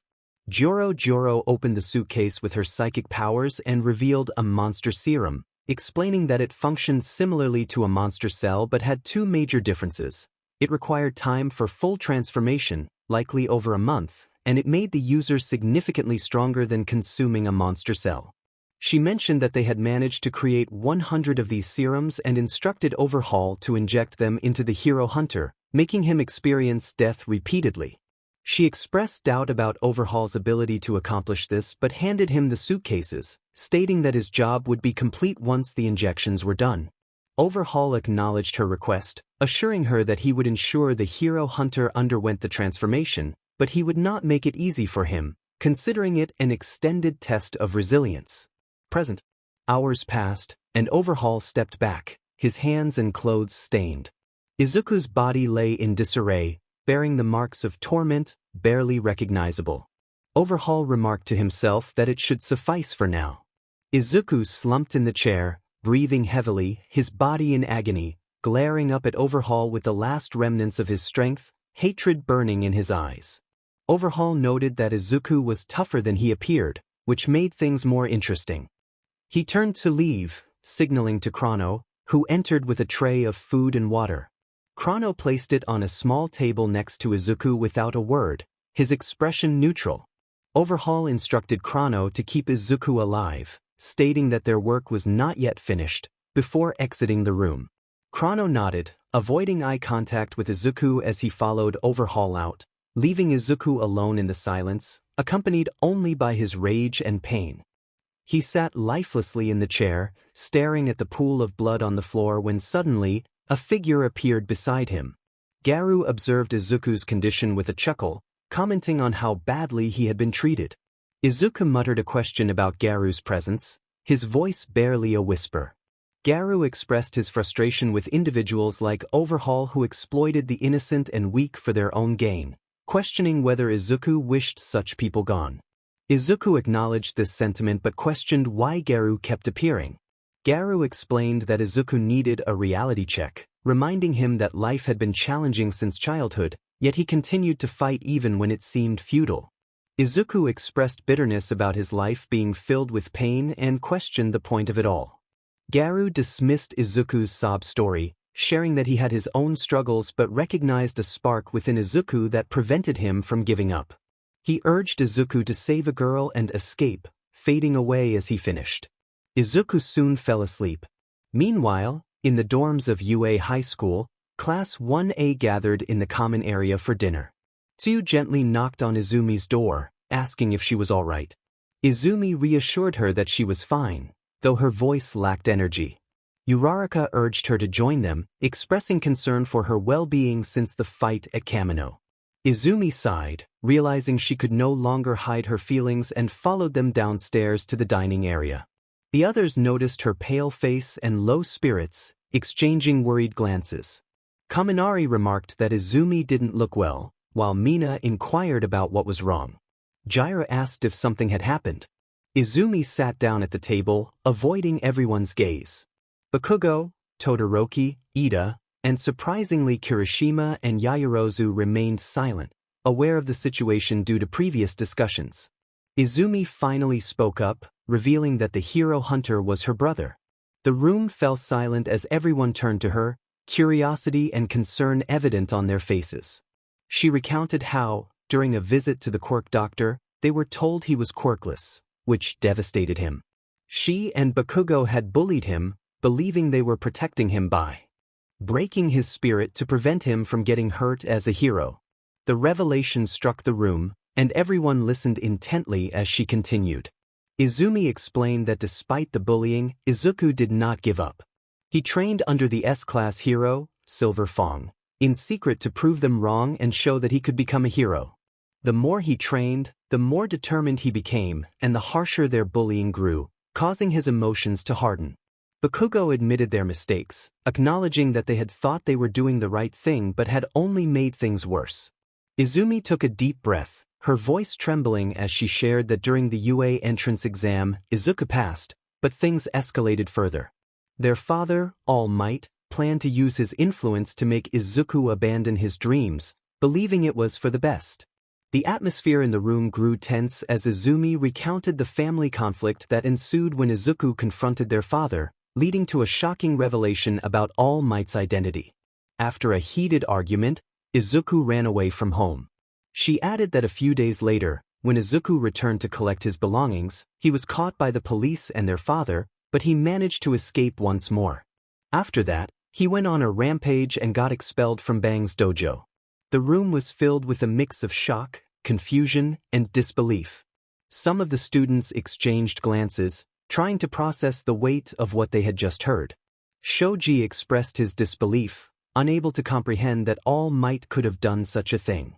Tokoyami pointed out the shocking revelation that the hero hunter was actually Izuku's brother. Izumi shared her perspective, explaining that he believed he was protecting Izuku, but it only pushed him further away. She felt compelled to share the truth with her classmates, emphasizing that Izuku was not a villain, but rather someone who had been pushed too far, and she felt responsible for it. Denki remarked on the heaviness of the situation, and Izumi looked around at her classmates, tears welling in her eyes as she confessed that Izuku was now gone because of her. The room fell into a heavy silence, the weight of her words hanging in the air. Her classmates, still processing the shock, exchanged glances filled with confusion, sadness, and empathy. Kaminari reassured her that blaming herself wouldn't help. Mina leaned forward, her eyes wide with concern, gently reminding Izumi that she didn't have to carry the guilt alone, as they were there to support her. Izumi looked up, tears brimming in her eyes, finding solace in the genuine concern and determination on her friends' faces. It gave her a small sense of relief, but the pain still gnawed at her heart as she expressed her gratitude. With that, everyone finished dinner and headed to their rooms, each of them reflecting on Izumi's heartfelt speech and Izuku's life story. Izuku cried out in despair and pain as Overhaul tormented him, declaring that this was just the beginning. He picked up a small knife, the blade glinting ominously in the dim light, and without hesitation he inflicted a deep wound on Izuku's side. Izuku gasped, his vision blurring as the pain threatened to overwhelm him. Overhaul taunted him, eager to test his endurance.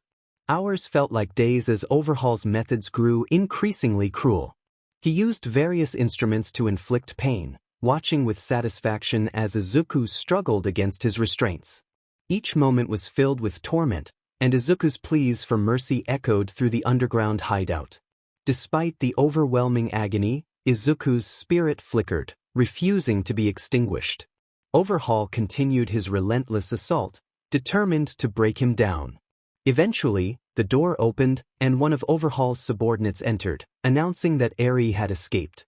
Overhaul, furious, ordered the subordinate to clean up the mess while he went to find her. As the subordinate worked, he glanced at Izuku, expressing a hint of pity, acknowledging that he was fortunate to still be alive, as Overhaul typically left no one in one piece. Izuku remained silent, his consciousness hanging by a thread. The subordinate injected a mild sedative into Izuku's arm, offering a small mercy compared to the torment he had endured. He unstrapped Izuku from the chair, and his body collapsed onto the floor like a rag doll.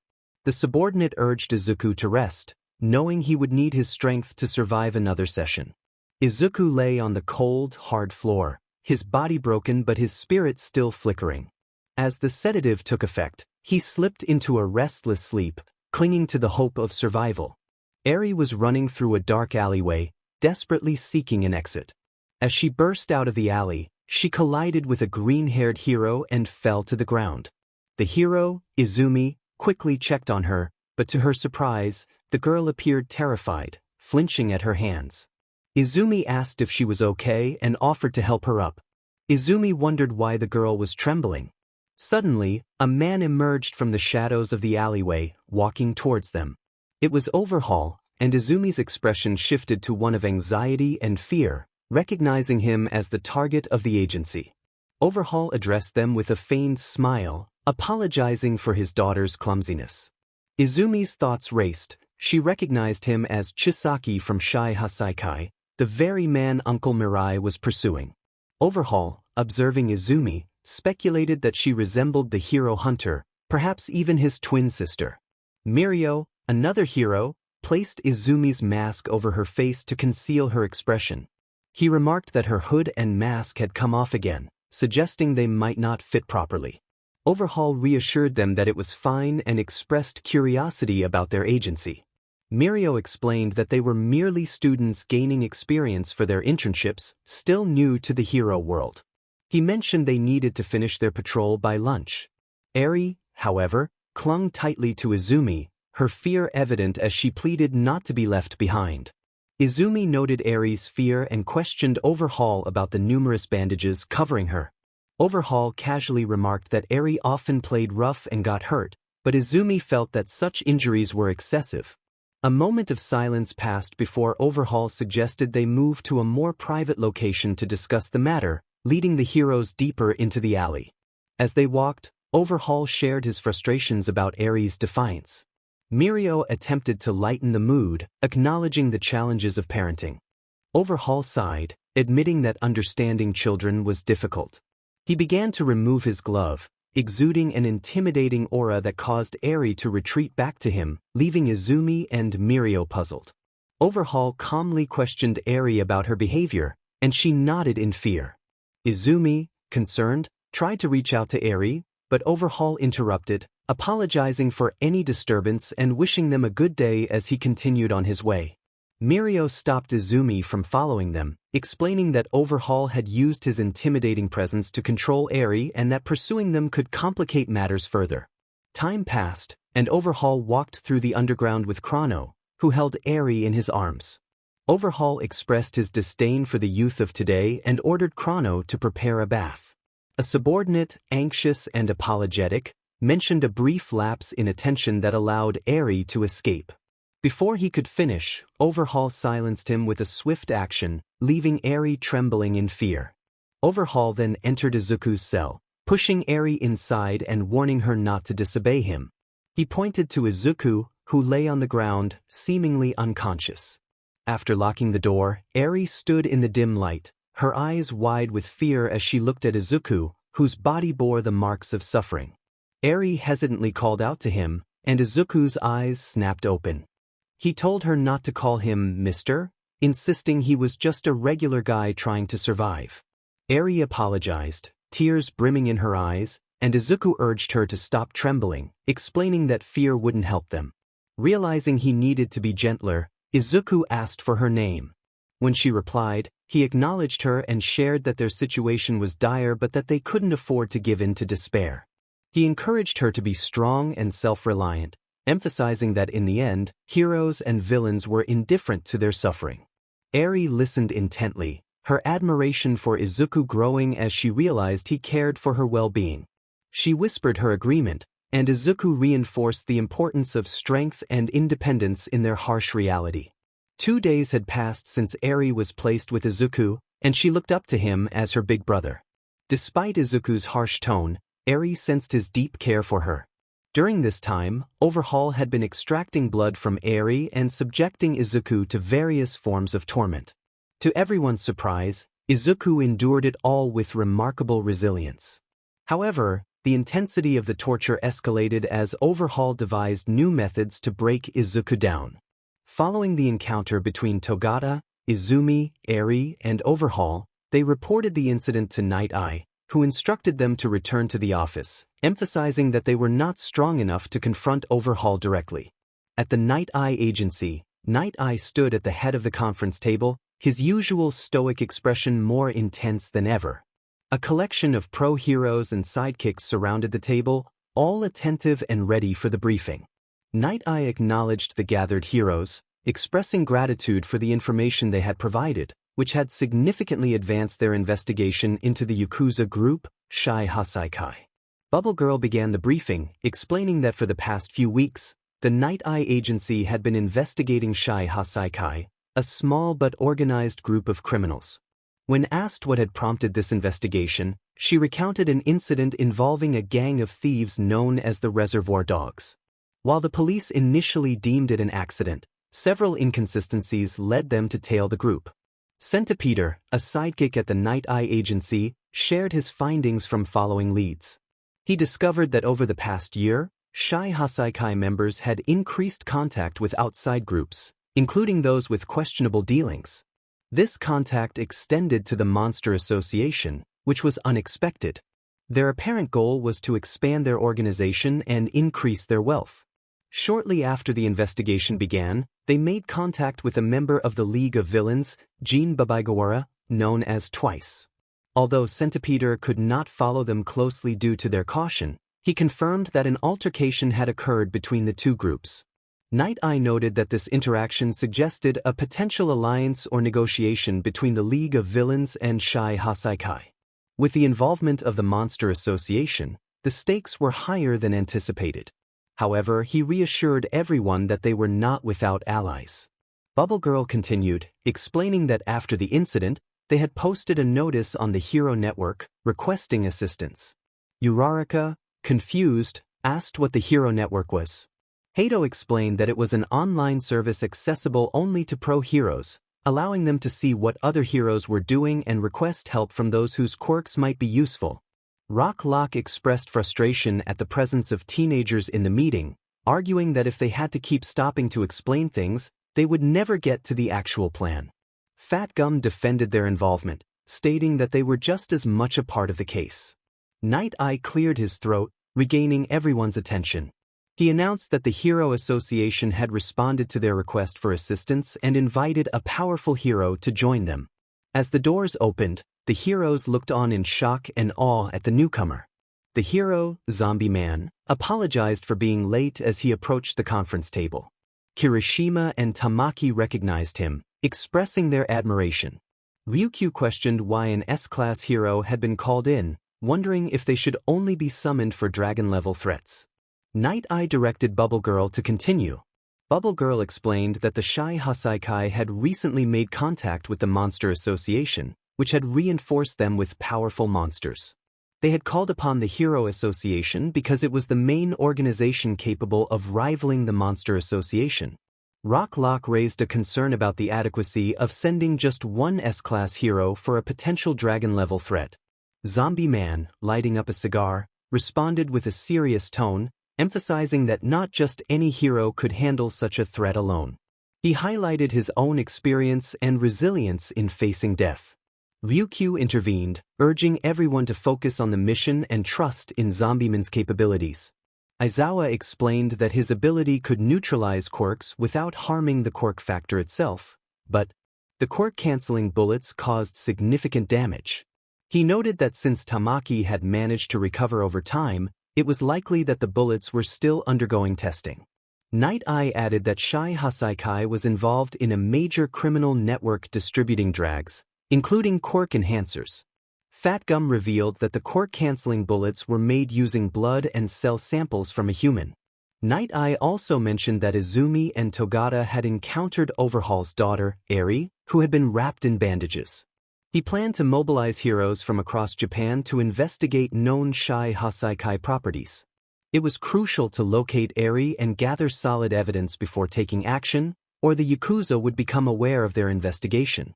After a serious discussion, the meeting concluded with all the heroes agreeing to proceed with the investigation. Elsewhere, Izuku's body trembled in agony as Overhaul's quirk tore through him once more. The villain's power manifested as a jagged, invasive force, causing Izuku immense pain that felt like shards of glass piercing his muscles, leaving him gasping for breath and on the verge of losing consciousness. Overhaul stood over him, a cold, detached expression on his face as he manipulated his quirk. With each application, the pain intensified, causing blood vessels to strain and skin to stretch uncomfortably.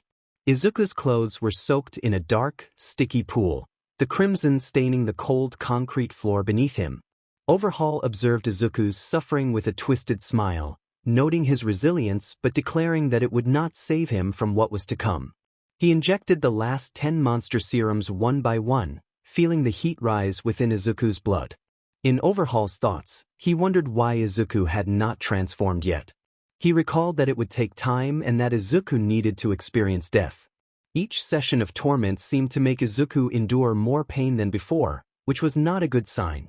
Overhaul decided he would have to send Izuku to the Monster Association in a few days but first needed to focus on the bullets. Leaving Izuku's cell, Overhaul headed to the experiment room where Eri was strapped to a chair. Back with Izuku, he slowly sat up and leaned against the wall, cracking his neck as he did so. A voice spoke from the shadows, asking how long he would pretend to be in pain while being tortured. Izuku replied that he would endure until he thought of a way out, smirking to himself as he reflected on how he felt stronger, either from the serums or from the presence of Garu. Garu, sitting beside him, remarked that a thank you would be more appropriate but questioned when they would escape with Eri, noting that she was the one truly suffering. Izuku's smirk faded slightly as he acknowledged Garu's words, admitting that he felt alone in the world without friends or family. Garu expressed confusion, recalling that Izuku had once claimed to enjoy loneliness. Izuku responded that while he appreciated solitude, having a friend or companion like Garu, someone who understood his struggles, would not hurt. Garu reminded Izuku that he was not real, prompting Izuku to sit quietly, realizing that Garu was just a hallucination. A tear fell from his eye as he acknowledged his solitude, his voice echoing through the cell as he accepted the painful truth of his isolation. Suddenly, Mimic emerged from the ground in his small form, shouting in anger for them to hand over the child before he unleashed his fury. Izuku, standing firm, refused to comply, determined to protect Eri, who stood behind him looking frightened. He turned back to her, offering a comforting look and reassuring her that everything would be fine. Nemoto questioned Izuku's chances, pointing out that they were outnumbered. Izuku stood tall, eyes narrowed with resolve, ready to face the challenge. The hunt was on. Rikiya charged first, his massive fist smashing into the ground, cracking the concrete. Izuku dodged to the side, slipping past Rikiya's bulk and delivering a sharp elbow to his ribs, causing Rikiya to stumble. Without giving him a chance to recover, Izuku pivoted and slammed his fist into Rikiya's gut, doubling him over. Mimic reacted furiously, warping the walls into jagged spikes. Izuku quickly grabbed Eri and rolled out of the way, narrowly avoiding the deadly protrusions. As he stood up, he spotted Nemoto lunging at him with a knife. Izuku deflected the blade with a quick strike to Nemoto's wrist, twisting his arm until the weapon fell from his grasp. Ignoring Nemoto's cry of pain, Izuku drove his knee into Nemoto's abdomen, sending him crashing to the floor. Turning his attention back to Mimic, who was warping the ground beneath them, Izuku saw concrete tendrils shooting out towards his legs. He leaped into the air, using the wall to propel himself toward Mimic. As he closed the distance, Izuku's fist connected with Mimic's face, slamming him into the wall with enough force to knock him out cold. Rikiya, recovering from the earlier hits, charged again, roaring his intent to kill. Izuku ducked under Rikiya's wild swing and landed a powerful uppercut to his chin, staggering him. Following up with a spinning kick to Rikiya's temple, Izuku sent him crashing to the ground. Nemoto, clutching his stomach, attempted to rise, but Izuku was already there, delivering a quick series of punches to Nemoto's torso, each followed by a stream of blue energy. Nemoto crumpled under the assault, unconscious before he hit the floor. Breathing heavily, Izuku glanced around at the three fallen villains before turning to Eri, who watched him with wide eyes. He calmly told her it was time to go, and she nodded, clutching his hand as they began to move. They sprinted through the narrow hallways, the dim lights flickering with every tremor that shook the underground base. Eri pointed out that Izuku's hair had turned white, leaving him confused. As they ran, the dim lights distorted their sense of direction, each hallway looking the same and each door leading to another confusing labyrinth. The sounds of their pursuers' heavy footsteps and harsh voices echoed through the base, growing louder with each passing second. Izuku realized they needed to find a way out quickly. He spotted a narrow gap in the rubble, just wide enough for them to slip through. Guiding Eri, he squeezed through the tight space, careful not to get stuck or hurt. On the other side, they emerged into another corridor, dimmer and filled with hanging wires and cables. The oppressive weight of the base pressed in on them, making the air feel thick and heavy. Suddenly, two figures appeared at the end of the corridor, silhouetted by the dim light. It was Overhaul accompanied by Chrono, who declared that Izuku was lost and had nowhere left to run. Izuku, holding Eri back, responded with a menacing tone, ready to fight. Overhaul dismissed his bravado, and just then, a figure surprised them by swiping at Overhaul, who barely dodged but received a small scratch on his cheek. The figure then kicked Chrono, knocking him out. Izuku muttered to himself, questioning who this new ally was. The figure declared it was over for Overhaul, stating that the heroes were there and he would be going to prison after a fight. Overhaul recognized the figure, recalling a name from the past, and realized he was now facing a 2-on-1 situation. He turned his attention to Izuku and Eri, telling Eri to come back and accusing her of being cursed. Eri looked at Overhaul with fear, while Izuku was filled with rage. Overhaul took off his gloves and activated his quirk, crumbling the cave floor and quickly reassembling it into a bed of spikes that aimed to crush Izuku and Eri.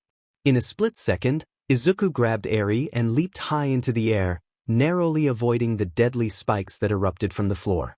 He felt the sharp, cold rush of air as he propelled himself upward, the dangerous terrain below transforming into a chaotic mess of shifting metal and stone.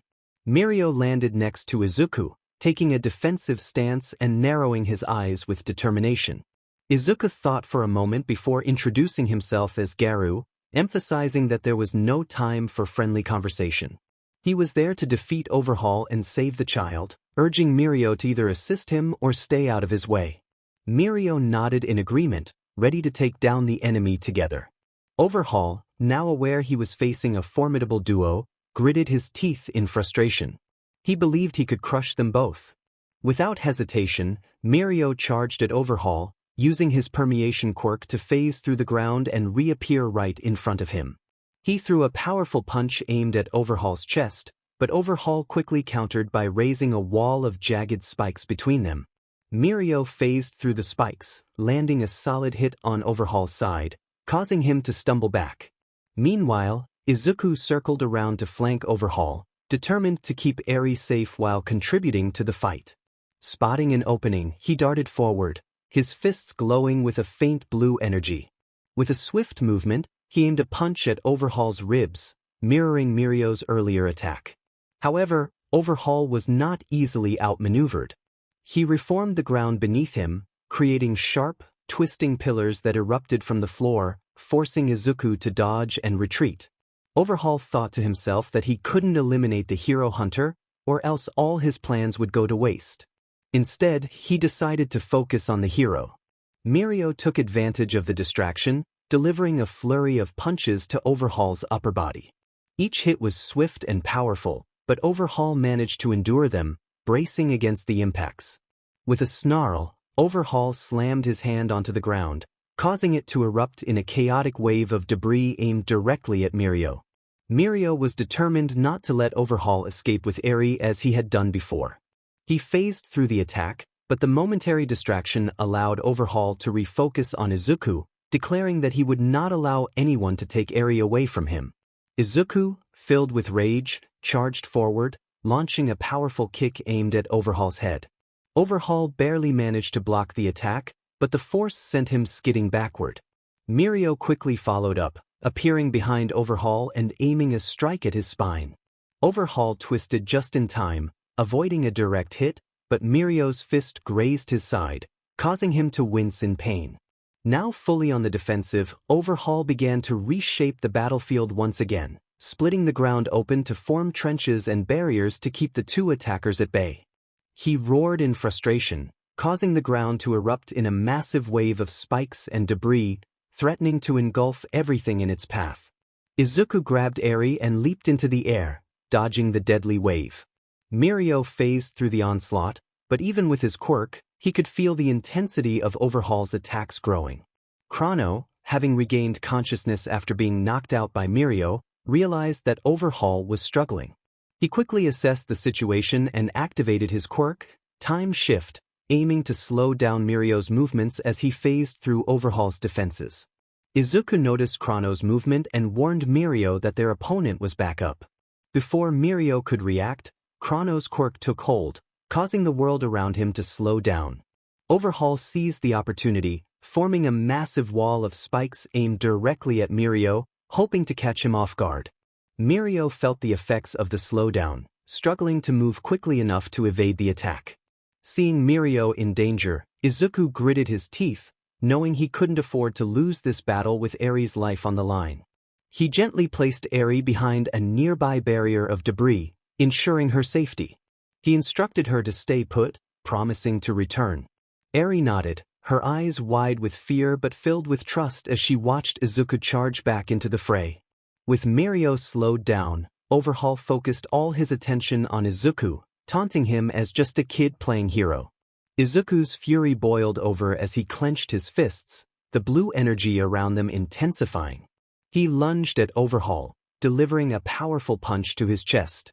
Overhaul attempted to block, but the force sent him staggering back, cracks spreading across the ground from where he landed. Before Overhaul could recover, Izuku unleashed a barrage of punches, each one faster and more ferocious than the last. Overhaul struggled to keep up with Izuku's relentless assault. His defenses were crumbling under the pressure, and doubt began to creep into his mind. He couldn't let these two take Eri after all the sacrifices he had made. Chrono, seeing Overhaul in trouble, attempted to shift his focus to Izuku. But Mirio, even in his slowed state, managed to force his way through the time-altered field. With sheer willpower, he phased through Chrono's reach and landed a solid punch to his gut, knocking the wind out of him. As Mirio's fist connected with Chrono, the battlefield became a chaotic dance of crumbling stone, jagged spikes, and blinding bursts of energy. Izuku's relentless assault on Overhaul forced the villain to desperately reshape the terrain, but even his powerful quirk couldn't keep up with Izuku's speed and ferocity. Amid the chaos, a figure moved stealthily, unnoticed by the two heroes. Nemoto, one of Overhaul's most trusted subordinates, had been watching the battle from a distance, waiting for the right moment to strike. Through a small hole in the wall created by Overhaul's earlier attacks, Nemoto peeked into the battlefield. His eyes narrowed as he spotted Eri hiding behind a barrier of spikes, a sense of urgency gripping him. This was their last chance to regain control. He assessed the situation, seeing Overhaul struggling against Izuku's barrage and Chrono barely holding his own against Mirio. They were on the verge of losing everything, but if they could just neutralize Eri, the tide might turn in their favor. Overhaul turned his attention to Nemoto as he retrieved a small case filled with bullets. He urged Nemoto to shoot while continuing his battle with Izuku. Nemoto quickly reached into his coat and pulled out a pistol, feeling the urgency of the moment. With a swift motion, he loaded a bullet into the gun, his heart racing with a mix of fear and determination. He murmured to himself that the young master needed him, and he was prepared to give everything for that cause as he aimed the gun through the opening. Overhaul manipulated the spikes on the battlefield, retracting them around Eri and leaving her vulnerable. The protective barrier that had shielded her vanished in an instant. Eri, who had been curled up behind the barrier, suddenly felt the cold air as the spikes disappeared. She looked up, her eyes wide with fear and confusion, realizing she was completely exposed. In the distance, she spotted the glint of metal aimed directly at her. Nemoto pulled the trigger, and the sound of the gunshot echoed through the cavern, cutting through the chaos of the battle. The bullet flew straight toward Eri, its trajectory precise. Eri's eyes widened as she saw the bullet approaching, but there was no time to react. The bullet struck her, causing her to stumble back as a sharp pain coursed through her body. A small cry escaped her lips as she clutched her side. The quirk-erasing bullet had done its job, neutralizing the variability that made her a target. Izuku, who had been focused entirely on Overhaul, felt a chill run down his spine upon hearing the gunshot. His heart sank as he glanced toward Eri's hiding place, only to see her lying unconscious and exposed. Panic surged within him as he rushed to her side. After knocking out Chrono, Mirio joined Izuku, and what he saw horrified him. He called out to Eri, his voice filled with concern. Overhaul, witnessing Eri's pain, allowed a twisted smile to form on his lips. He declared that it was over, his voice cold and triumphant, taunting Izuku that he could no longer protect her because she belonged to him. Izuku's expression turned blank, and his white hair began to spike upwards as darkness enveloped his surroundings. Garu placed a hand on Izuku's shoulder, offering to take revenge for Eri's suffering. Izuku responded with a cold determination, urging Garu to take action. Izuku stood up and charged with a speed that was almost beyond human perception. As he leaped toward Overhaul, his face was a mask of rage and wrath, embodying the essence of a monster. Overhaul looked on in fear and regret, realizing he had awakened a sleeping beast. A few days had passed, and heroes from all across Japan continued to investigate properties connected to the Shai Hasaikai, trying to locate where they held Eri and the quirk-erasing bullets. Now it was time to take action, as they had finally found the location of Eri and the bullets. Night Eye ordered the heroes to move out, and they responded in unison, ready for the mission. Meanwhile, Izuku sat in his cell, staring at the ceiling and waiting for the right moment to escape. He thought about the information he had gathered regarding their quirks and abilities, realizing he had an advantage. Rising to his feet, he approached the metal door and pressed his ear against it, straining to hear the sounds outside. He needed to find Aries' room before things escalated. Gathering his resolve, he prepared to make his move. With a swift, powerful kick, he struck the door, which creaked and groaned before crashing open, slamming against the wall with a loud bang that echoed through the corridors. Mimic, a small man shorter than most, alerted Overhaul about the escape. Overhaul ordered him to retrieve Izuku and bring backup. Stepping into the hallway, Izuku felt the cold air hit him as he scanned the area. It was eerily quiet, with only the distant hum of machinery and faint footsteps. He muttered to himself, trying to remember which direction to go. Moving quickly, his senses heightened, Izuku navigated the maze of corridors with precision. He avoided detection, memorizing every possible escape route. As he approached a junction, he heard familiar voices Overhaul's men discussing something in low tones. Pressing himself against the wall, he listened intently. One guard speculated about a crash near the cells, while another dismissed it, thinking it was just Rappa causing trouble again.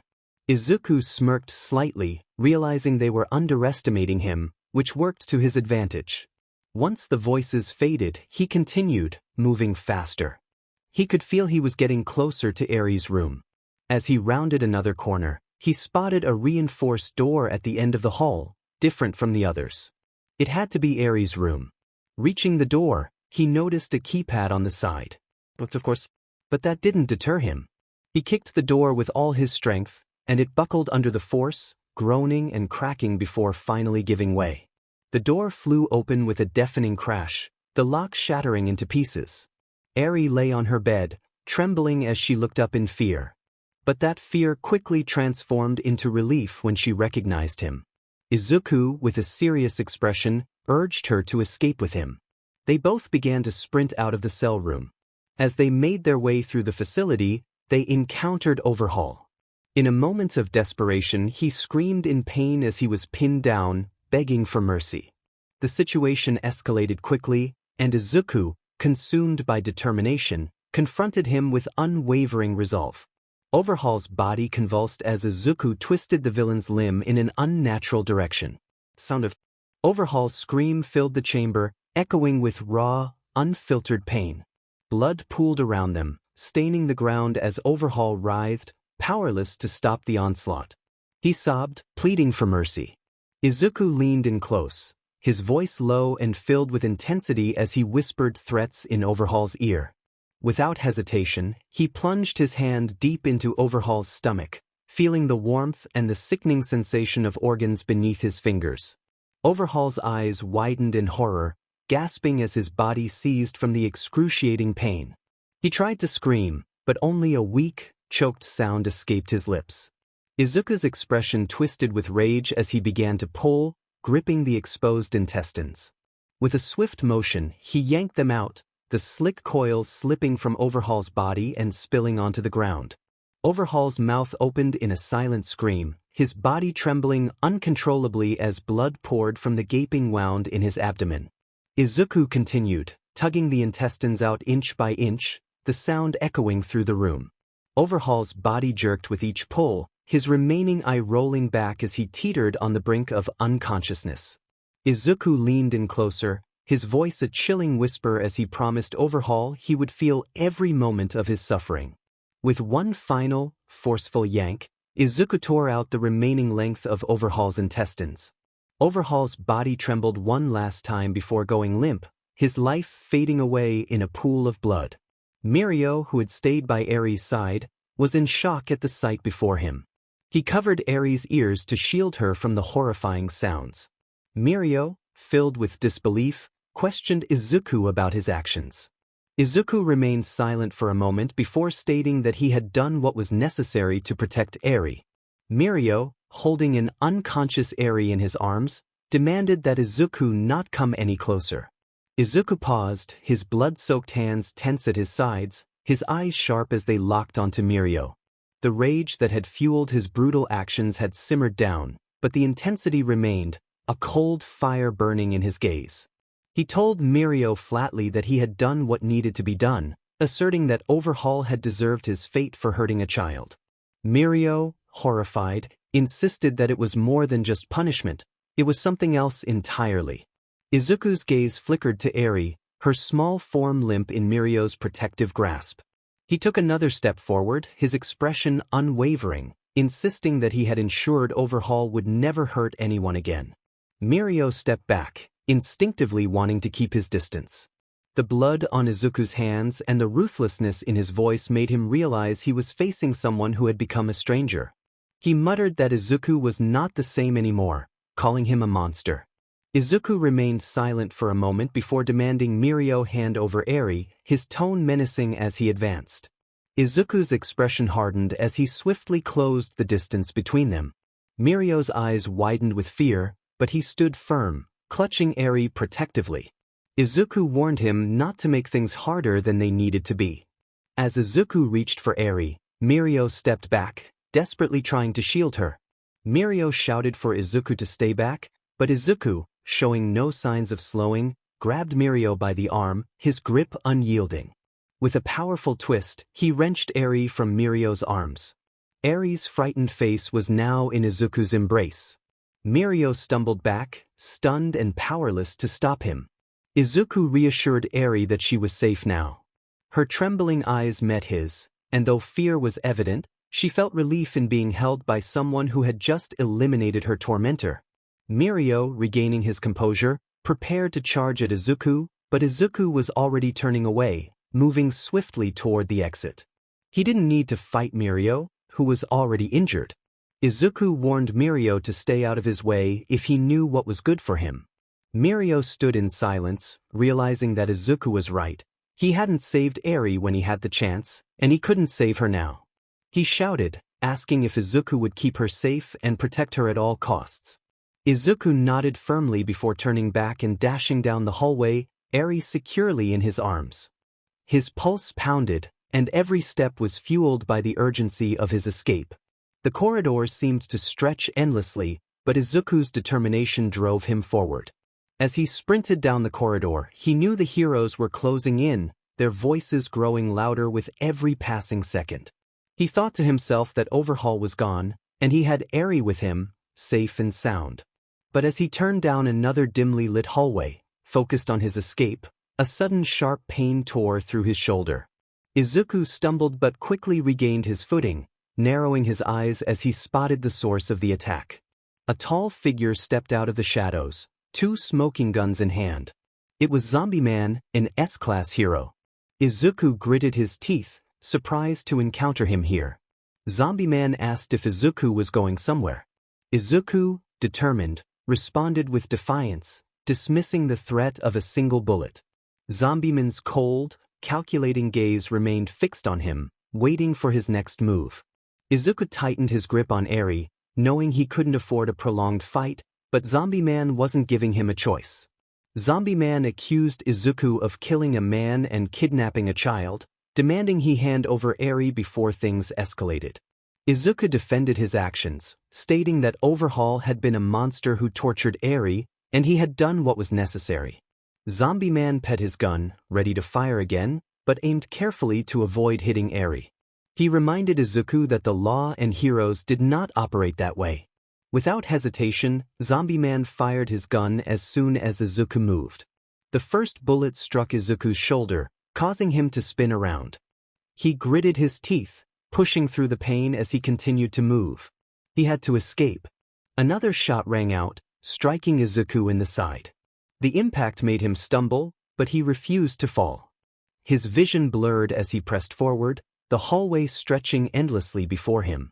Izuku thought about how unfair it was that someone would fire at a child. Zombie Man was relentless, firing again, and this time the bullet struck Izuku's leg, bringing him to one knee. He gasped, feeling the warmth of blood soaking through his clothes, his breath coming in ragged gasps, with Eri still asleep in his arms. He couldn't stop. Zombie Man closed in, gun raised for another shot. But before he could pull the trigger, Izuku forced himself to his feet, lunging forward with a surge of energy. He slammed his uninjured foot into the wall beside him, causing debris to rain down and temporarily block Zombie Man's view. He had to keep moving. Using the brief moment of cover, Izuku limped down the hallway, his body screaming in protest with every step. Blood dripped from his wounds, leaving a trail behind him, but he pressed on. Zombie Man quickly cleared the debris, firing several more shots down the hallway. One bullet grazed Izuku's back, another nicked his side. He bit back a cry of pain, knowing he couldn't afford to slow down now. Izuku forced himself to keep moving despite the intense agony. He stumbled around a corner, blood staining his clothes and leaving a trail behind him. He spotted a fire escape at the end of the hallway and, despite the sharp pain, pushed himself toward it. Zombieman's voice was cold as he fired again, the bullets slamming into the walls and debris around Izuku. One of the shots grazed his thigh, adding to the searing pain. Izuku gritted his teeth, his vision blurring with every step. As he reached the fire escape, he used his remaining strength to throw open the door. The light of the early afternoon sun flooded the narrow stairs, but Izuku barely registered it. He stumbled down the steps, his breaths coming in ragged gasps. The gunshots continued, each one hitting the metal railing or the concrete steps. Izuku winced as one shot struck his back once more, nearly forcing him to collapse. He fought through the pain, pushing himself down the stairs and bursting through the door at the bottom. Outside, the sunlight hit him sharply, making his injuries feel a little more bearable. He looked around, realizing it had been a long time since he last saw the sky. He spotted a nearby alley and limped toward it, seeking cover. Zombieman's voice faded as he stopped firing, the sound of his footsteps growing distant. Izuku dragged himself through the alley, each step a struggle against the intense pain and blood loss. He glanced back, confirming that Zombie Man had stopped pursuing him. The S-Class hero's footsteps and gunshots grew fainter as he moved further away. He had to get to safety. Eri remained unconscious in his arms, her small form surprisingly calm despite the chaos. Izuku headed toward the outskirts of the city, moving as quickly as his injuries would allow. His destination was a remote area far from the Shy Hisakai headquarters, his old hideout. Suddenly, while on a remote road, a truck stopped a few meters in front of him, and the driver noticed Izuku with Eri in his arms. The driver called out, asking what had happened. Izuku looked confused, and the driver noticed the blood. Concerned, he asked if Izuku needed a ride. Izuku replied that he was fine and moved toward the truck. The driver urged him to get in, and Izuku opened the passenger door, carefully settling inside with Eri. The driver asked where he was heading, and Izuku firmly stated he was going outside town, near the woods. The driver nodded in understanding. Meanwhile, the other heroes arrived at the scene. Izumi, Aizawa, Night Eye, and the police force entered from the hallway, while Ryukyu, Nijire, Tsuyu, and Uraraka descended from the ceiling. Izumi surveyed the chaotic surroundings and felt a chill run down her spine. The destruction was overwhelming, and she wondered what had transpired. Aizawa, his eyes narrowing as he took in the devastation, instructed the group to remain vigilant, aware that the perpetrator might still be lurking nearby. As they examined the area, they spotted a lifeless body a few meters away, surrounded by a pool of blood. Night Eye approached the body and turned it over to identify the individual. The realization hit him hard as he muttered in disbelief that Chisaki was dead. He questioned who could have done this. Ryukyu and Nijire soon discovered two unconscious individuals nearby. Ryukyu informed the others about their findings, noting that the two were still alive. Night Eye, Izumi, and Aizawa then noticed Mirio slumped against the wall, clutching his side. His usually vibrant face was pale, and his eyes reflected exhaustion and despair. Aizawa rushed to Mirio's side, asking what had happened and if he was okay. Mirio coughed slightly before assuring them that he was fine, just a bit beaten up. Izumi, filled with panic, demanded to know where Eri was. Mirio's expression turned grave as he apologized, revealing that Garu had taken her. Izumi pressed for more information, her anxiety escalating. Mirio struggled to sit up straighter, wincing in pain as he described Garu, a name he had never heard before. He explained that Garu was incredibly strong, having killed Overhaul and taken Eri. Despite his efforts to stop him, he had been overpowered. Aizawa urged Mirio to focus and asked if Garu had mentioned anything else or where he might be taking Eri.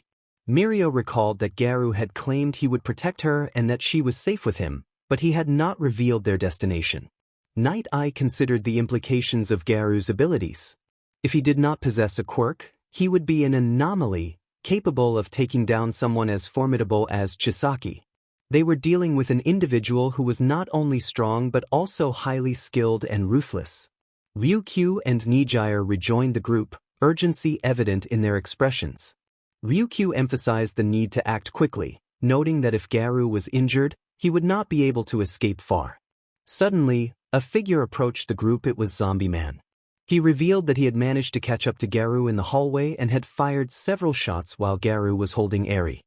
His tone was serious as he explained that he had aimed carefully to avoid hitting her, but Garu had continued moving as if the pain was inconsequential. Aizawa's expression darkened as he processed this information. Even after being shot multiple times, Garu had managed to escape. Ryukyu pointed out that this meant he was likely injured, and although strong, he was not invincible. They still had a chance to catch him if they moved quickly. Zombie Man, however, expressed doubt, stating that Garu was probably long gone by now, and the bullets had barely slowed him down. Izumi stood in silence, feeling defeated, before her gaze fell upon Overhaul's lifeless body, covered in his own blood. In that moment, she couldn't help but wonder what kind of monster Garu truly was. The outcome of the operation was a failure. The heroes had not only failed to save Eri but also struggled to secure the bullets, resulting in many heroes and police officers being injured. To make matters worse, a new villain emerged, known as Garu.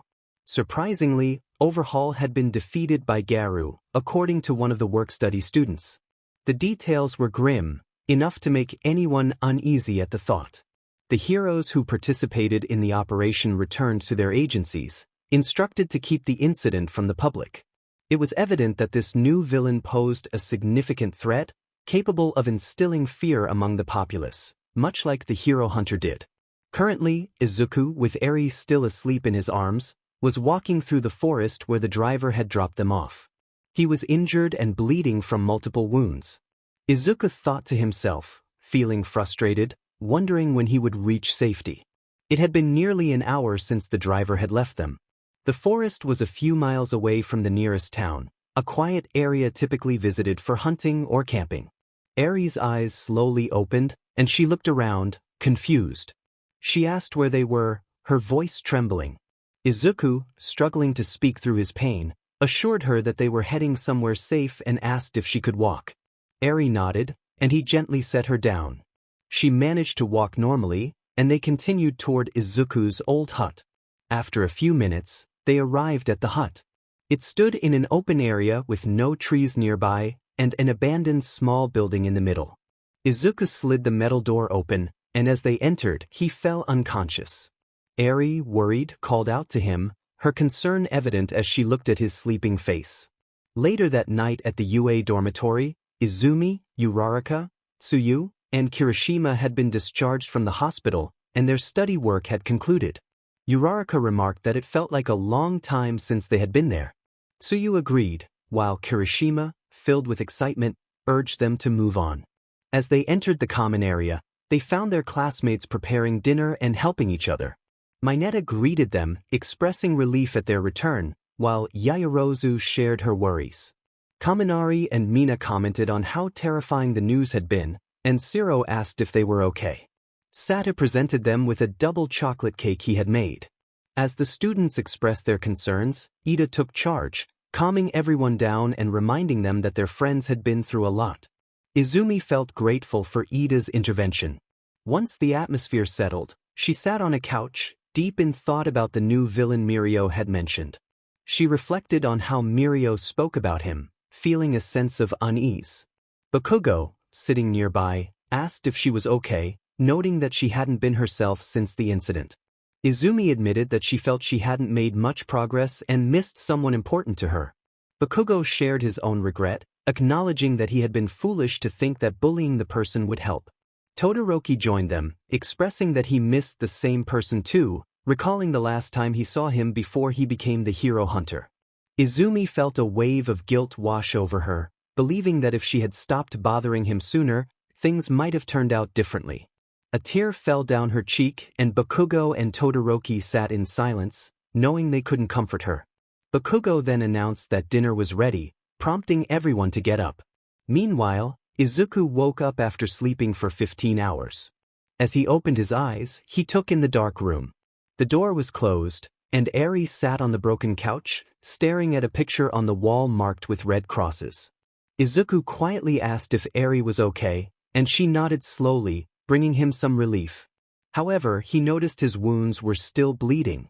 He searched for bandages but found nothing, feeling frustrated. Eri, worried about him, pointed out that he was bleeding. Izuku reassured her, insisting he was fine even as he coughed. He continued searching for bandages, growing increasingly agitated. Eri tried to get his attention, but he told her to wait. Finally, she approached him, holding a bunch of used bandages. Izuku's heart sank as he realized she had taken her own bandages off her arms and legs to help him. He hugged her tightly, thanking her for her kindness. After a moment, he broke the hug and carefully removed the bullets from his wounds. Once he wrapped the bandages around his arms and legs, he used some of his ripped clothes to tie up his back wounds. He told Eri to get some rest and promised to find something to eat the next day. As she settled back onto the broken couch, Izuku searched through his belongings and found a small, dirty blanket in the corner of the hut. He gently covered Eri with it, ensuring she was warm and comfortable. The next day, Izuku lay on the couch in his hideout, breathing heavily and covered in bandages. He felt a fever creeping in and thought to himself that he might be out for a few days, but he didn't have time for this. Sweat dripped down his forehead as he struggled to stay conscious. Eri sat nearby, watching Izuku with confusion and worry. Her small voice broke the silence as she asked if he was okay.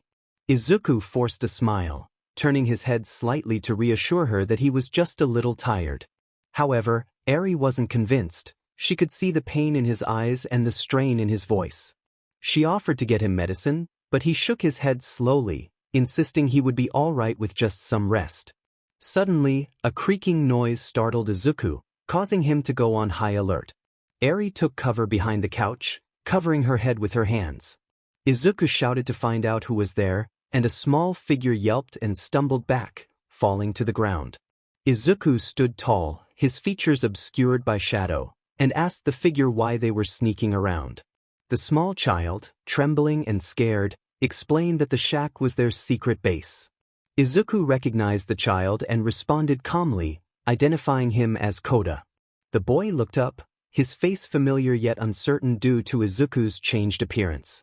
Izuku reminded him that he was the one who had seen his almanac, and Kota's excitement bubbled over as he rushed to hug Izuku, exclaiming that he thought he had died.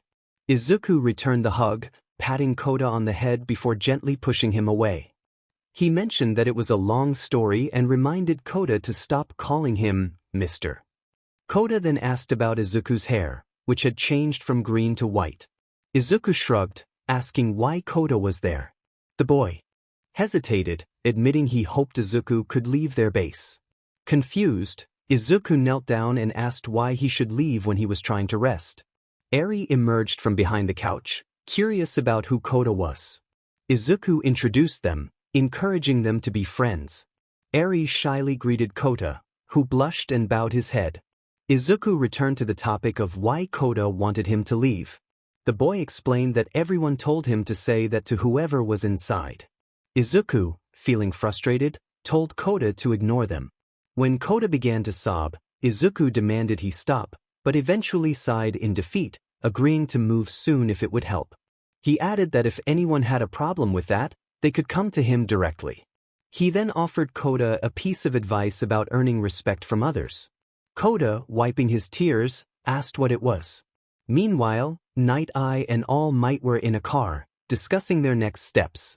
Night Eye informed All Might that Naomasa was already on the scene, and they needed to track down a certain individual who was definitely alive. All Might hesitated, unsure if he should voice his concerns about the situation. Night Eye insisted that the person they were looking for, known as Garu, was likely using a cover name to hide his identity.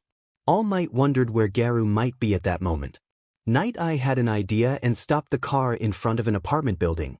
After ringing the bell, They took the elevator to the 3rd floor and knocked on the door they were looking for. Zombie Man opened the door, surprised to see them. Night Eye asked about the man Zombie Man had shot, inquiring about his appearance. Zombie Man thought for a moment before revealing that the man had been covered in bandages and had white hair, which surprised both Night Eye and All Might. All Might questioned whether the hair had been green, but Zombie Man shook his head. Night Eye considered the possibility that Garou had dyed his hair.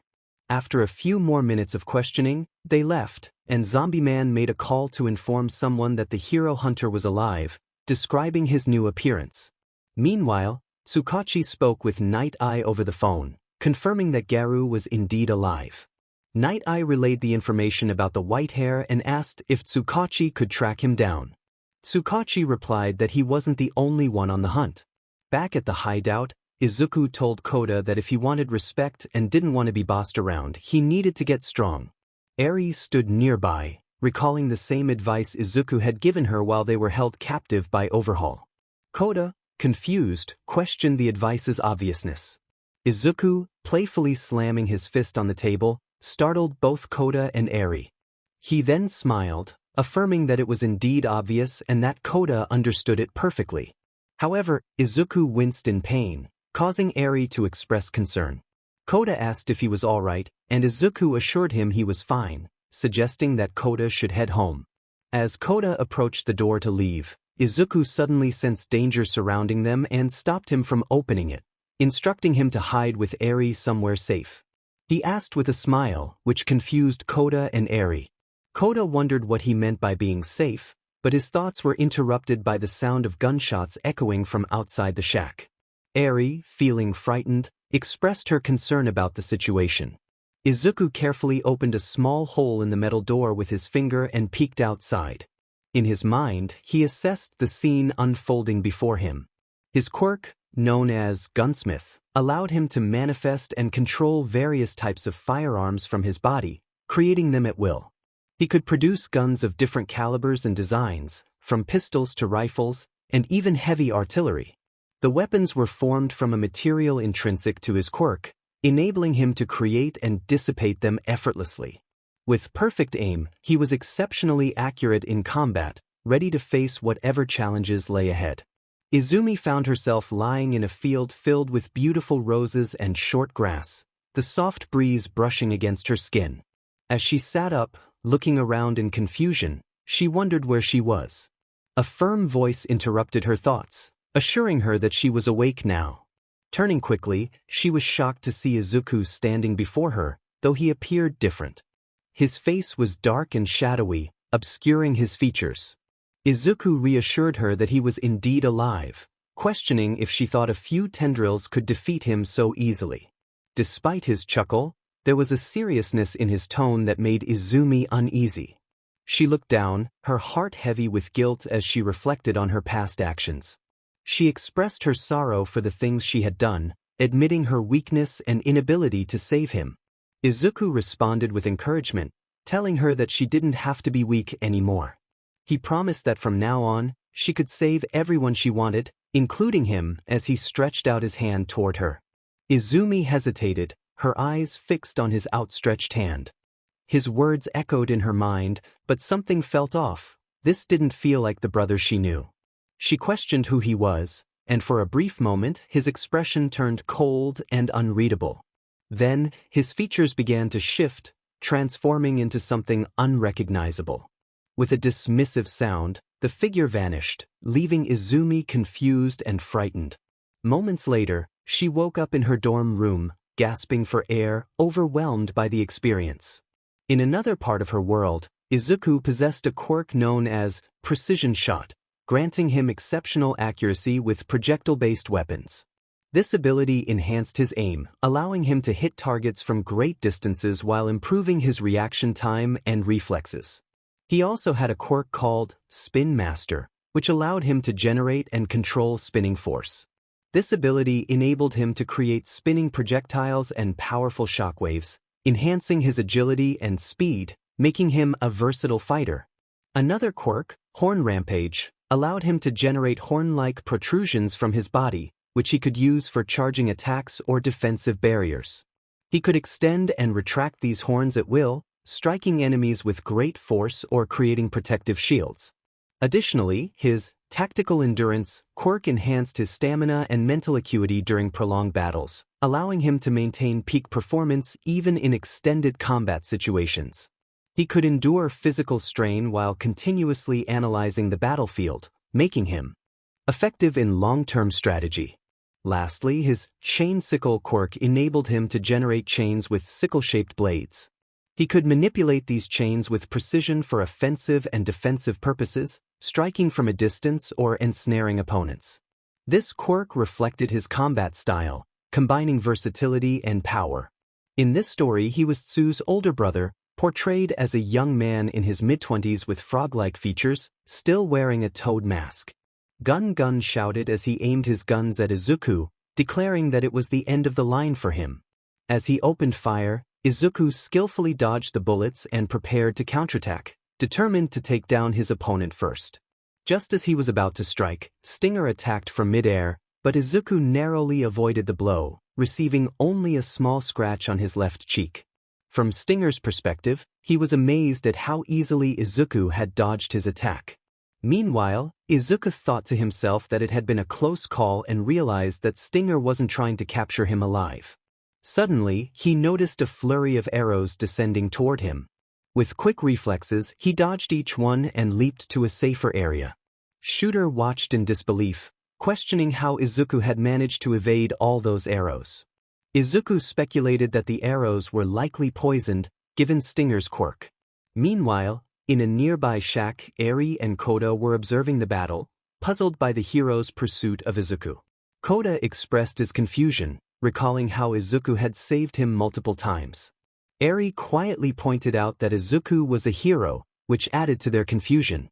Back in the fight, Chain Toad remarked on Izuku's determination, questioning whether the hero hunter was simply reckless. Glasses corrected him, noting that all the pro heroes and S-class heroes had been severely beaten and that the hero hunter was no fool. He reminded Chain Toad to never underestimate Izuku.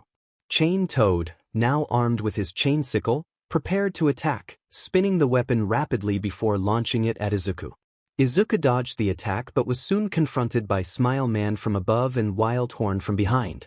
He managed to evade both but was then shot in the leg by Gun Gun, followed by Stinger's cut to his arm. As Izuku attempted to retreat, he found himself facing Glasses, who attacked him with the thick metal end of his weapon. Izuku blocked Smile Man's emoji weapon with his forearms, but the force pushed him back, allowing Chain Toad to execute a technique called ear cutter, aimed at Izuku's ear. Smile Man acknowledged Izuku's impressive background, noting that he was Silverfang's top disciple and that his entire family were heroes. Chain Toad agreed, emphasizing Izuku's sharp senses. Izuku assessed the situation, realizing that Chain Toad and Smile Man were launching a relentless barrage of attacks. He skillfully avoided their weapons and sprinted toward a safer area. Just then, Gun Gun fired at him again, but Izuku leaped out of the way, causing the bullet to strike a nearby tree as he landed on the ground. Shooter then unleashed a rain of poison arrows, and despite Izuku's attempts to evade them, he was struck by 2 arrows. Shooter triumphantly declared his hits, while Izuku contemplated his precarious position. He noted that if he moved too far, he would be in the line of fire for both Shooter and Gun Gun, with Death Gatling waiting to clean up. Izuku observed Glasses collecting the arrows that had hit him. Glasses called out to Shooter, tossing the strapped arrows back to him. Izuku realized that Glasses was there as support, which explained his distance from the fight. With a smirk, Izuku decided to catch Glasses off guard, declaring that he would use him as a shield. To Izuku's surprise, Glasses jumped back, evading capture. Frustrated, Izuku shouted for him to come back, only to be struck by Gun Gun's bullet in his foot. He recognized that he couldn't let his guard down, as the heroes were relentless. Glasses then landed a punch on Izuku, forcing him to focus on him instead. Izuku attempted to strike back, but Glasses dodged effortlessly. Glasses taunted Izuku, stating that it was his job to pursue him if he tried to escape. He noted that Izuku was wounded and poisoned, and wouldn't last much longer. He positioned himself in a boxing stance, while Izuku struggled to catch his breath. With Stinger and Wild Horn stepping in front of Glasses, Izuku realized he was surrounded. He understood that, in his current state, he couldn't hope to evade all their attacks. Death Gatling then addressed Izuku, giving him one final chance to surrender. He explained that everyone present was a veteran who had faced death countless times and that he had specifically chosen the best heroes to hunt Izuku down. Izuku, with a cocky smirk, dismissed Death Gatling's squad, mocking their lack of S-class heroes and top-ranked individuals. Death Gatling, irritated, pointed out that in the Hero Association, S-class heroes were revered and well compensated, while many heroes never received recognition. He emphasized that despite not being S-class, the crew was still formidable, especially considering Izuku's reputation for taking down S-class heroes. That made him the perfect target for proving his point. Izuku understood the lack of S-class heroes. They were eager to take all the credit. Any kid who heard them would feel let down. He mocked them while glancing back at his shack. Suddenly, a sharp headache struck him, and everything around him began to blur. It was hard to breathe, and dizziness washed over him. The effects of the poison were taking hold, but he regained his composure with a smirk. He remarked that he had heard about a monster association that was causing trouble for heroes. He questioned whether someone like him was worth their time, suggesting there were hostages who needed help, hoping to find a way out of the situation. Death Gatling responded that once they brought him in, they would deal with everything else. Wherever there was an upstart villain or monster, they would confront them head-on. Izuku envisioned himself climbing an endless staircase, determination driving him forward, even as he felt the weight of his struggles. Each step represented his long and winding path to becoming a true monster, and he refused to back down. Smile Man launched his kendama ball toward Izuku, but he leaped above it. Shooter fired a barrage of arrows into the sky, while Chain Toad hurled his metal chain at Izuku from behind. Izuku skillfully avoided the heavy part of the chain and dodged the rain of arrows, executing backflips until the onslaught ceased. Stinger noted that the poison was taking effect, informing Death Gatling that Izuku couldn't withstand much more. Izuku focused on taking one step at a time, determined to keep moving forward. Bakugo excitedly recounted how All Might had defeated a villain, expressing admiration for the hero's coolness. The other bullies chimed in, agreeing with him. Izuku hesitantly acknowledged All Might's greatness, but the three bullies ignored him. Bakugo challenged him, questioning why he thought he could support heroes when he had no chance of becoming one. One bully dismissed him, stating that a quirkless loser could never be on the hero's side, let alone become a hero. Izuku remained silent, grappling with his feelings. Why was it wrong to admire heroes? Why could they only support heroes? He wasn't a villain. If that was the case, he would choose to stand for something greater than villains. He would vouch for monsters. Izuku was breathing heavily, trying to keep his guard up. Just then he stumbled and Chain Toad seized the opportunity. He shouted, "Now!" Ankle loose, as he threw his chain, wrapping it around Izuku's ankle. Smile Man then attacked from behind with his kendama, launching the emoji ball at him. Izuku managed to intercept the chains and planted his feet firmly on the ground, breaking Chain Toad's control over him. He redirected the kendama towards Chain Toad, catching him off guard. Chain Toad was struck by the kendama and fell unconscious. Smile Man shouted in alarm, rushing to retrieve the kendama with the string attached to it and his red staff. However, Izuku quickly grabbed Chain Toad's sickle as it fell and severed the string from Smile Man's kendama. Gun fired at Izuku, but Izuku was quick enough to deflect the bullets with the sickle's metal edge. Gun warned everyone to be cautious, noting that the hero had a weapon. As he darted around, shooting at Izuku, Izuku took cover behind a giant ball. Izuku remarked that it didn't seem fair that he wasn't allowed to have a weapon. He inhaled deeply and then propelled the kendama with all his strength, sending it crashing towards Gun and knocking him out. Glasses observed the situation, noting that Izuku had been hit in the leg and poisoned but was still fighting fiercely. Smile Man warned Wild Horn about the incoming kendama. Wild Horn declared that Izuku was his target and charged with his blades, destroying the kendama. However, it was a trap, and Izuku appeared behind the debris. Glasses shouted a warning, but Izuku quickly wrapped Toad's chain around Wildhorn's legs, immobilizing him. Wildhorn was bewildered, questioning how Izuku had managed that. Just then, Shooter fired arrows into the air to strike Izuku, but Izuku used Wildhorn as a shield, preventing any arrows from hitting him. Shooter apologized, realizing his mistake. Glasses thought that although Izuku had figured out their timing, he was still vulnerable. He threw several pebbles at Izuku while he was distracted, but Izuku caught them effortlessly and, with a taunting look, hurled them at Shooter, knocking him unconscious. Wildhorn demanded to be released as Stinger prepared to attack. Stinger charged at Izuku, but Izuku used Wildhorn as a shield, causing Stinger to halt his charge.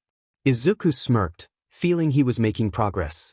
Smile Man expressed concern to Death Gatling, suggesting they abandon the plan to capture Izuku alive. Death Gatling agreed, stating that the hero hunter had made his choice. Izuku regarded them seriously before sprinting into the forest. Glasses was astonished that Izuku could still move at such speed, pondering how he could keep fighting despite being worn out. It felt unnatural, as if they were not battling a human. Izuku taunted Stinger, challenging him to a one-on-one fight. Stinger swung his weapon before accepting the challenge, while Smile Man insisted they confront Izuku together. Death Gatling aimed his weapon at Izuku, threatening to reduce him to bone fragments. Just as Izuku was about to strike Stinger, he distracted the heroes by uprooting plants and swiftly kicked Smile Man, knocking him out of the fight. Izuku remarked that he hadn't expected Stinger to be so foolish. Death Gatling declared he would finish Izuku, believing he was too exhausted to evade his rapid fire. He unleashed a barrage of bullets, which tore through the trees as Izuku dodged. Seeing Glasses in front of him, Izuku dashed toward him, causing Death Gatling to stop firing. Glasses, startled, began to flee. Izuku taunted him, expressing disappointment that they were so close moments ago. Glasses thought he couldn't escape, while Death Gatling urged him to get out of the way. Glasses halted and turned back, only to find himself blocking a flurry of punches from Izuku. He realized their formation was falling apart and felt he was merely a hindrance. Flashbacks of a certain bald man filled his mind as he declared he wouldn't be used as a shield. However, before he could finish, Izuku struck him in the face, delivering a series of powerful punches. Izuku taunted Glasses about his stamina as Stinger watched in despair, knowing it was too late to save him. Death Gatling warned against the trap, but Stinger couldn't ignore the situation. He charged at Izuku, his weapon spinning as he declared his attack. Izuku expertly intercepted Stinger's weapon and countered with a swift strike to his face, following up with a series of blows to his chest, each accompanied by a surge of energy. Behind him, Glasses struggled through the pain, attempting to strike Izuku, but Izuku countered with a powerful elbow to his stomach, knocking him out of the fight. Izuku was breathing heavily after taking down the heroes one by one. Death Gatling taunted him, stating that he had eliminated his human shields, and now the friendly fire issue was resolved. He pointed his gun at Izuku, who raised his hand in a gesture to stop. Izuku warned that there were kids inside the shack. They would be in danger if he opened fire. He wore a serious expression. Death Gatling dismissed the words, questioning whether he was trying to talk his way out of what was clearly a lie. Izuku took a deep breath before declaring that this was the moment the monster would win. Eri and Kota flinched at his words. Death Gatling proclaimed that justice would prevail and that it was time for Izuku to meet his end. A metal skull mask formed on his face as he shouted, "Death shower." Bullets began to rain down on Izuku relentlessly, but he skillfully deflected each one, ensuring they wouldn't hit the shack where Eri and Kota were hiding. His hands moved fluidly, almost like water. When the smoke cleared, Izuku stood in a martial arts stance with his fists clenched, blood dripping from his hands where the bullets had struck. Death Gatling was in disbelief, unable to comprehend how this was possible. The shack was nearly destroyed, leaving only the front intact, where Kota and Eri watched in shock and fear as bullets whizzed by them. Eri whimpered for her big brother, while Kota muttered in stunned silence. Back to Izuku and Death Gatling, Izuku scoffed, stating that only an idiot would act so recklessly. He knew Death Gatling had exhausted his ammunition and expressed gratitude for the opportunity to prove that he could not be defeated by guns or bullets. He taunted Death Gatling, suggesting that if he had called in some stronger allies, the outcome might have been different. Beams of energy blasts shot into the sky from the forest, revealing Genos and Izuku colliding midair, sending Izuku reeling back. Endeavor observed the fight from the sidelines as Genos followed up with a barrage of punches, shouting, "Machine gun blow." Izuku managed to dodge most of the strikes, but a few landed hard against his ribs. Izuku retaliated with Fist of Flowing Water, crushing rock, redirecting some of Genos's punches. Genos ducked and struck with a powerful punch propelled by a booster in his elbow. Izuku intercepted the attack and countered with a knee to Genos's head, sending him crashing to the ground. Just as Izuku prepared to deliver the final blow, Genos fired an incineration blast, which Izuku narrowly avoided, realizing too late that Genos had lured him in. Genos, still on the ground, analyzed the situation, recognizing that Izuku's defensive technique made sense given the struggles of other heroes. As Izuku ripped off some of his bandages, Genos called for Endeavor to join the fight. Endeavor charged at Izuku, launching a wave of intense flames. Izuku rolled aside, just escaping the searing heat, and launched a rapid series of strikes at Endeavor. Endeavor countered with a powerful left hook, but Izuku dodged and responded with a high kick aimed at Endeavor's head. Although Endeavor staggered, he quickly recovered, using his flames to deflect Izuku's next punches. Izuku leaped high into the air, coming down with a spinning kick, but Endeavor met him midair with a scorching uppercut. The collision created a shockwave, propelling both fighters apart. Endeavor thought to himself that Izuku was undeniably strong, but something felt off. He questioned whether Izuku was even human anymore. Izuku taunted Endeavor, asking if he was surprised to see him. Endeavor expressed concern, noting that Izuku was not the same person he remembered. Izuku scoffed and dashed forward, unleashing a series of rapid strikes, with blue water streams following his movements.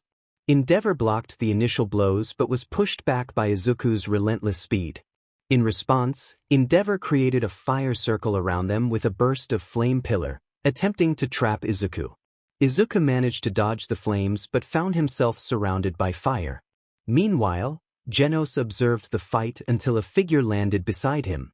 It was Hawks, who casually mentioned that he had been scouting the area. Genos gestured toward the ongoing battle, indicating that Izuku and Endeavor were locked in combat. Genos decided to join the fight, charging into the fray as Hawks took to the sky. Back in the battle, things were becoming dire for Izuku. He recognized the strength of his opponent's Genos's incredible speed and Endeavor's flames. Breathing heavily, he realized that defeating them would require a significant effort. As the flames began to fade, Genos commanded Izuku to surrender, insisting there was no escape. Endeavor urged Izuku to comply, expressing a desire to avoid further conflict. Izuku's legs felt weak, but he recalled the fighting styles of his mentors. He began to move through the forest like a four-legged animal, surprising both Genos and Endeavor.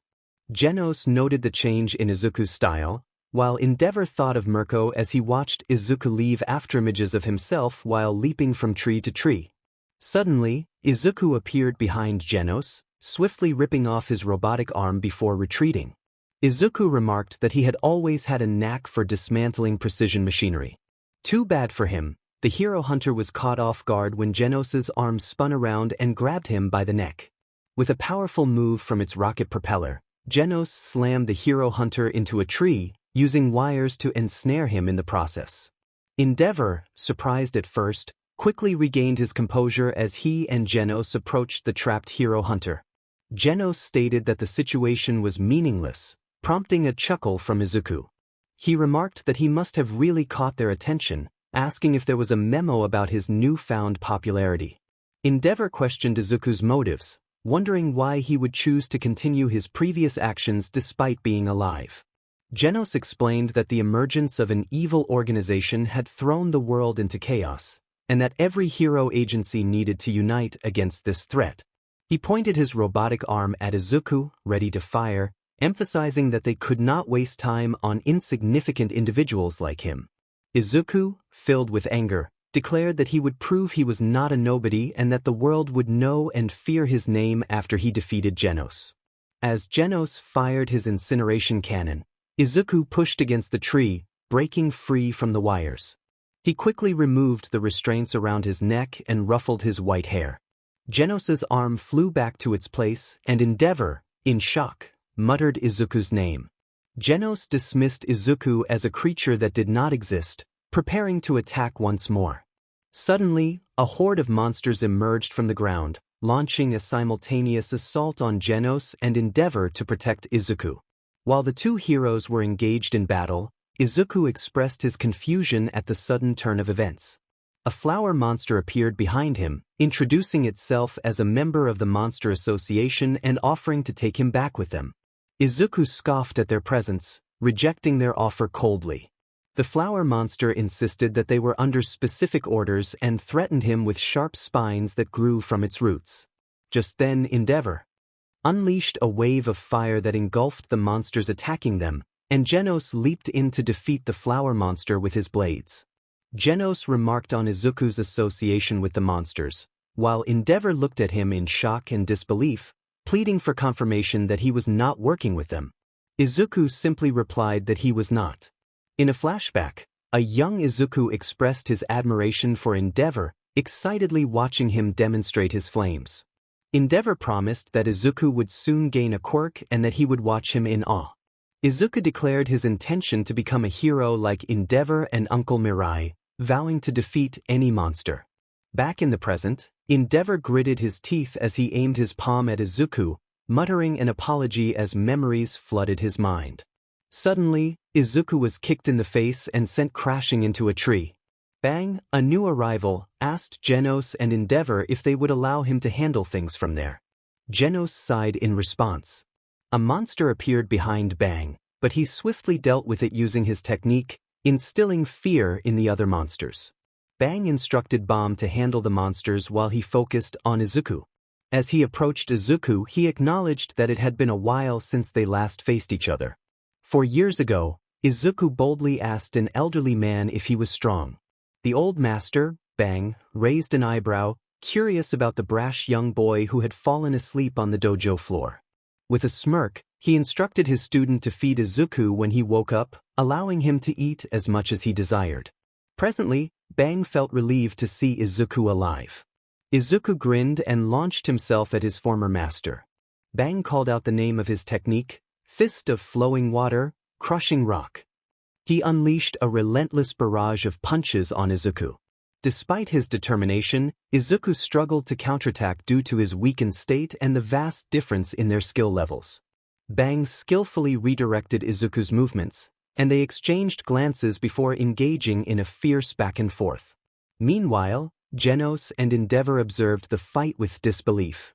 Endeavor questioned the unfolding events, while Genos noted the perfect harmony of offense and defense in Bang's flawless fighting style, indicating that the outcome was already clear. Back in the fray, Bang struck Izuku with a swift blow, sending him sliding backward. As Bang rushed in to jab him, Izuku managed to grab his wrists and attempted to counter with a knee strike. However, Bang countered with a knee of his own, landing a hit to Izuku's face. He then seized Izuku by the ear, spun him around midair, and delivered a powerful kick to his stomach, sending him crashing through several trees. Bang leaped into the air and struck Izuku in the chest, which he managed to block with his elbows, causing the ground to fracture beneath them. Bang continued his assault with a flurry of punches. Izuku thought to himself in despair, realizing he had never seen his old master fight with such intensity.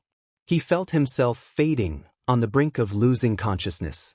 In a desperate attempt, he threw sand at Bang's eyes, but Bang swiftly blocked it and retaliated with a punch. Izuku barely managed to evade the incoming strike and scrambled on all fours.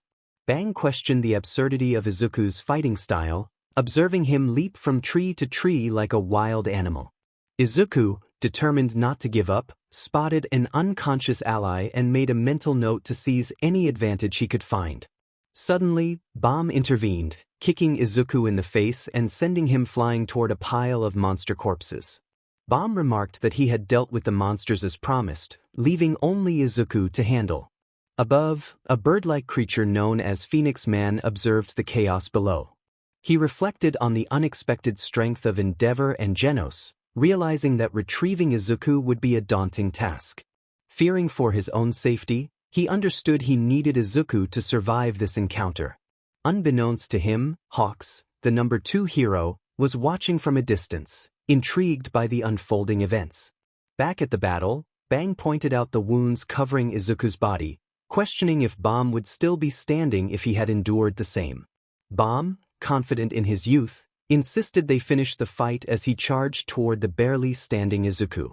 Izuku felt overwhelmed, realizing he was being attacked by both masters, each employing their unique fighting styles. He lamented the unfairness of being ganged up on by his former teachers, knowing that even if he pleaded for mercy, he would not be spared. In his desperation, he contemplated the only way out, to defeat all 4 of them. Just then, Bang delivered a swift kick to Izuku's face, causing him to question the impossibility of his situation. Bang declared that he would make Izuku pay for choosing such a reckless path. In a flashback, a young Izuku joyfully proclaimed that he would become a hero like All Might, holding a toy in his hand. However, the doctor's words shattered his dreams, revealing that he would never possess a quirk. As he watched his sister celebrate her own abilities, he felt a deep sense of loss. In another memory, he recalled his childhood interactions with Bakugo and Izumi, where he was always cast as the monster in their games. Despite his defeatist attitude, he secretly enjoyed the idea of being the monster. Now, in the present, Izuku found himself reflecting on his life, feeling that everything had led to this moment of despair. Did Izuku resent that Kaken and Izumi were always the heroes? No, that wasn't it. The game felt incredibly one-sided and unfair. Heroes and Monsters was just a game of pretend, inspired by children's television shows. Everyone was free to choose their role. Kaken was the most popular kid in class, while Izuku felt friendless, always overshadowed by a dark cloud. Everyone knew who the hero would be, and Izuku felt he didn't stand a chance. As the game began, Izumi declared that it was time for Izuku to be defeated. Izuku, attempting to play along, stumbled as Bakugo and his friends charged at him. They laughed while pretending to battle, with Izuku dramatically falling down each time they attacked. The more they played, the more they piled on the mock assaults, relishing their roles as heroes while Izuku bore the brunt of their actions.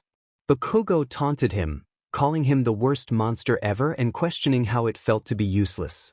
Izuku muttered that it was fine, though his voice betrayed his hurt. He tried to smile, but it was evident he was struggling with the humiliation. Izumi added that he should be used to this by now, to which Izuku responded, trying to keep his tone light despite the pain. Later, Izuku reached his breaking point. He declared that he had had enough and challenged Kaken to fight him, insisting that if he won, Bakugo would have to leave him alone. Bakugo, confused, questioned what Izuku was talking about. Izuku expressed his frustration about always being the monster just to get beaten up. Bakugo instructed his friends to hold Izuku still. As they restrained him, Bakugo prepared to use his quirk on Izuku. In a moment of defiance, Izuku kicked Bakugo, causing him to cry out in pain, and the bullies released him. When the teacher entered the classroom, she found Bakugo on the floor, crying, with Izuku standing over him. The principal called both Izuku's and Bakugo's parents to the office. There, the principal scolded Izuku, demanding to know why he would hurt a friend while playing games. Izuku's mother expressed her disbelief at his actions, while the principal insisted he apologize to Katsuki. Izuku sat quietly in his chair, sobbing softly. In the present, Izuku felt a surge of anger. He rejected the concepts of justice and evil, frustrated that he might be harmed simply because that was what everyone else wanted. It felt unfair, and he couldn't stand it. All he wanted was for others to understand. He resolved to fight for underdogs everywhere, rejecting both good and evil. As he stood up, a voice shouted that it was the end for him. Izuku, fueled by anger, declared that nothing was ending. He dodged an incoming punch and slammed his hands into the ground, causing a tremor around them. Endeavor struggled to maintain his balance, while Bang expressed his disbelief at the sudden turn of events. Izuku roared in fury, and Bang muttered his name in surprise. Suddenly, Genos heard a thud behind him and turned to see an injured Hawks. Hawks warned them to watch out, pointing to the sky. Genos quickly alerted everyone to the danger above as a bird-like monster appeared. Phoenix Man used his wings to create immense air pressure, launching everyone back. He then grabbed Izuku in midair and flew away. Bomb remarked on the monster, and Genos aimed his palms at it, preparing to fire. Bang urged him to wait, while Endeavor questioned Genos's intentions. Genos declared that the hero hunter had become a monster and must be eliminated. Phoenix Man announced that he had Izuku and left the others to Genos. Genos unleashed his spiral incineration cannon at the monster, but Phoenix Man summoned Elder Centipede from underground to shield himself from the blast. Endeavor expressed his annoyance at the monster's resilience, while Hawks, in pain, insisted they had to defeat it before it reached the city. Bang noted that the monster had taken Genos's full attack without difficulty. Meanwhile, Izuku confronted Phoenix Man, irritated that he had interfered. Phoenix Man dismissed him, stating that Elder Centipede would handle the rest, reveling in the chaos it would cause. Izuku gritted his teeth in anger, feeling a sense of worry for some reason. He declared that the heroes were his prey and struggled against Phoenix Man's grip. Phoenix Man told him to stop squirming, to which Izuku angrily retorted that he wouldn't let him do this. Phoenix Man questioned why Izuku was upset, explaining that the elimination of 2 Class S heroes would make everything worthwhile for them. He mentioned that the heroes could still fight another day, but Elder Centipede would ensure they wouldn't. As he spoke, Izuku felt a growing concern. He defiantly declared that they could all back off, asserting that those heroes were his targets. Phoenix Man continued, explaining that the heroes who could resist Elder Centipede were powerful individuals, including a psychic with unmatched abilities, a loner with military technology, the strongest human, and the top-ranked hero who had nearly defeated Elder Centipede 2 years ago. Izuku thought about the situation he was in, calculating the odds. He had 8 targets to deal with, and ordinarily it would be easy, but his injuries complicated things. He reflected on his past as a fan of heroes, realizing that the knowledge he had gained was invaluable now. As gunshots echoed in the air, Izuku glanced at Kota and Eri, urging them to stay low and safe. They nodded, understanding the gravity of the situation. The voice of Death Gatling boomed, taunting him to come out from hiding. Izuku decided to comply, sliding the door open and warning them not to shoot. Stinger mocked him, questioning his decision to surrender. Izuku, with a confident smirk, responded that he simply needed a moment to rest before he resumed his pursuit of them. Wildhorn, filled with anger, questioned if he would still cling to his ways after they hunted him down. Death Gatling cautioned Wildhorn not to fall for Izuku's taunts, noting his weakened state. He planned to capture Izuku alive to bring him back to the Hero Association, believing they would handle the rest. Izuku retorted that it was typical of heroes to aim for capture instead of going for the kill, and Death Gatling assured him that he wouldn't escape easily. Wildhorn threatened him, claiming they would make him regret calling himself a monster. Izuku countered, asserting that they would be the ones to pay for calling themselves heroes. With determination, he leaped onto the shack, taking a deep breath as he prepared for what was to come. As Izuku crawled from the tree, he recognized a familiar voice. He looked up, seeing Bang, who urged him to get on his feet. Izuku complied, taking a stance as Bang mirrored his actions. Phoenix Man explained the dire situation, revealing that Elder Centipede was collaborating with the Monster Association to seek vengeance against Blast. He detailed how the Class S heroes were at a disadvantage, with Silverfang's techniques only effective against certain opponents and Endeavor's flames unable to harm Elder Centipede. He concluded that the 5 heroes were facing certain defeat. After explaining, Phoenix Man noticed Izuku had fallen asleep and hoped he would rest well, as he would soon meet Lord Orochi. Meanwhile, Eri and Kota had made their way to a playground after fleeing the woods. They sat quietly, uncertain of what to do next. Eri expressed her concern for Izuku's well-being, while Kota tried to reassure her, though he had his doubts. Eri hesitated about going with the heroes, fearing they would hurt Izuku. Kota thought for a moment and suggested that she could come with him to stay with his aunt, a kind hero. Eri agreed, and they stood up together. Suddenly, a loud rumbling from the forest caught their attention, and they spotted a massive centipede emerging from the very area they had just escaped. It had been a day since the fight between Izuku and the heroes. When the centipede arrived, Endeavor, Genos, Bang, and Bomb unleashed their full arsenal of attacks against the creature, but it proved futile. Just when defeat seemed imminent, King appeared and, after provoking the monster, dispatched it with a single blow. Following this, Endeavor confirmed to Night Eye and Tsukachi that Izuku Yagi was indeed alive. However, they decided to keep this information from the public, fearing it would incite panic among the people and the Hero Society. They did, however, need to inform All Might, who was aware that the body had been stolen. Meanwhile, the leaders of the Hero Association were in a heated discussion about the Hero Hunter. Stitch proposed that Izuku Yagi be classified as a monster, suggesting that the next time he appeared, they should issue a warning with a threat level of dragon and call for special summons. An executive questioned the rationale, pointing out that Izuku was still human, and it was hard to believe anyone could oppose Class S heroes with only their bare hands. Stitch countered, reminding them that the Hero Hunter had already defeated 2 Class S heroes in the past month, leaving them hospitalized. He expressed his confidence in Silverfang's abilities, noting that even he had struggled to finish off the Hero Hunter. Stitch then sought agreement on executing the Hero Hunter, and the others nodded in agreement. Another executive questioned how Izuku could be alive after the villain had seemingly killed him during the incident at Kamino Ward. Stitch explained that about 2 weeks prior, a hero agency led by Sir Night Eye had been investigating a Yakuza group known as Shai Hisakai, which had been creating quirk erasing bullets using a child's blood.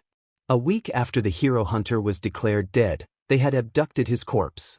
Their leader, Chisaki, possessed a quirk called Overhaul, which allowed him to manipulate living and non-living beings, enabling them to revive Izuku, at least according to Night Eye. Suddenly, the door burst open, and Narinki stormed in, demanding to know why they were still discussing matters when his son had been kidnapped by monsters for 24 hours. Seekingle, a man with a robotic eye, assured Narinki that they would rescue his son at all costs and were already working to locate the enemy's base, asking for his patience. Meanwhile, Endeavor was at All Might's house, where he revealed that Izuku was alive. All Might was taken aback, unable to comprehend the news. Tears filled his eyes as he expressed his disbelief, overwhelmed with hope that his son was still alive. However, Endeavor's serious demeanor hinted at something troubling. When All Might inquired about what was wrong, Endeavor hesitated before revealing that Izuku was not the same as before. He had become something dangerous, aligning himself with the Monster Association and even calling himself a monster. All Might listened in silence, guilt washing over him as he realized the implications of his past actions. He felt powerless, acknowledging that he was no longer the symbol of peace he once was. Endeavor understood the weight of All Might's choices, recognizing that his intentions to protect Izuku had ultimately led to his son's transformation.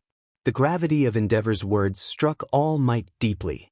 He had believed he was safeguarding Izuku by keeping him away from danger, but in doing so, he had shattered his son's dreams and identity. Endeavor emphasized that All Might had not given Izuku a choice, and his overprotectiveness had pushed Izuku down a darker path. All Might sank into his chair, grappling with the realization that he had failed his son. Endeavor, though not skilled in comforting others, spoke honestly about the situation.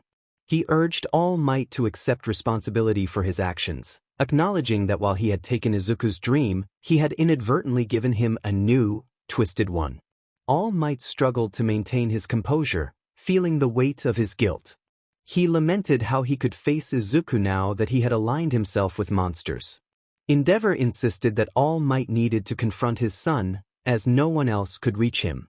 Despite feeling powerless, All Might was still Izuku's father, and he owed it to him to try. As All Might contemplated how to mend the rift between them, Endeavor reminded him that this was not a simple redemption story. He could not undo the past, but he could attempt to reach Izuku and show him that he was willing to face the consequences of his actions.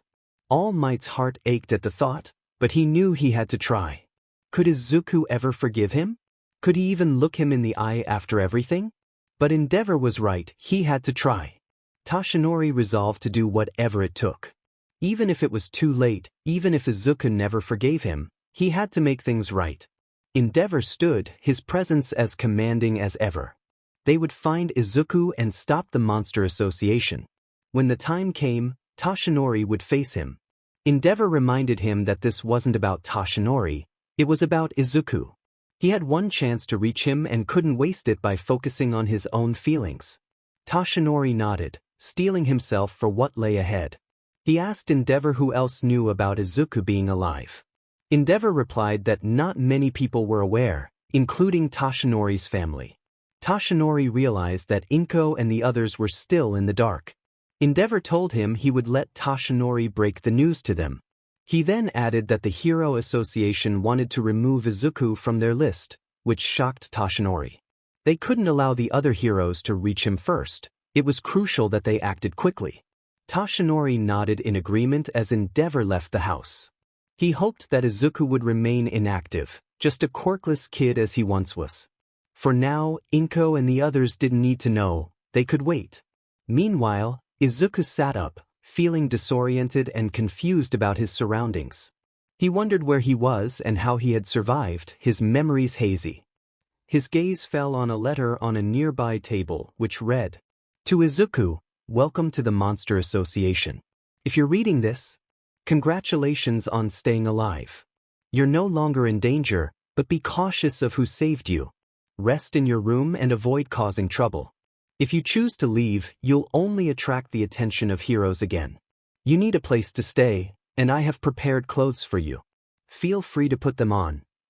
As he walked through the tunnel, memories of his recent battle flooded back. He recalled fighting the old man and the appearance of a strange bird. The thought of the Monster Association filled him with disdain, and he wondered about the fate of the old man. The air around him was thick and unsettling, carrying a scent that made him uneasy. It was too quiet, and as he moved further, he began to hear distant screams and pleas for mercy. Peering outside, he saw the third-party mercenary squad, desperate and frightened. Joro, a prominent figure among the monsters, addressed them, reminding them of their earlier actions against the association soldiers. He pointed out their impressive battle gear and demanded they prove their worth. The mercenaries expressed their frustration, blaming their predicament on the unexpected arrival of a robot and a bird. Joro acknowledged the situation, welcoming a new ally among them. Izuku was taken aback when he heard Joro's voice in his mind, realizing it was telepathy. Joro discussed the fate of the mercenaries, suggesting execution or transformation into monsters. The atmosphere grew tense as the monsters began to vote, eager for bloodshed. Suddenly, a group of monsters leaped down, ready to feast, but Joro attempted to maintain order. Before she could finish her thought, a swift monster descended and attacked the others, expressing a twisted desire for human screams. The mercenaries were terrified, and one of them pleaded for mercy as he was injured. The monster, reveling in the chaos, insisted on having fun before the heroes arrived. Izuku observed the scene, contemplating the power dynamics at play. He realized that the leader must be strong enough to keep the others in line, even commanding respect from formidable foes. A cyborg among the group provided an analysis of the mercenaries' battle suits, noting their high potential but customized design, rendering them ineffective in the hands of others. Joro considered the cyborg's input, while another monster, Royal Ripper, dismissed the mercenaries as too frightened to be of any use. He attempted to attack them, but was interrupted by Dues, who claimed them for herself, promising to whip them into shape. The mercenaries were horrified at the prospect of becoming her puppets. As Dues transformed the mercenaries, their bodies began to change, and she expressed satisfaction at her newfound control. The cyborg inquired about the rules regarding violence among members of the association, to which Joro advised caution, emphasizing the importance of maintaining their ranks. Royal Ripper, sensing Izuku's presence, taunted him, while Joro greeted him with amusement. The other monsters began to murmur among themselves, expressing curiosity and skepticism about Izuku's status as a hero hunter. Despite their taunts, Izuku remained unfazed, focusing on the massive monster in the back and wondering about its significance. He asked if Izuku wanted him. Joro explained that they currently had 500 soldiers in their ranks at the Monster Association, with a similar number of heroes employed by the Hero Association. He noted that other hero agencies would also be assisting the Hero Association. By his estimation, they had less than 30 members remaining with a rank of disaster level, demon, or higher, due to their losses from a recent battle. Despite this, he believed they still had enough of an edge in battle to emerge victorious, even in their current state. However, as Izuku had just witnessed, they lacked unity in their ranks and a capable leader. Joro then expressed his desire for Izuku to become an executive of the Monster Association and entrusted him with the duty of being his assistant. Suddenly, a voice interrupted the pink monster, questioning the decision to promote Izuku so quickly, suggesting favoritism. Joro defended his choice, stating that Izuku was the exact type of person he had been seeking, someone with a strong anti-hero ideology and the spirit to confront Class S heroes and pro-heroes, even when facing overwhelming odds. He deemed Izuku perfect for their needs. However, Joro mentioned that their leader, Lord Orochi, had set a condition for Izuku. They had yet to determine if he truly was the monster he claimed to be, and they wanted him to prove it. Izuku responded with skepticism, asking if they expected him to grow horns. Joro's tone turned deep and menacing as he declared that he would give Izuku one day to bring him a hero's head. Any hero would suffice. Bug God remarked that it should be easy enough, stating that if Izuku could kill a hero without hesitation, he would be considered a splendid monster in their eyes. Izuku reflected on his past actions, noting that he had already killed Overhaul and other heroes. Phoenix Man added that, despite this, Silverfang and his comrades were still alive, and Elder Centipede had been defeated. After the battle where Izuku was confirmed to be alive, Toshinori had been hiding this truth from his daughter, Izumi. Guilt gnawed at him, knowing he was keeping such a significant secret from her. As her father, he finally decided it was time to reveal the truth about her brother. Izumi arrived at her parents' house, sensing something was off. Toshinori took a deep breath before speaking, his voice heavy with emotion. He mentioned Izuku, and Izumi froze at the sound of her brother's name. Her heart clenched. This was a name she hadn't heard often since his death, a topic too painful to discuss. Toshinori revealed that Izuku was alive, and the words hit her like a ton of bricks. She stared at her father, waiting for more information, struggling to comprehend the reality of the situation. Toshinori explained that Izuku had been revived by Overhaul, a villain whose quirk had somehow brought him back. Izumi felt lightheaded, stumbling back into a chair, her hands gripping the edge as tears stung her eyes. The overwhelming thought that her brother had been out there, alive and unknown, consumed her. Toshinori knelt beside her, gently resting a hand on her shoulder, revealing that the Hero Association now considered Izuku a threat. Izumi whispered that he had become a villain again, but Toshinori corrected her, stating that he was more like a monster now. Shock filled Izumi as she processed this new reality. Toshinori shared that the Hero Association planned to eliminate Izuku once and for all. In silence, Izumi resolved to find her brother. Concern filled Toshinori's eyes as he urged her to reconsider, but Izumi was firm in her decision. She declared that she didn't care what the Hero Association said, she had to reach out to him first. Toshinori's heart ached, knowing the danger involved, but he also recognized her determination. He cautioned her about Izuku's transformation and the risks she would face.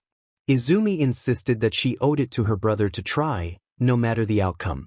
Seeing the fire in her eyes, Toshinori softened and offered his help, but reminded her to be careful. Izumi nodded, her determination unwavering, and stated that she needed to do this alone.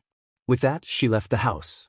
Meanwhile, after leaving the Monster Association headquarters, Izuku found himself in Wano City, where a group of protesters proclaimed their beliefs. They argued that the heroes had failed, and surrender was the only option for humanity. The leader of the group called for sacrifices to appease the monsters, claiming it was the only way to save their species. Amidst the chaos, a bystander shouted in defiance, refusing to bow down to the so-called monsters. The protester responded by ordering the bystander to be sacrificed, and chaos erupted as people rushed toward him. Izuku intervened, effortlessly knocking out the attackers with a flick of his finger. He scoffed at the idea that people could save themselves by sacrificing others, reflecting on how easily human society had been shaken. As he walked through the crowd, he felt ashamed of his species, realizing that revealing himself as the greatest monster wouldn't make much of an impact in this chaotic world. The news reported on the ongoing chaos in Wano City, highlighting the rise in criminal behavior and the collaboration between the police and heroes to maintain order. Izuku thought about how the Monster Association's actions had emboldened petty criminals, reminding him of a certain blue-haired villain. As he continued walking, he witnessed a confrontation between two men, one holding the other by the collar.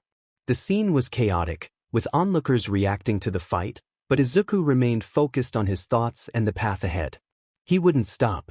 The drunk man shouted, expressing his frustration, claiming that nothing mattered anymore and that they should do whatever they wanted. Izuku, however, was determined to take control of the situation and told the man to move out of the way. The man, taken aback, brandished a pocket knife and charged at Izuku. In a swift motion, Izuku grabbed the blade and snapped it from the handle, causing the man to retreat in fear as Izuku entered the restaurant. Izuku thought to himself that he was different from the others. He intended to show them true terror, even if it left foolish people speechless. But first he needed a good meal. A few minutes later, the waiter brought out a massive meal, complete with a thick steak and extra rice, encouraging him to enjoy it. Izuku thanked her with a grin but quickly realized the portion was smaller than he expected. He signaled the waitress, requesting an extra order of everything from the meat menu, along with salads and vegetables, and plenty of water. After some time, Izuku prepared to pay with his hard-earned money. He got up and slipped past security until a staff member noticed him. The waitress shouted that he hadn't paid the bill and urged others to stop him. Later, Izuku found himself panting heavily after running for a while. He reflected on a past conversation about healing his wounds under the Monster Association, realizing he didn't want to be bossed around by them. The idea of bringing back a hero's head felt absurd, but he considered the implications of being recognized as a monster. As he walked, he noticed a group of kids bullying Kota and Eri. Kota stood protectively in front of Eri as the bullies threw rocks at him. Izuku took a deep breath and shouted at the bullies, who quickly ran away in tears. Kota knelt on the ground, crying, while Eri tried to comfort him. Izuku approached them, commenting on Kota's tear-streaked face and the bullying he had endured. The two children looked up at him, surprised to see him again.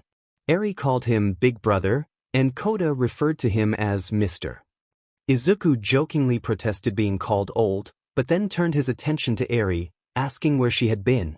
Eri hesitated, recalling a moment when Kota had lied to Mandalay about her staying with them. Mandalay had welcomed Eri, despite her appearance, which raised some suspicion. Izuku concluded that the situation was sorted and urged the kids to go home before the sun went down, warning them about the potential dangers. Kota apologized for running away, and Eri expressed regret for leaving him. They had witnessed the heroes trying to attack him, believing it had to be a mistake since he had saved them multiple times. Suddenly, a voice interrupted, calling Izuku a Dine and Dasher. The man claimed he would let Izuku off with a warning this time. Izuku, frustrated, demanded to know why the man wasn't taking him down and questioned his hero name. The man whispered something Izuku couldn't catch, but it sounded heroic enough. Izuku resolved to hunt down anyone who stood in his way. He told Eri and Kota to go home, but Kota urged him not to pick a fight. Izuku felt anger rising within him, reflecting on how he was being looked down upon by both the Monster Association and heroes. He clenched his fists, realizing he lacked the resolve to become the monster he was meant to be. He decided that taking one hero's head would be a small step toward proving himself. A little while later, Izuku woke up after being knocked out.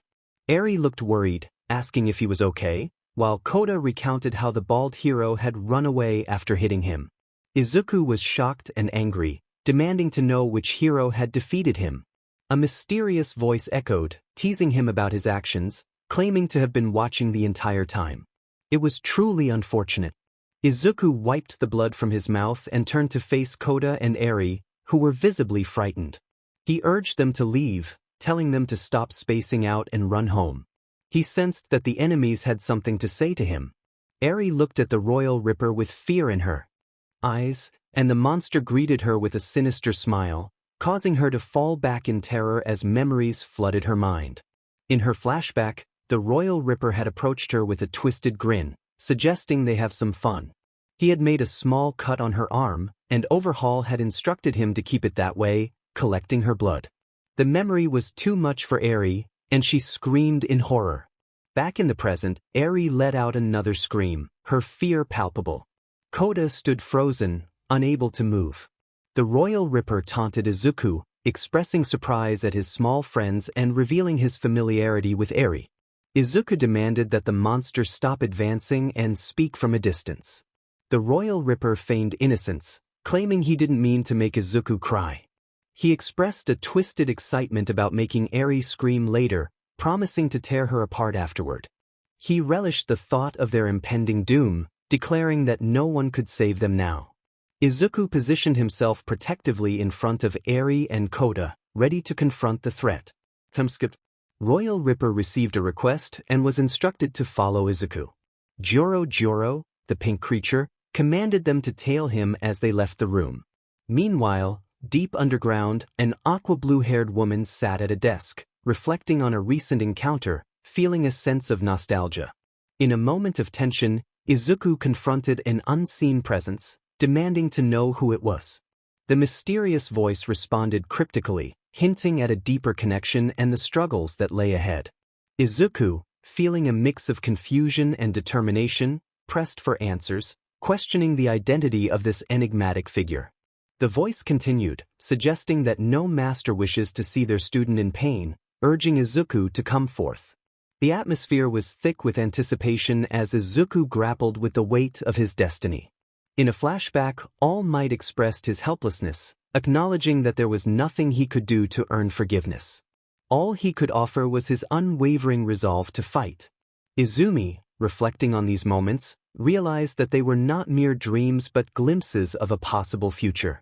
As the tension escalated, Bang demanded the return of Izuku, who stood firm, accepting the ominous fate that awaited him.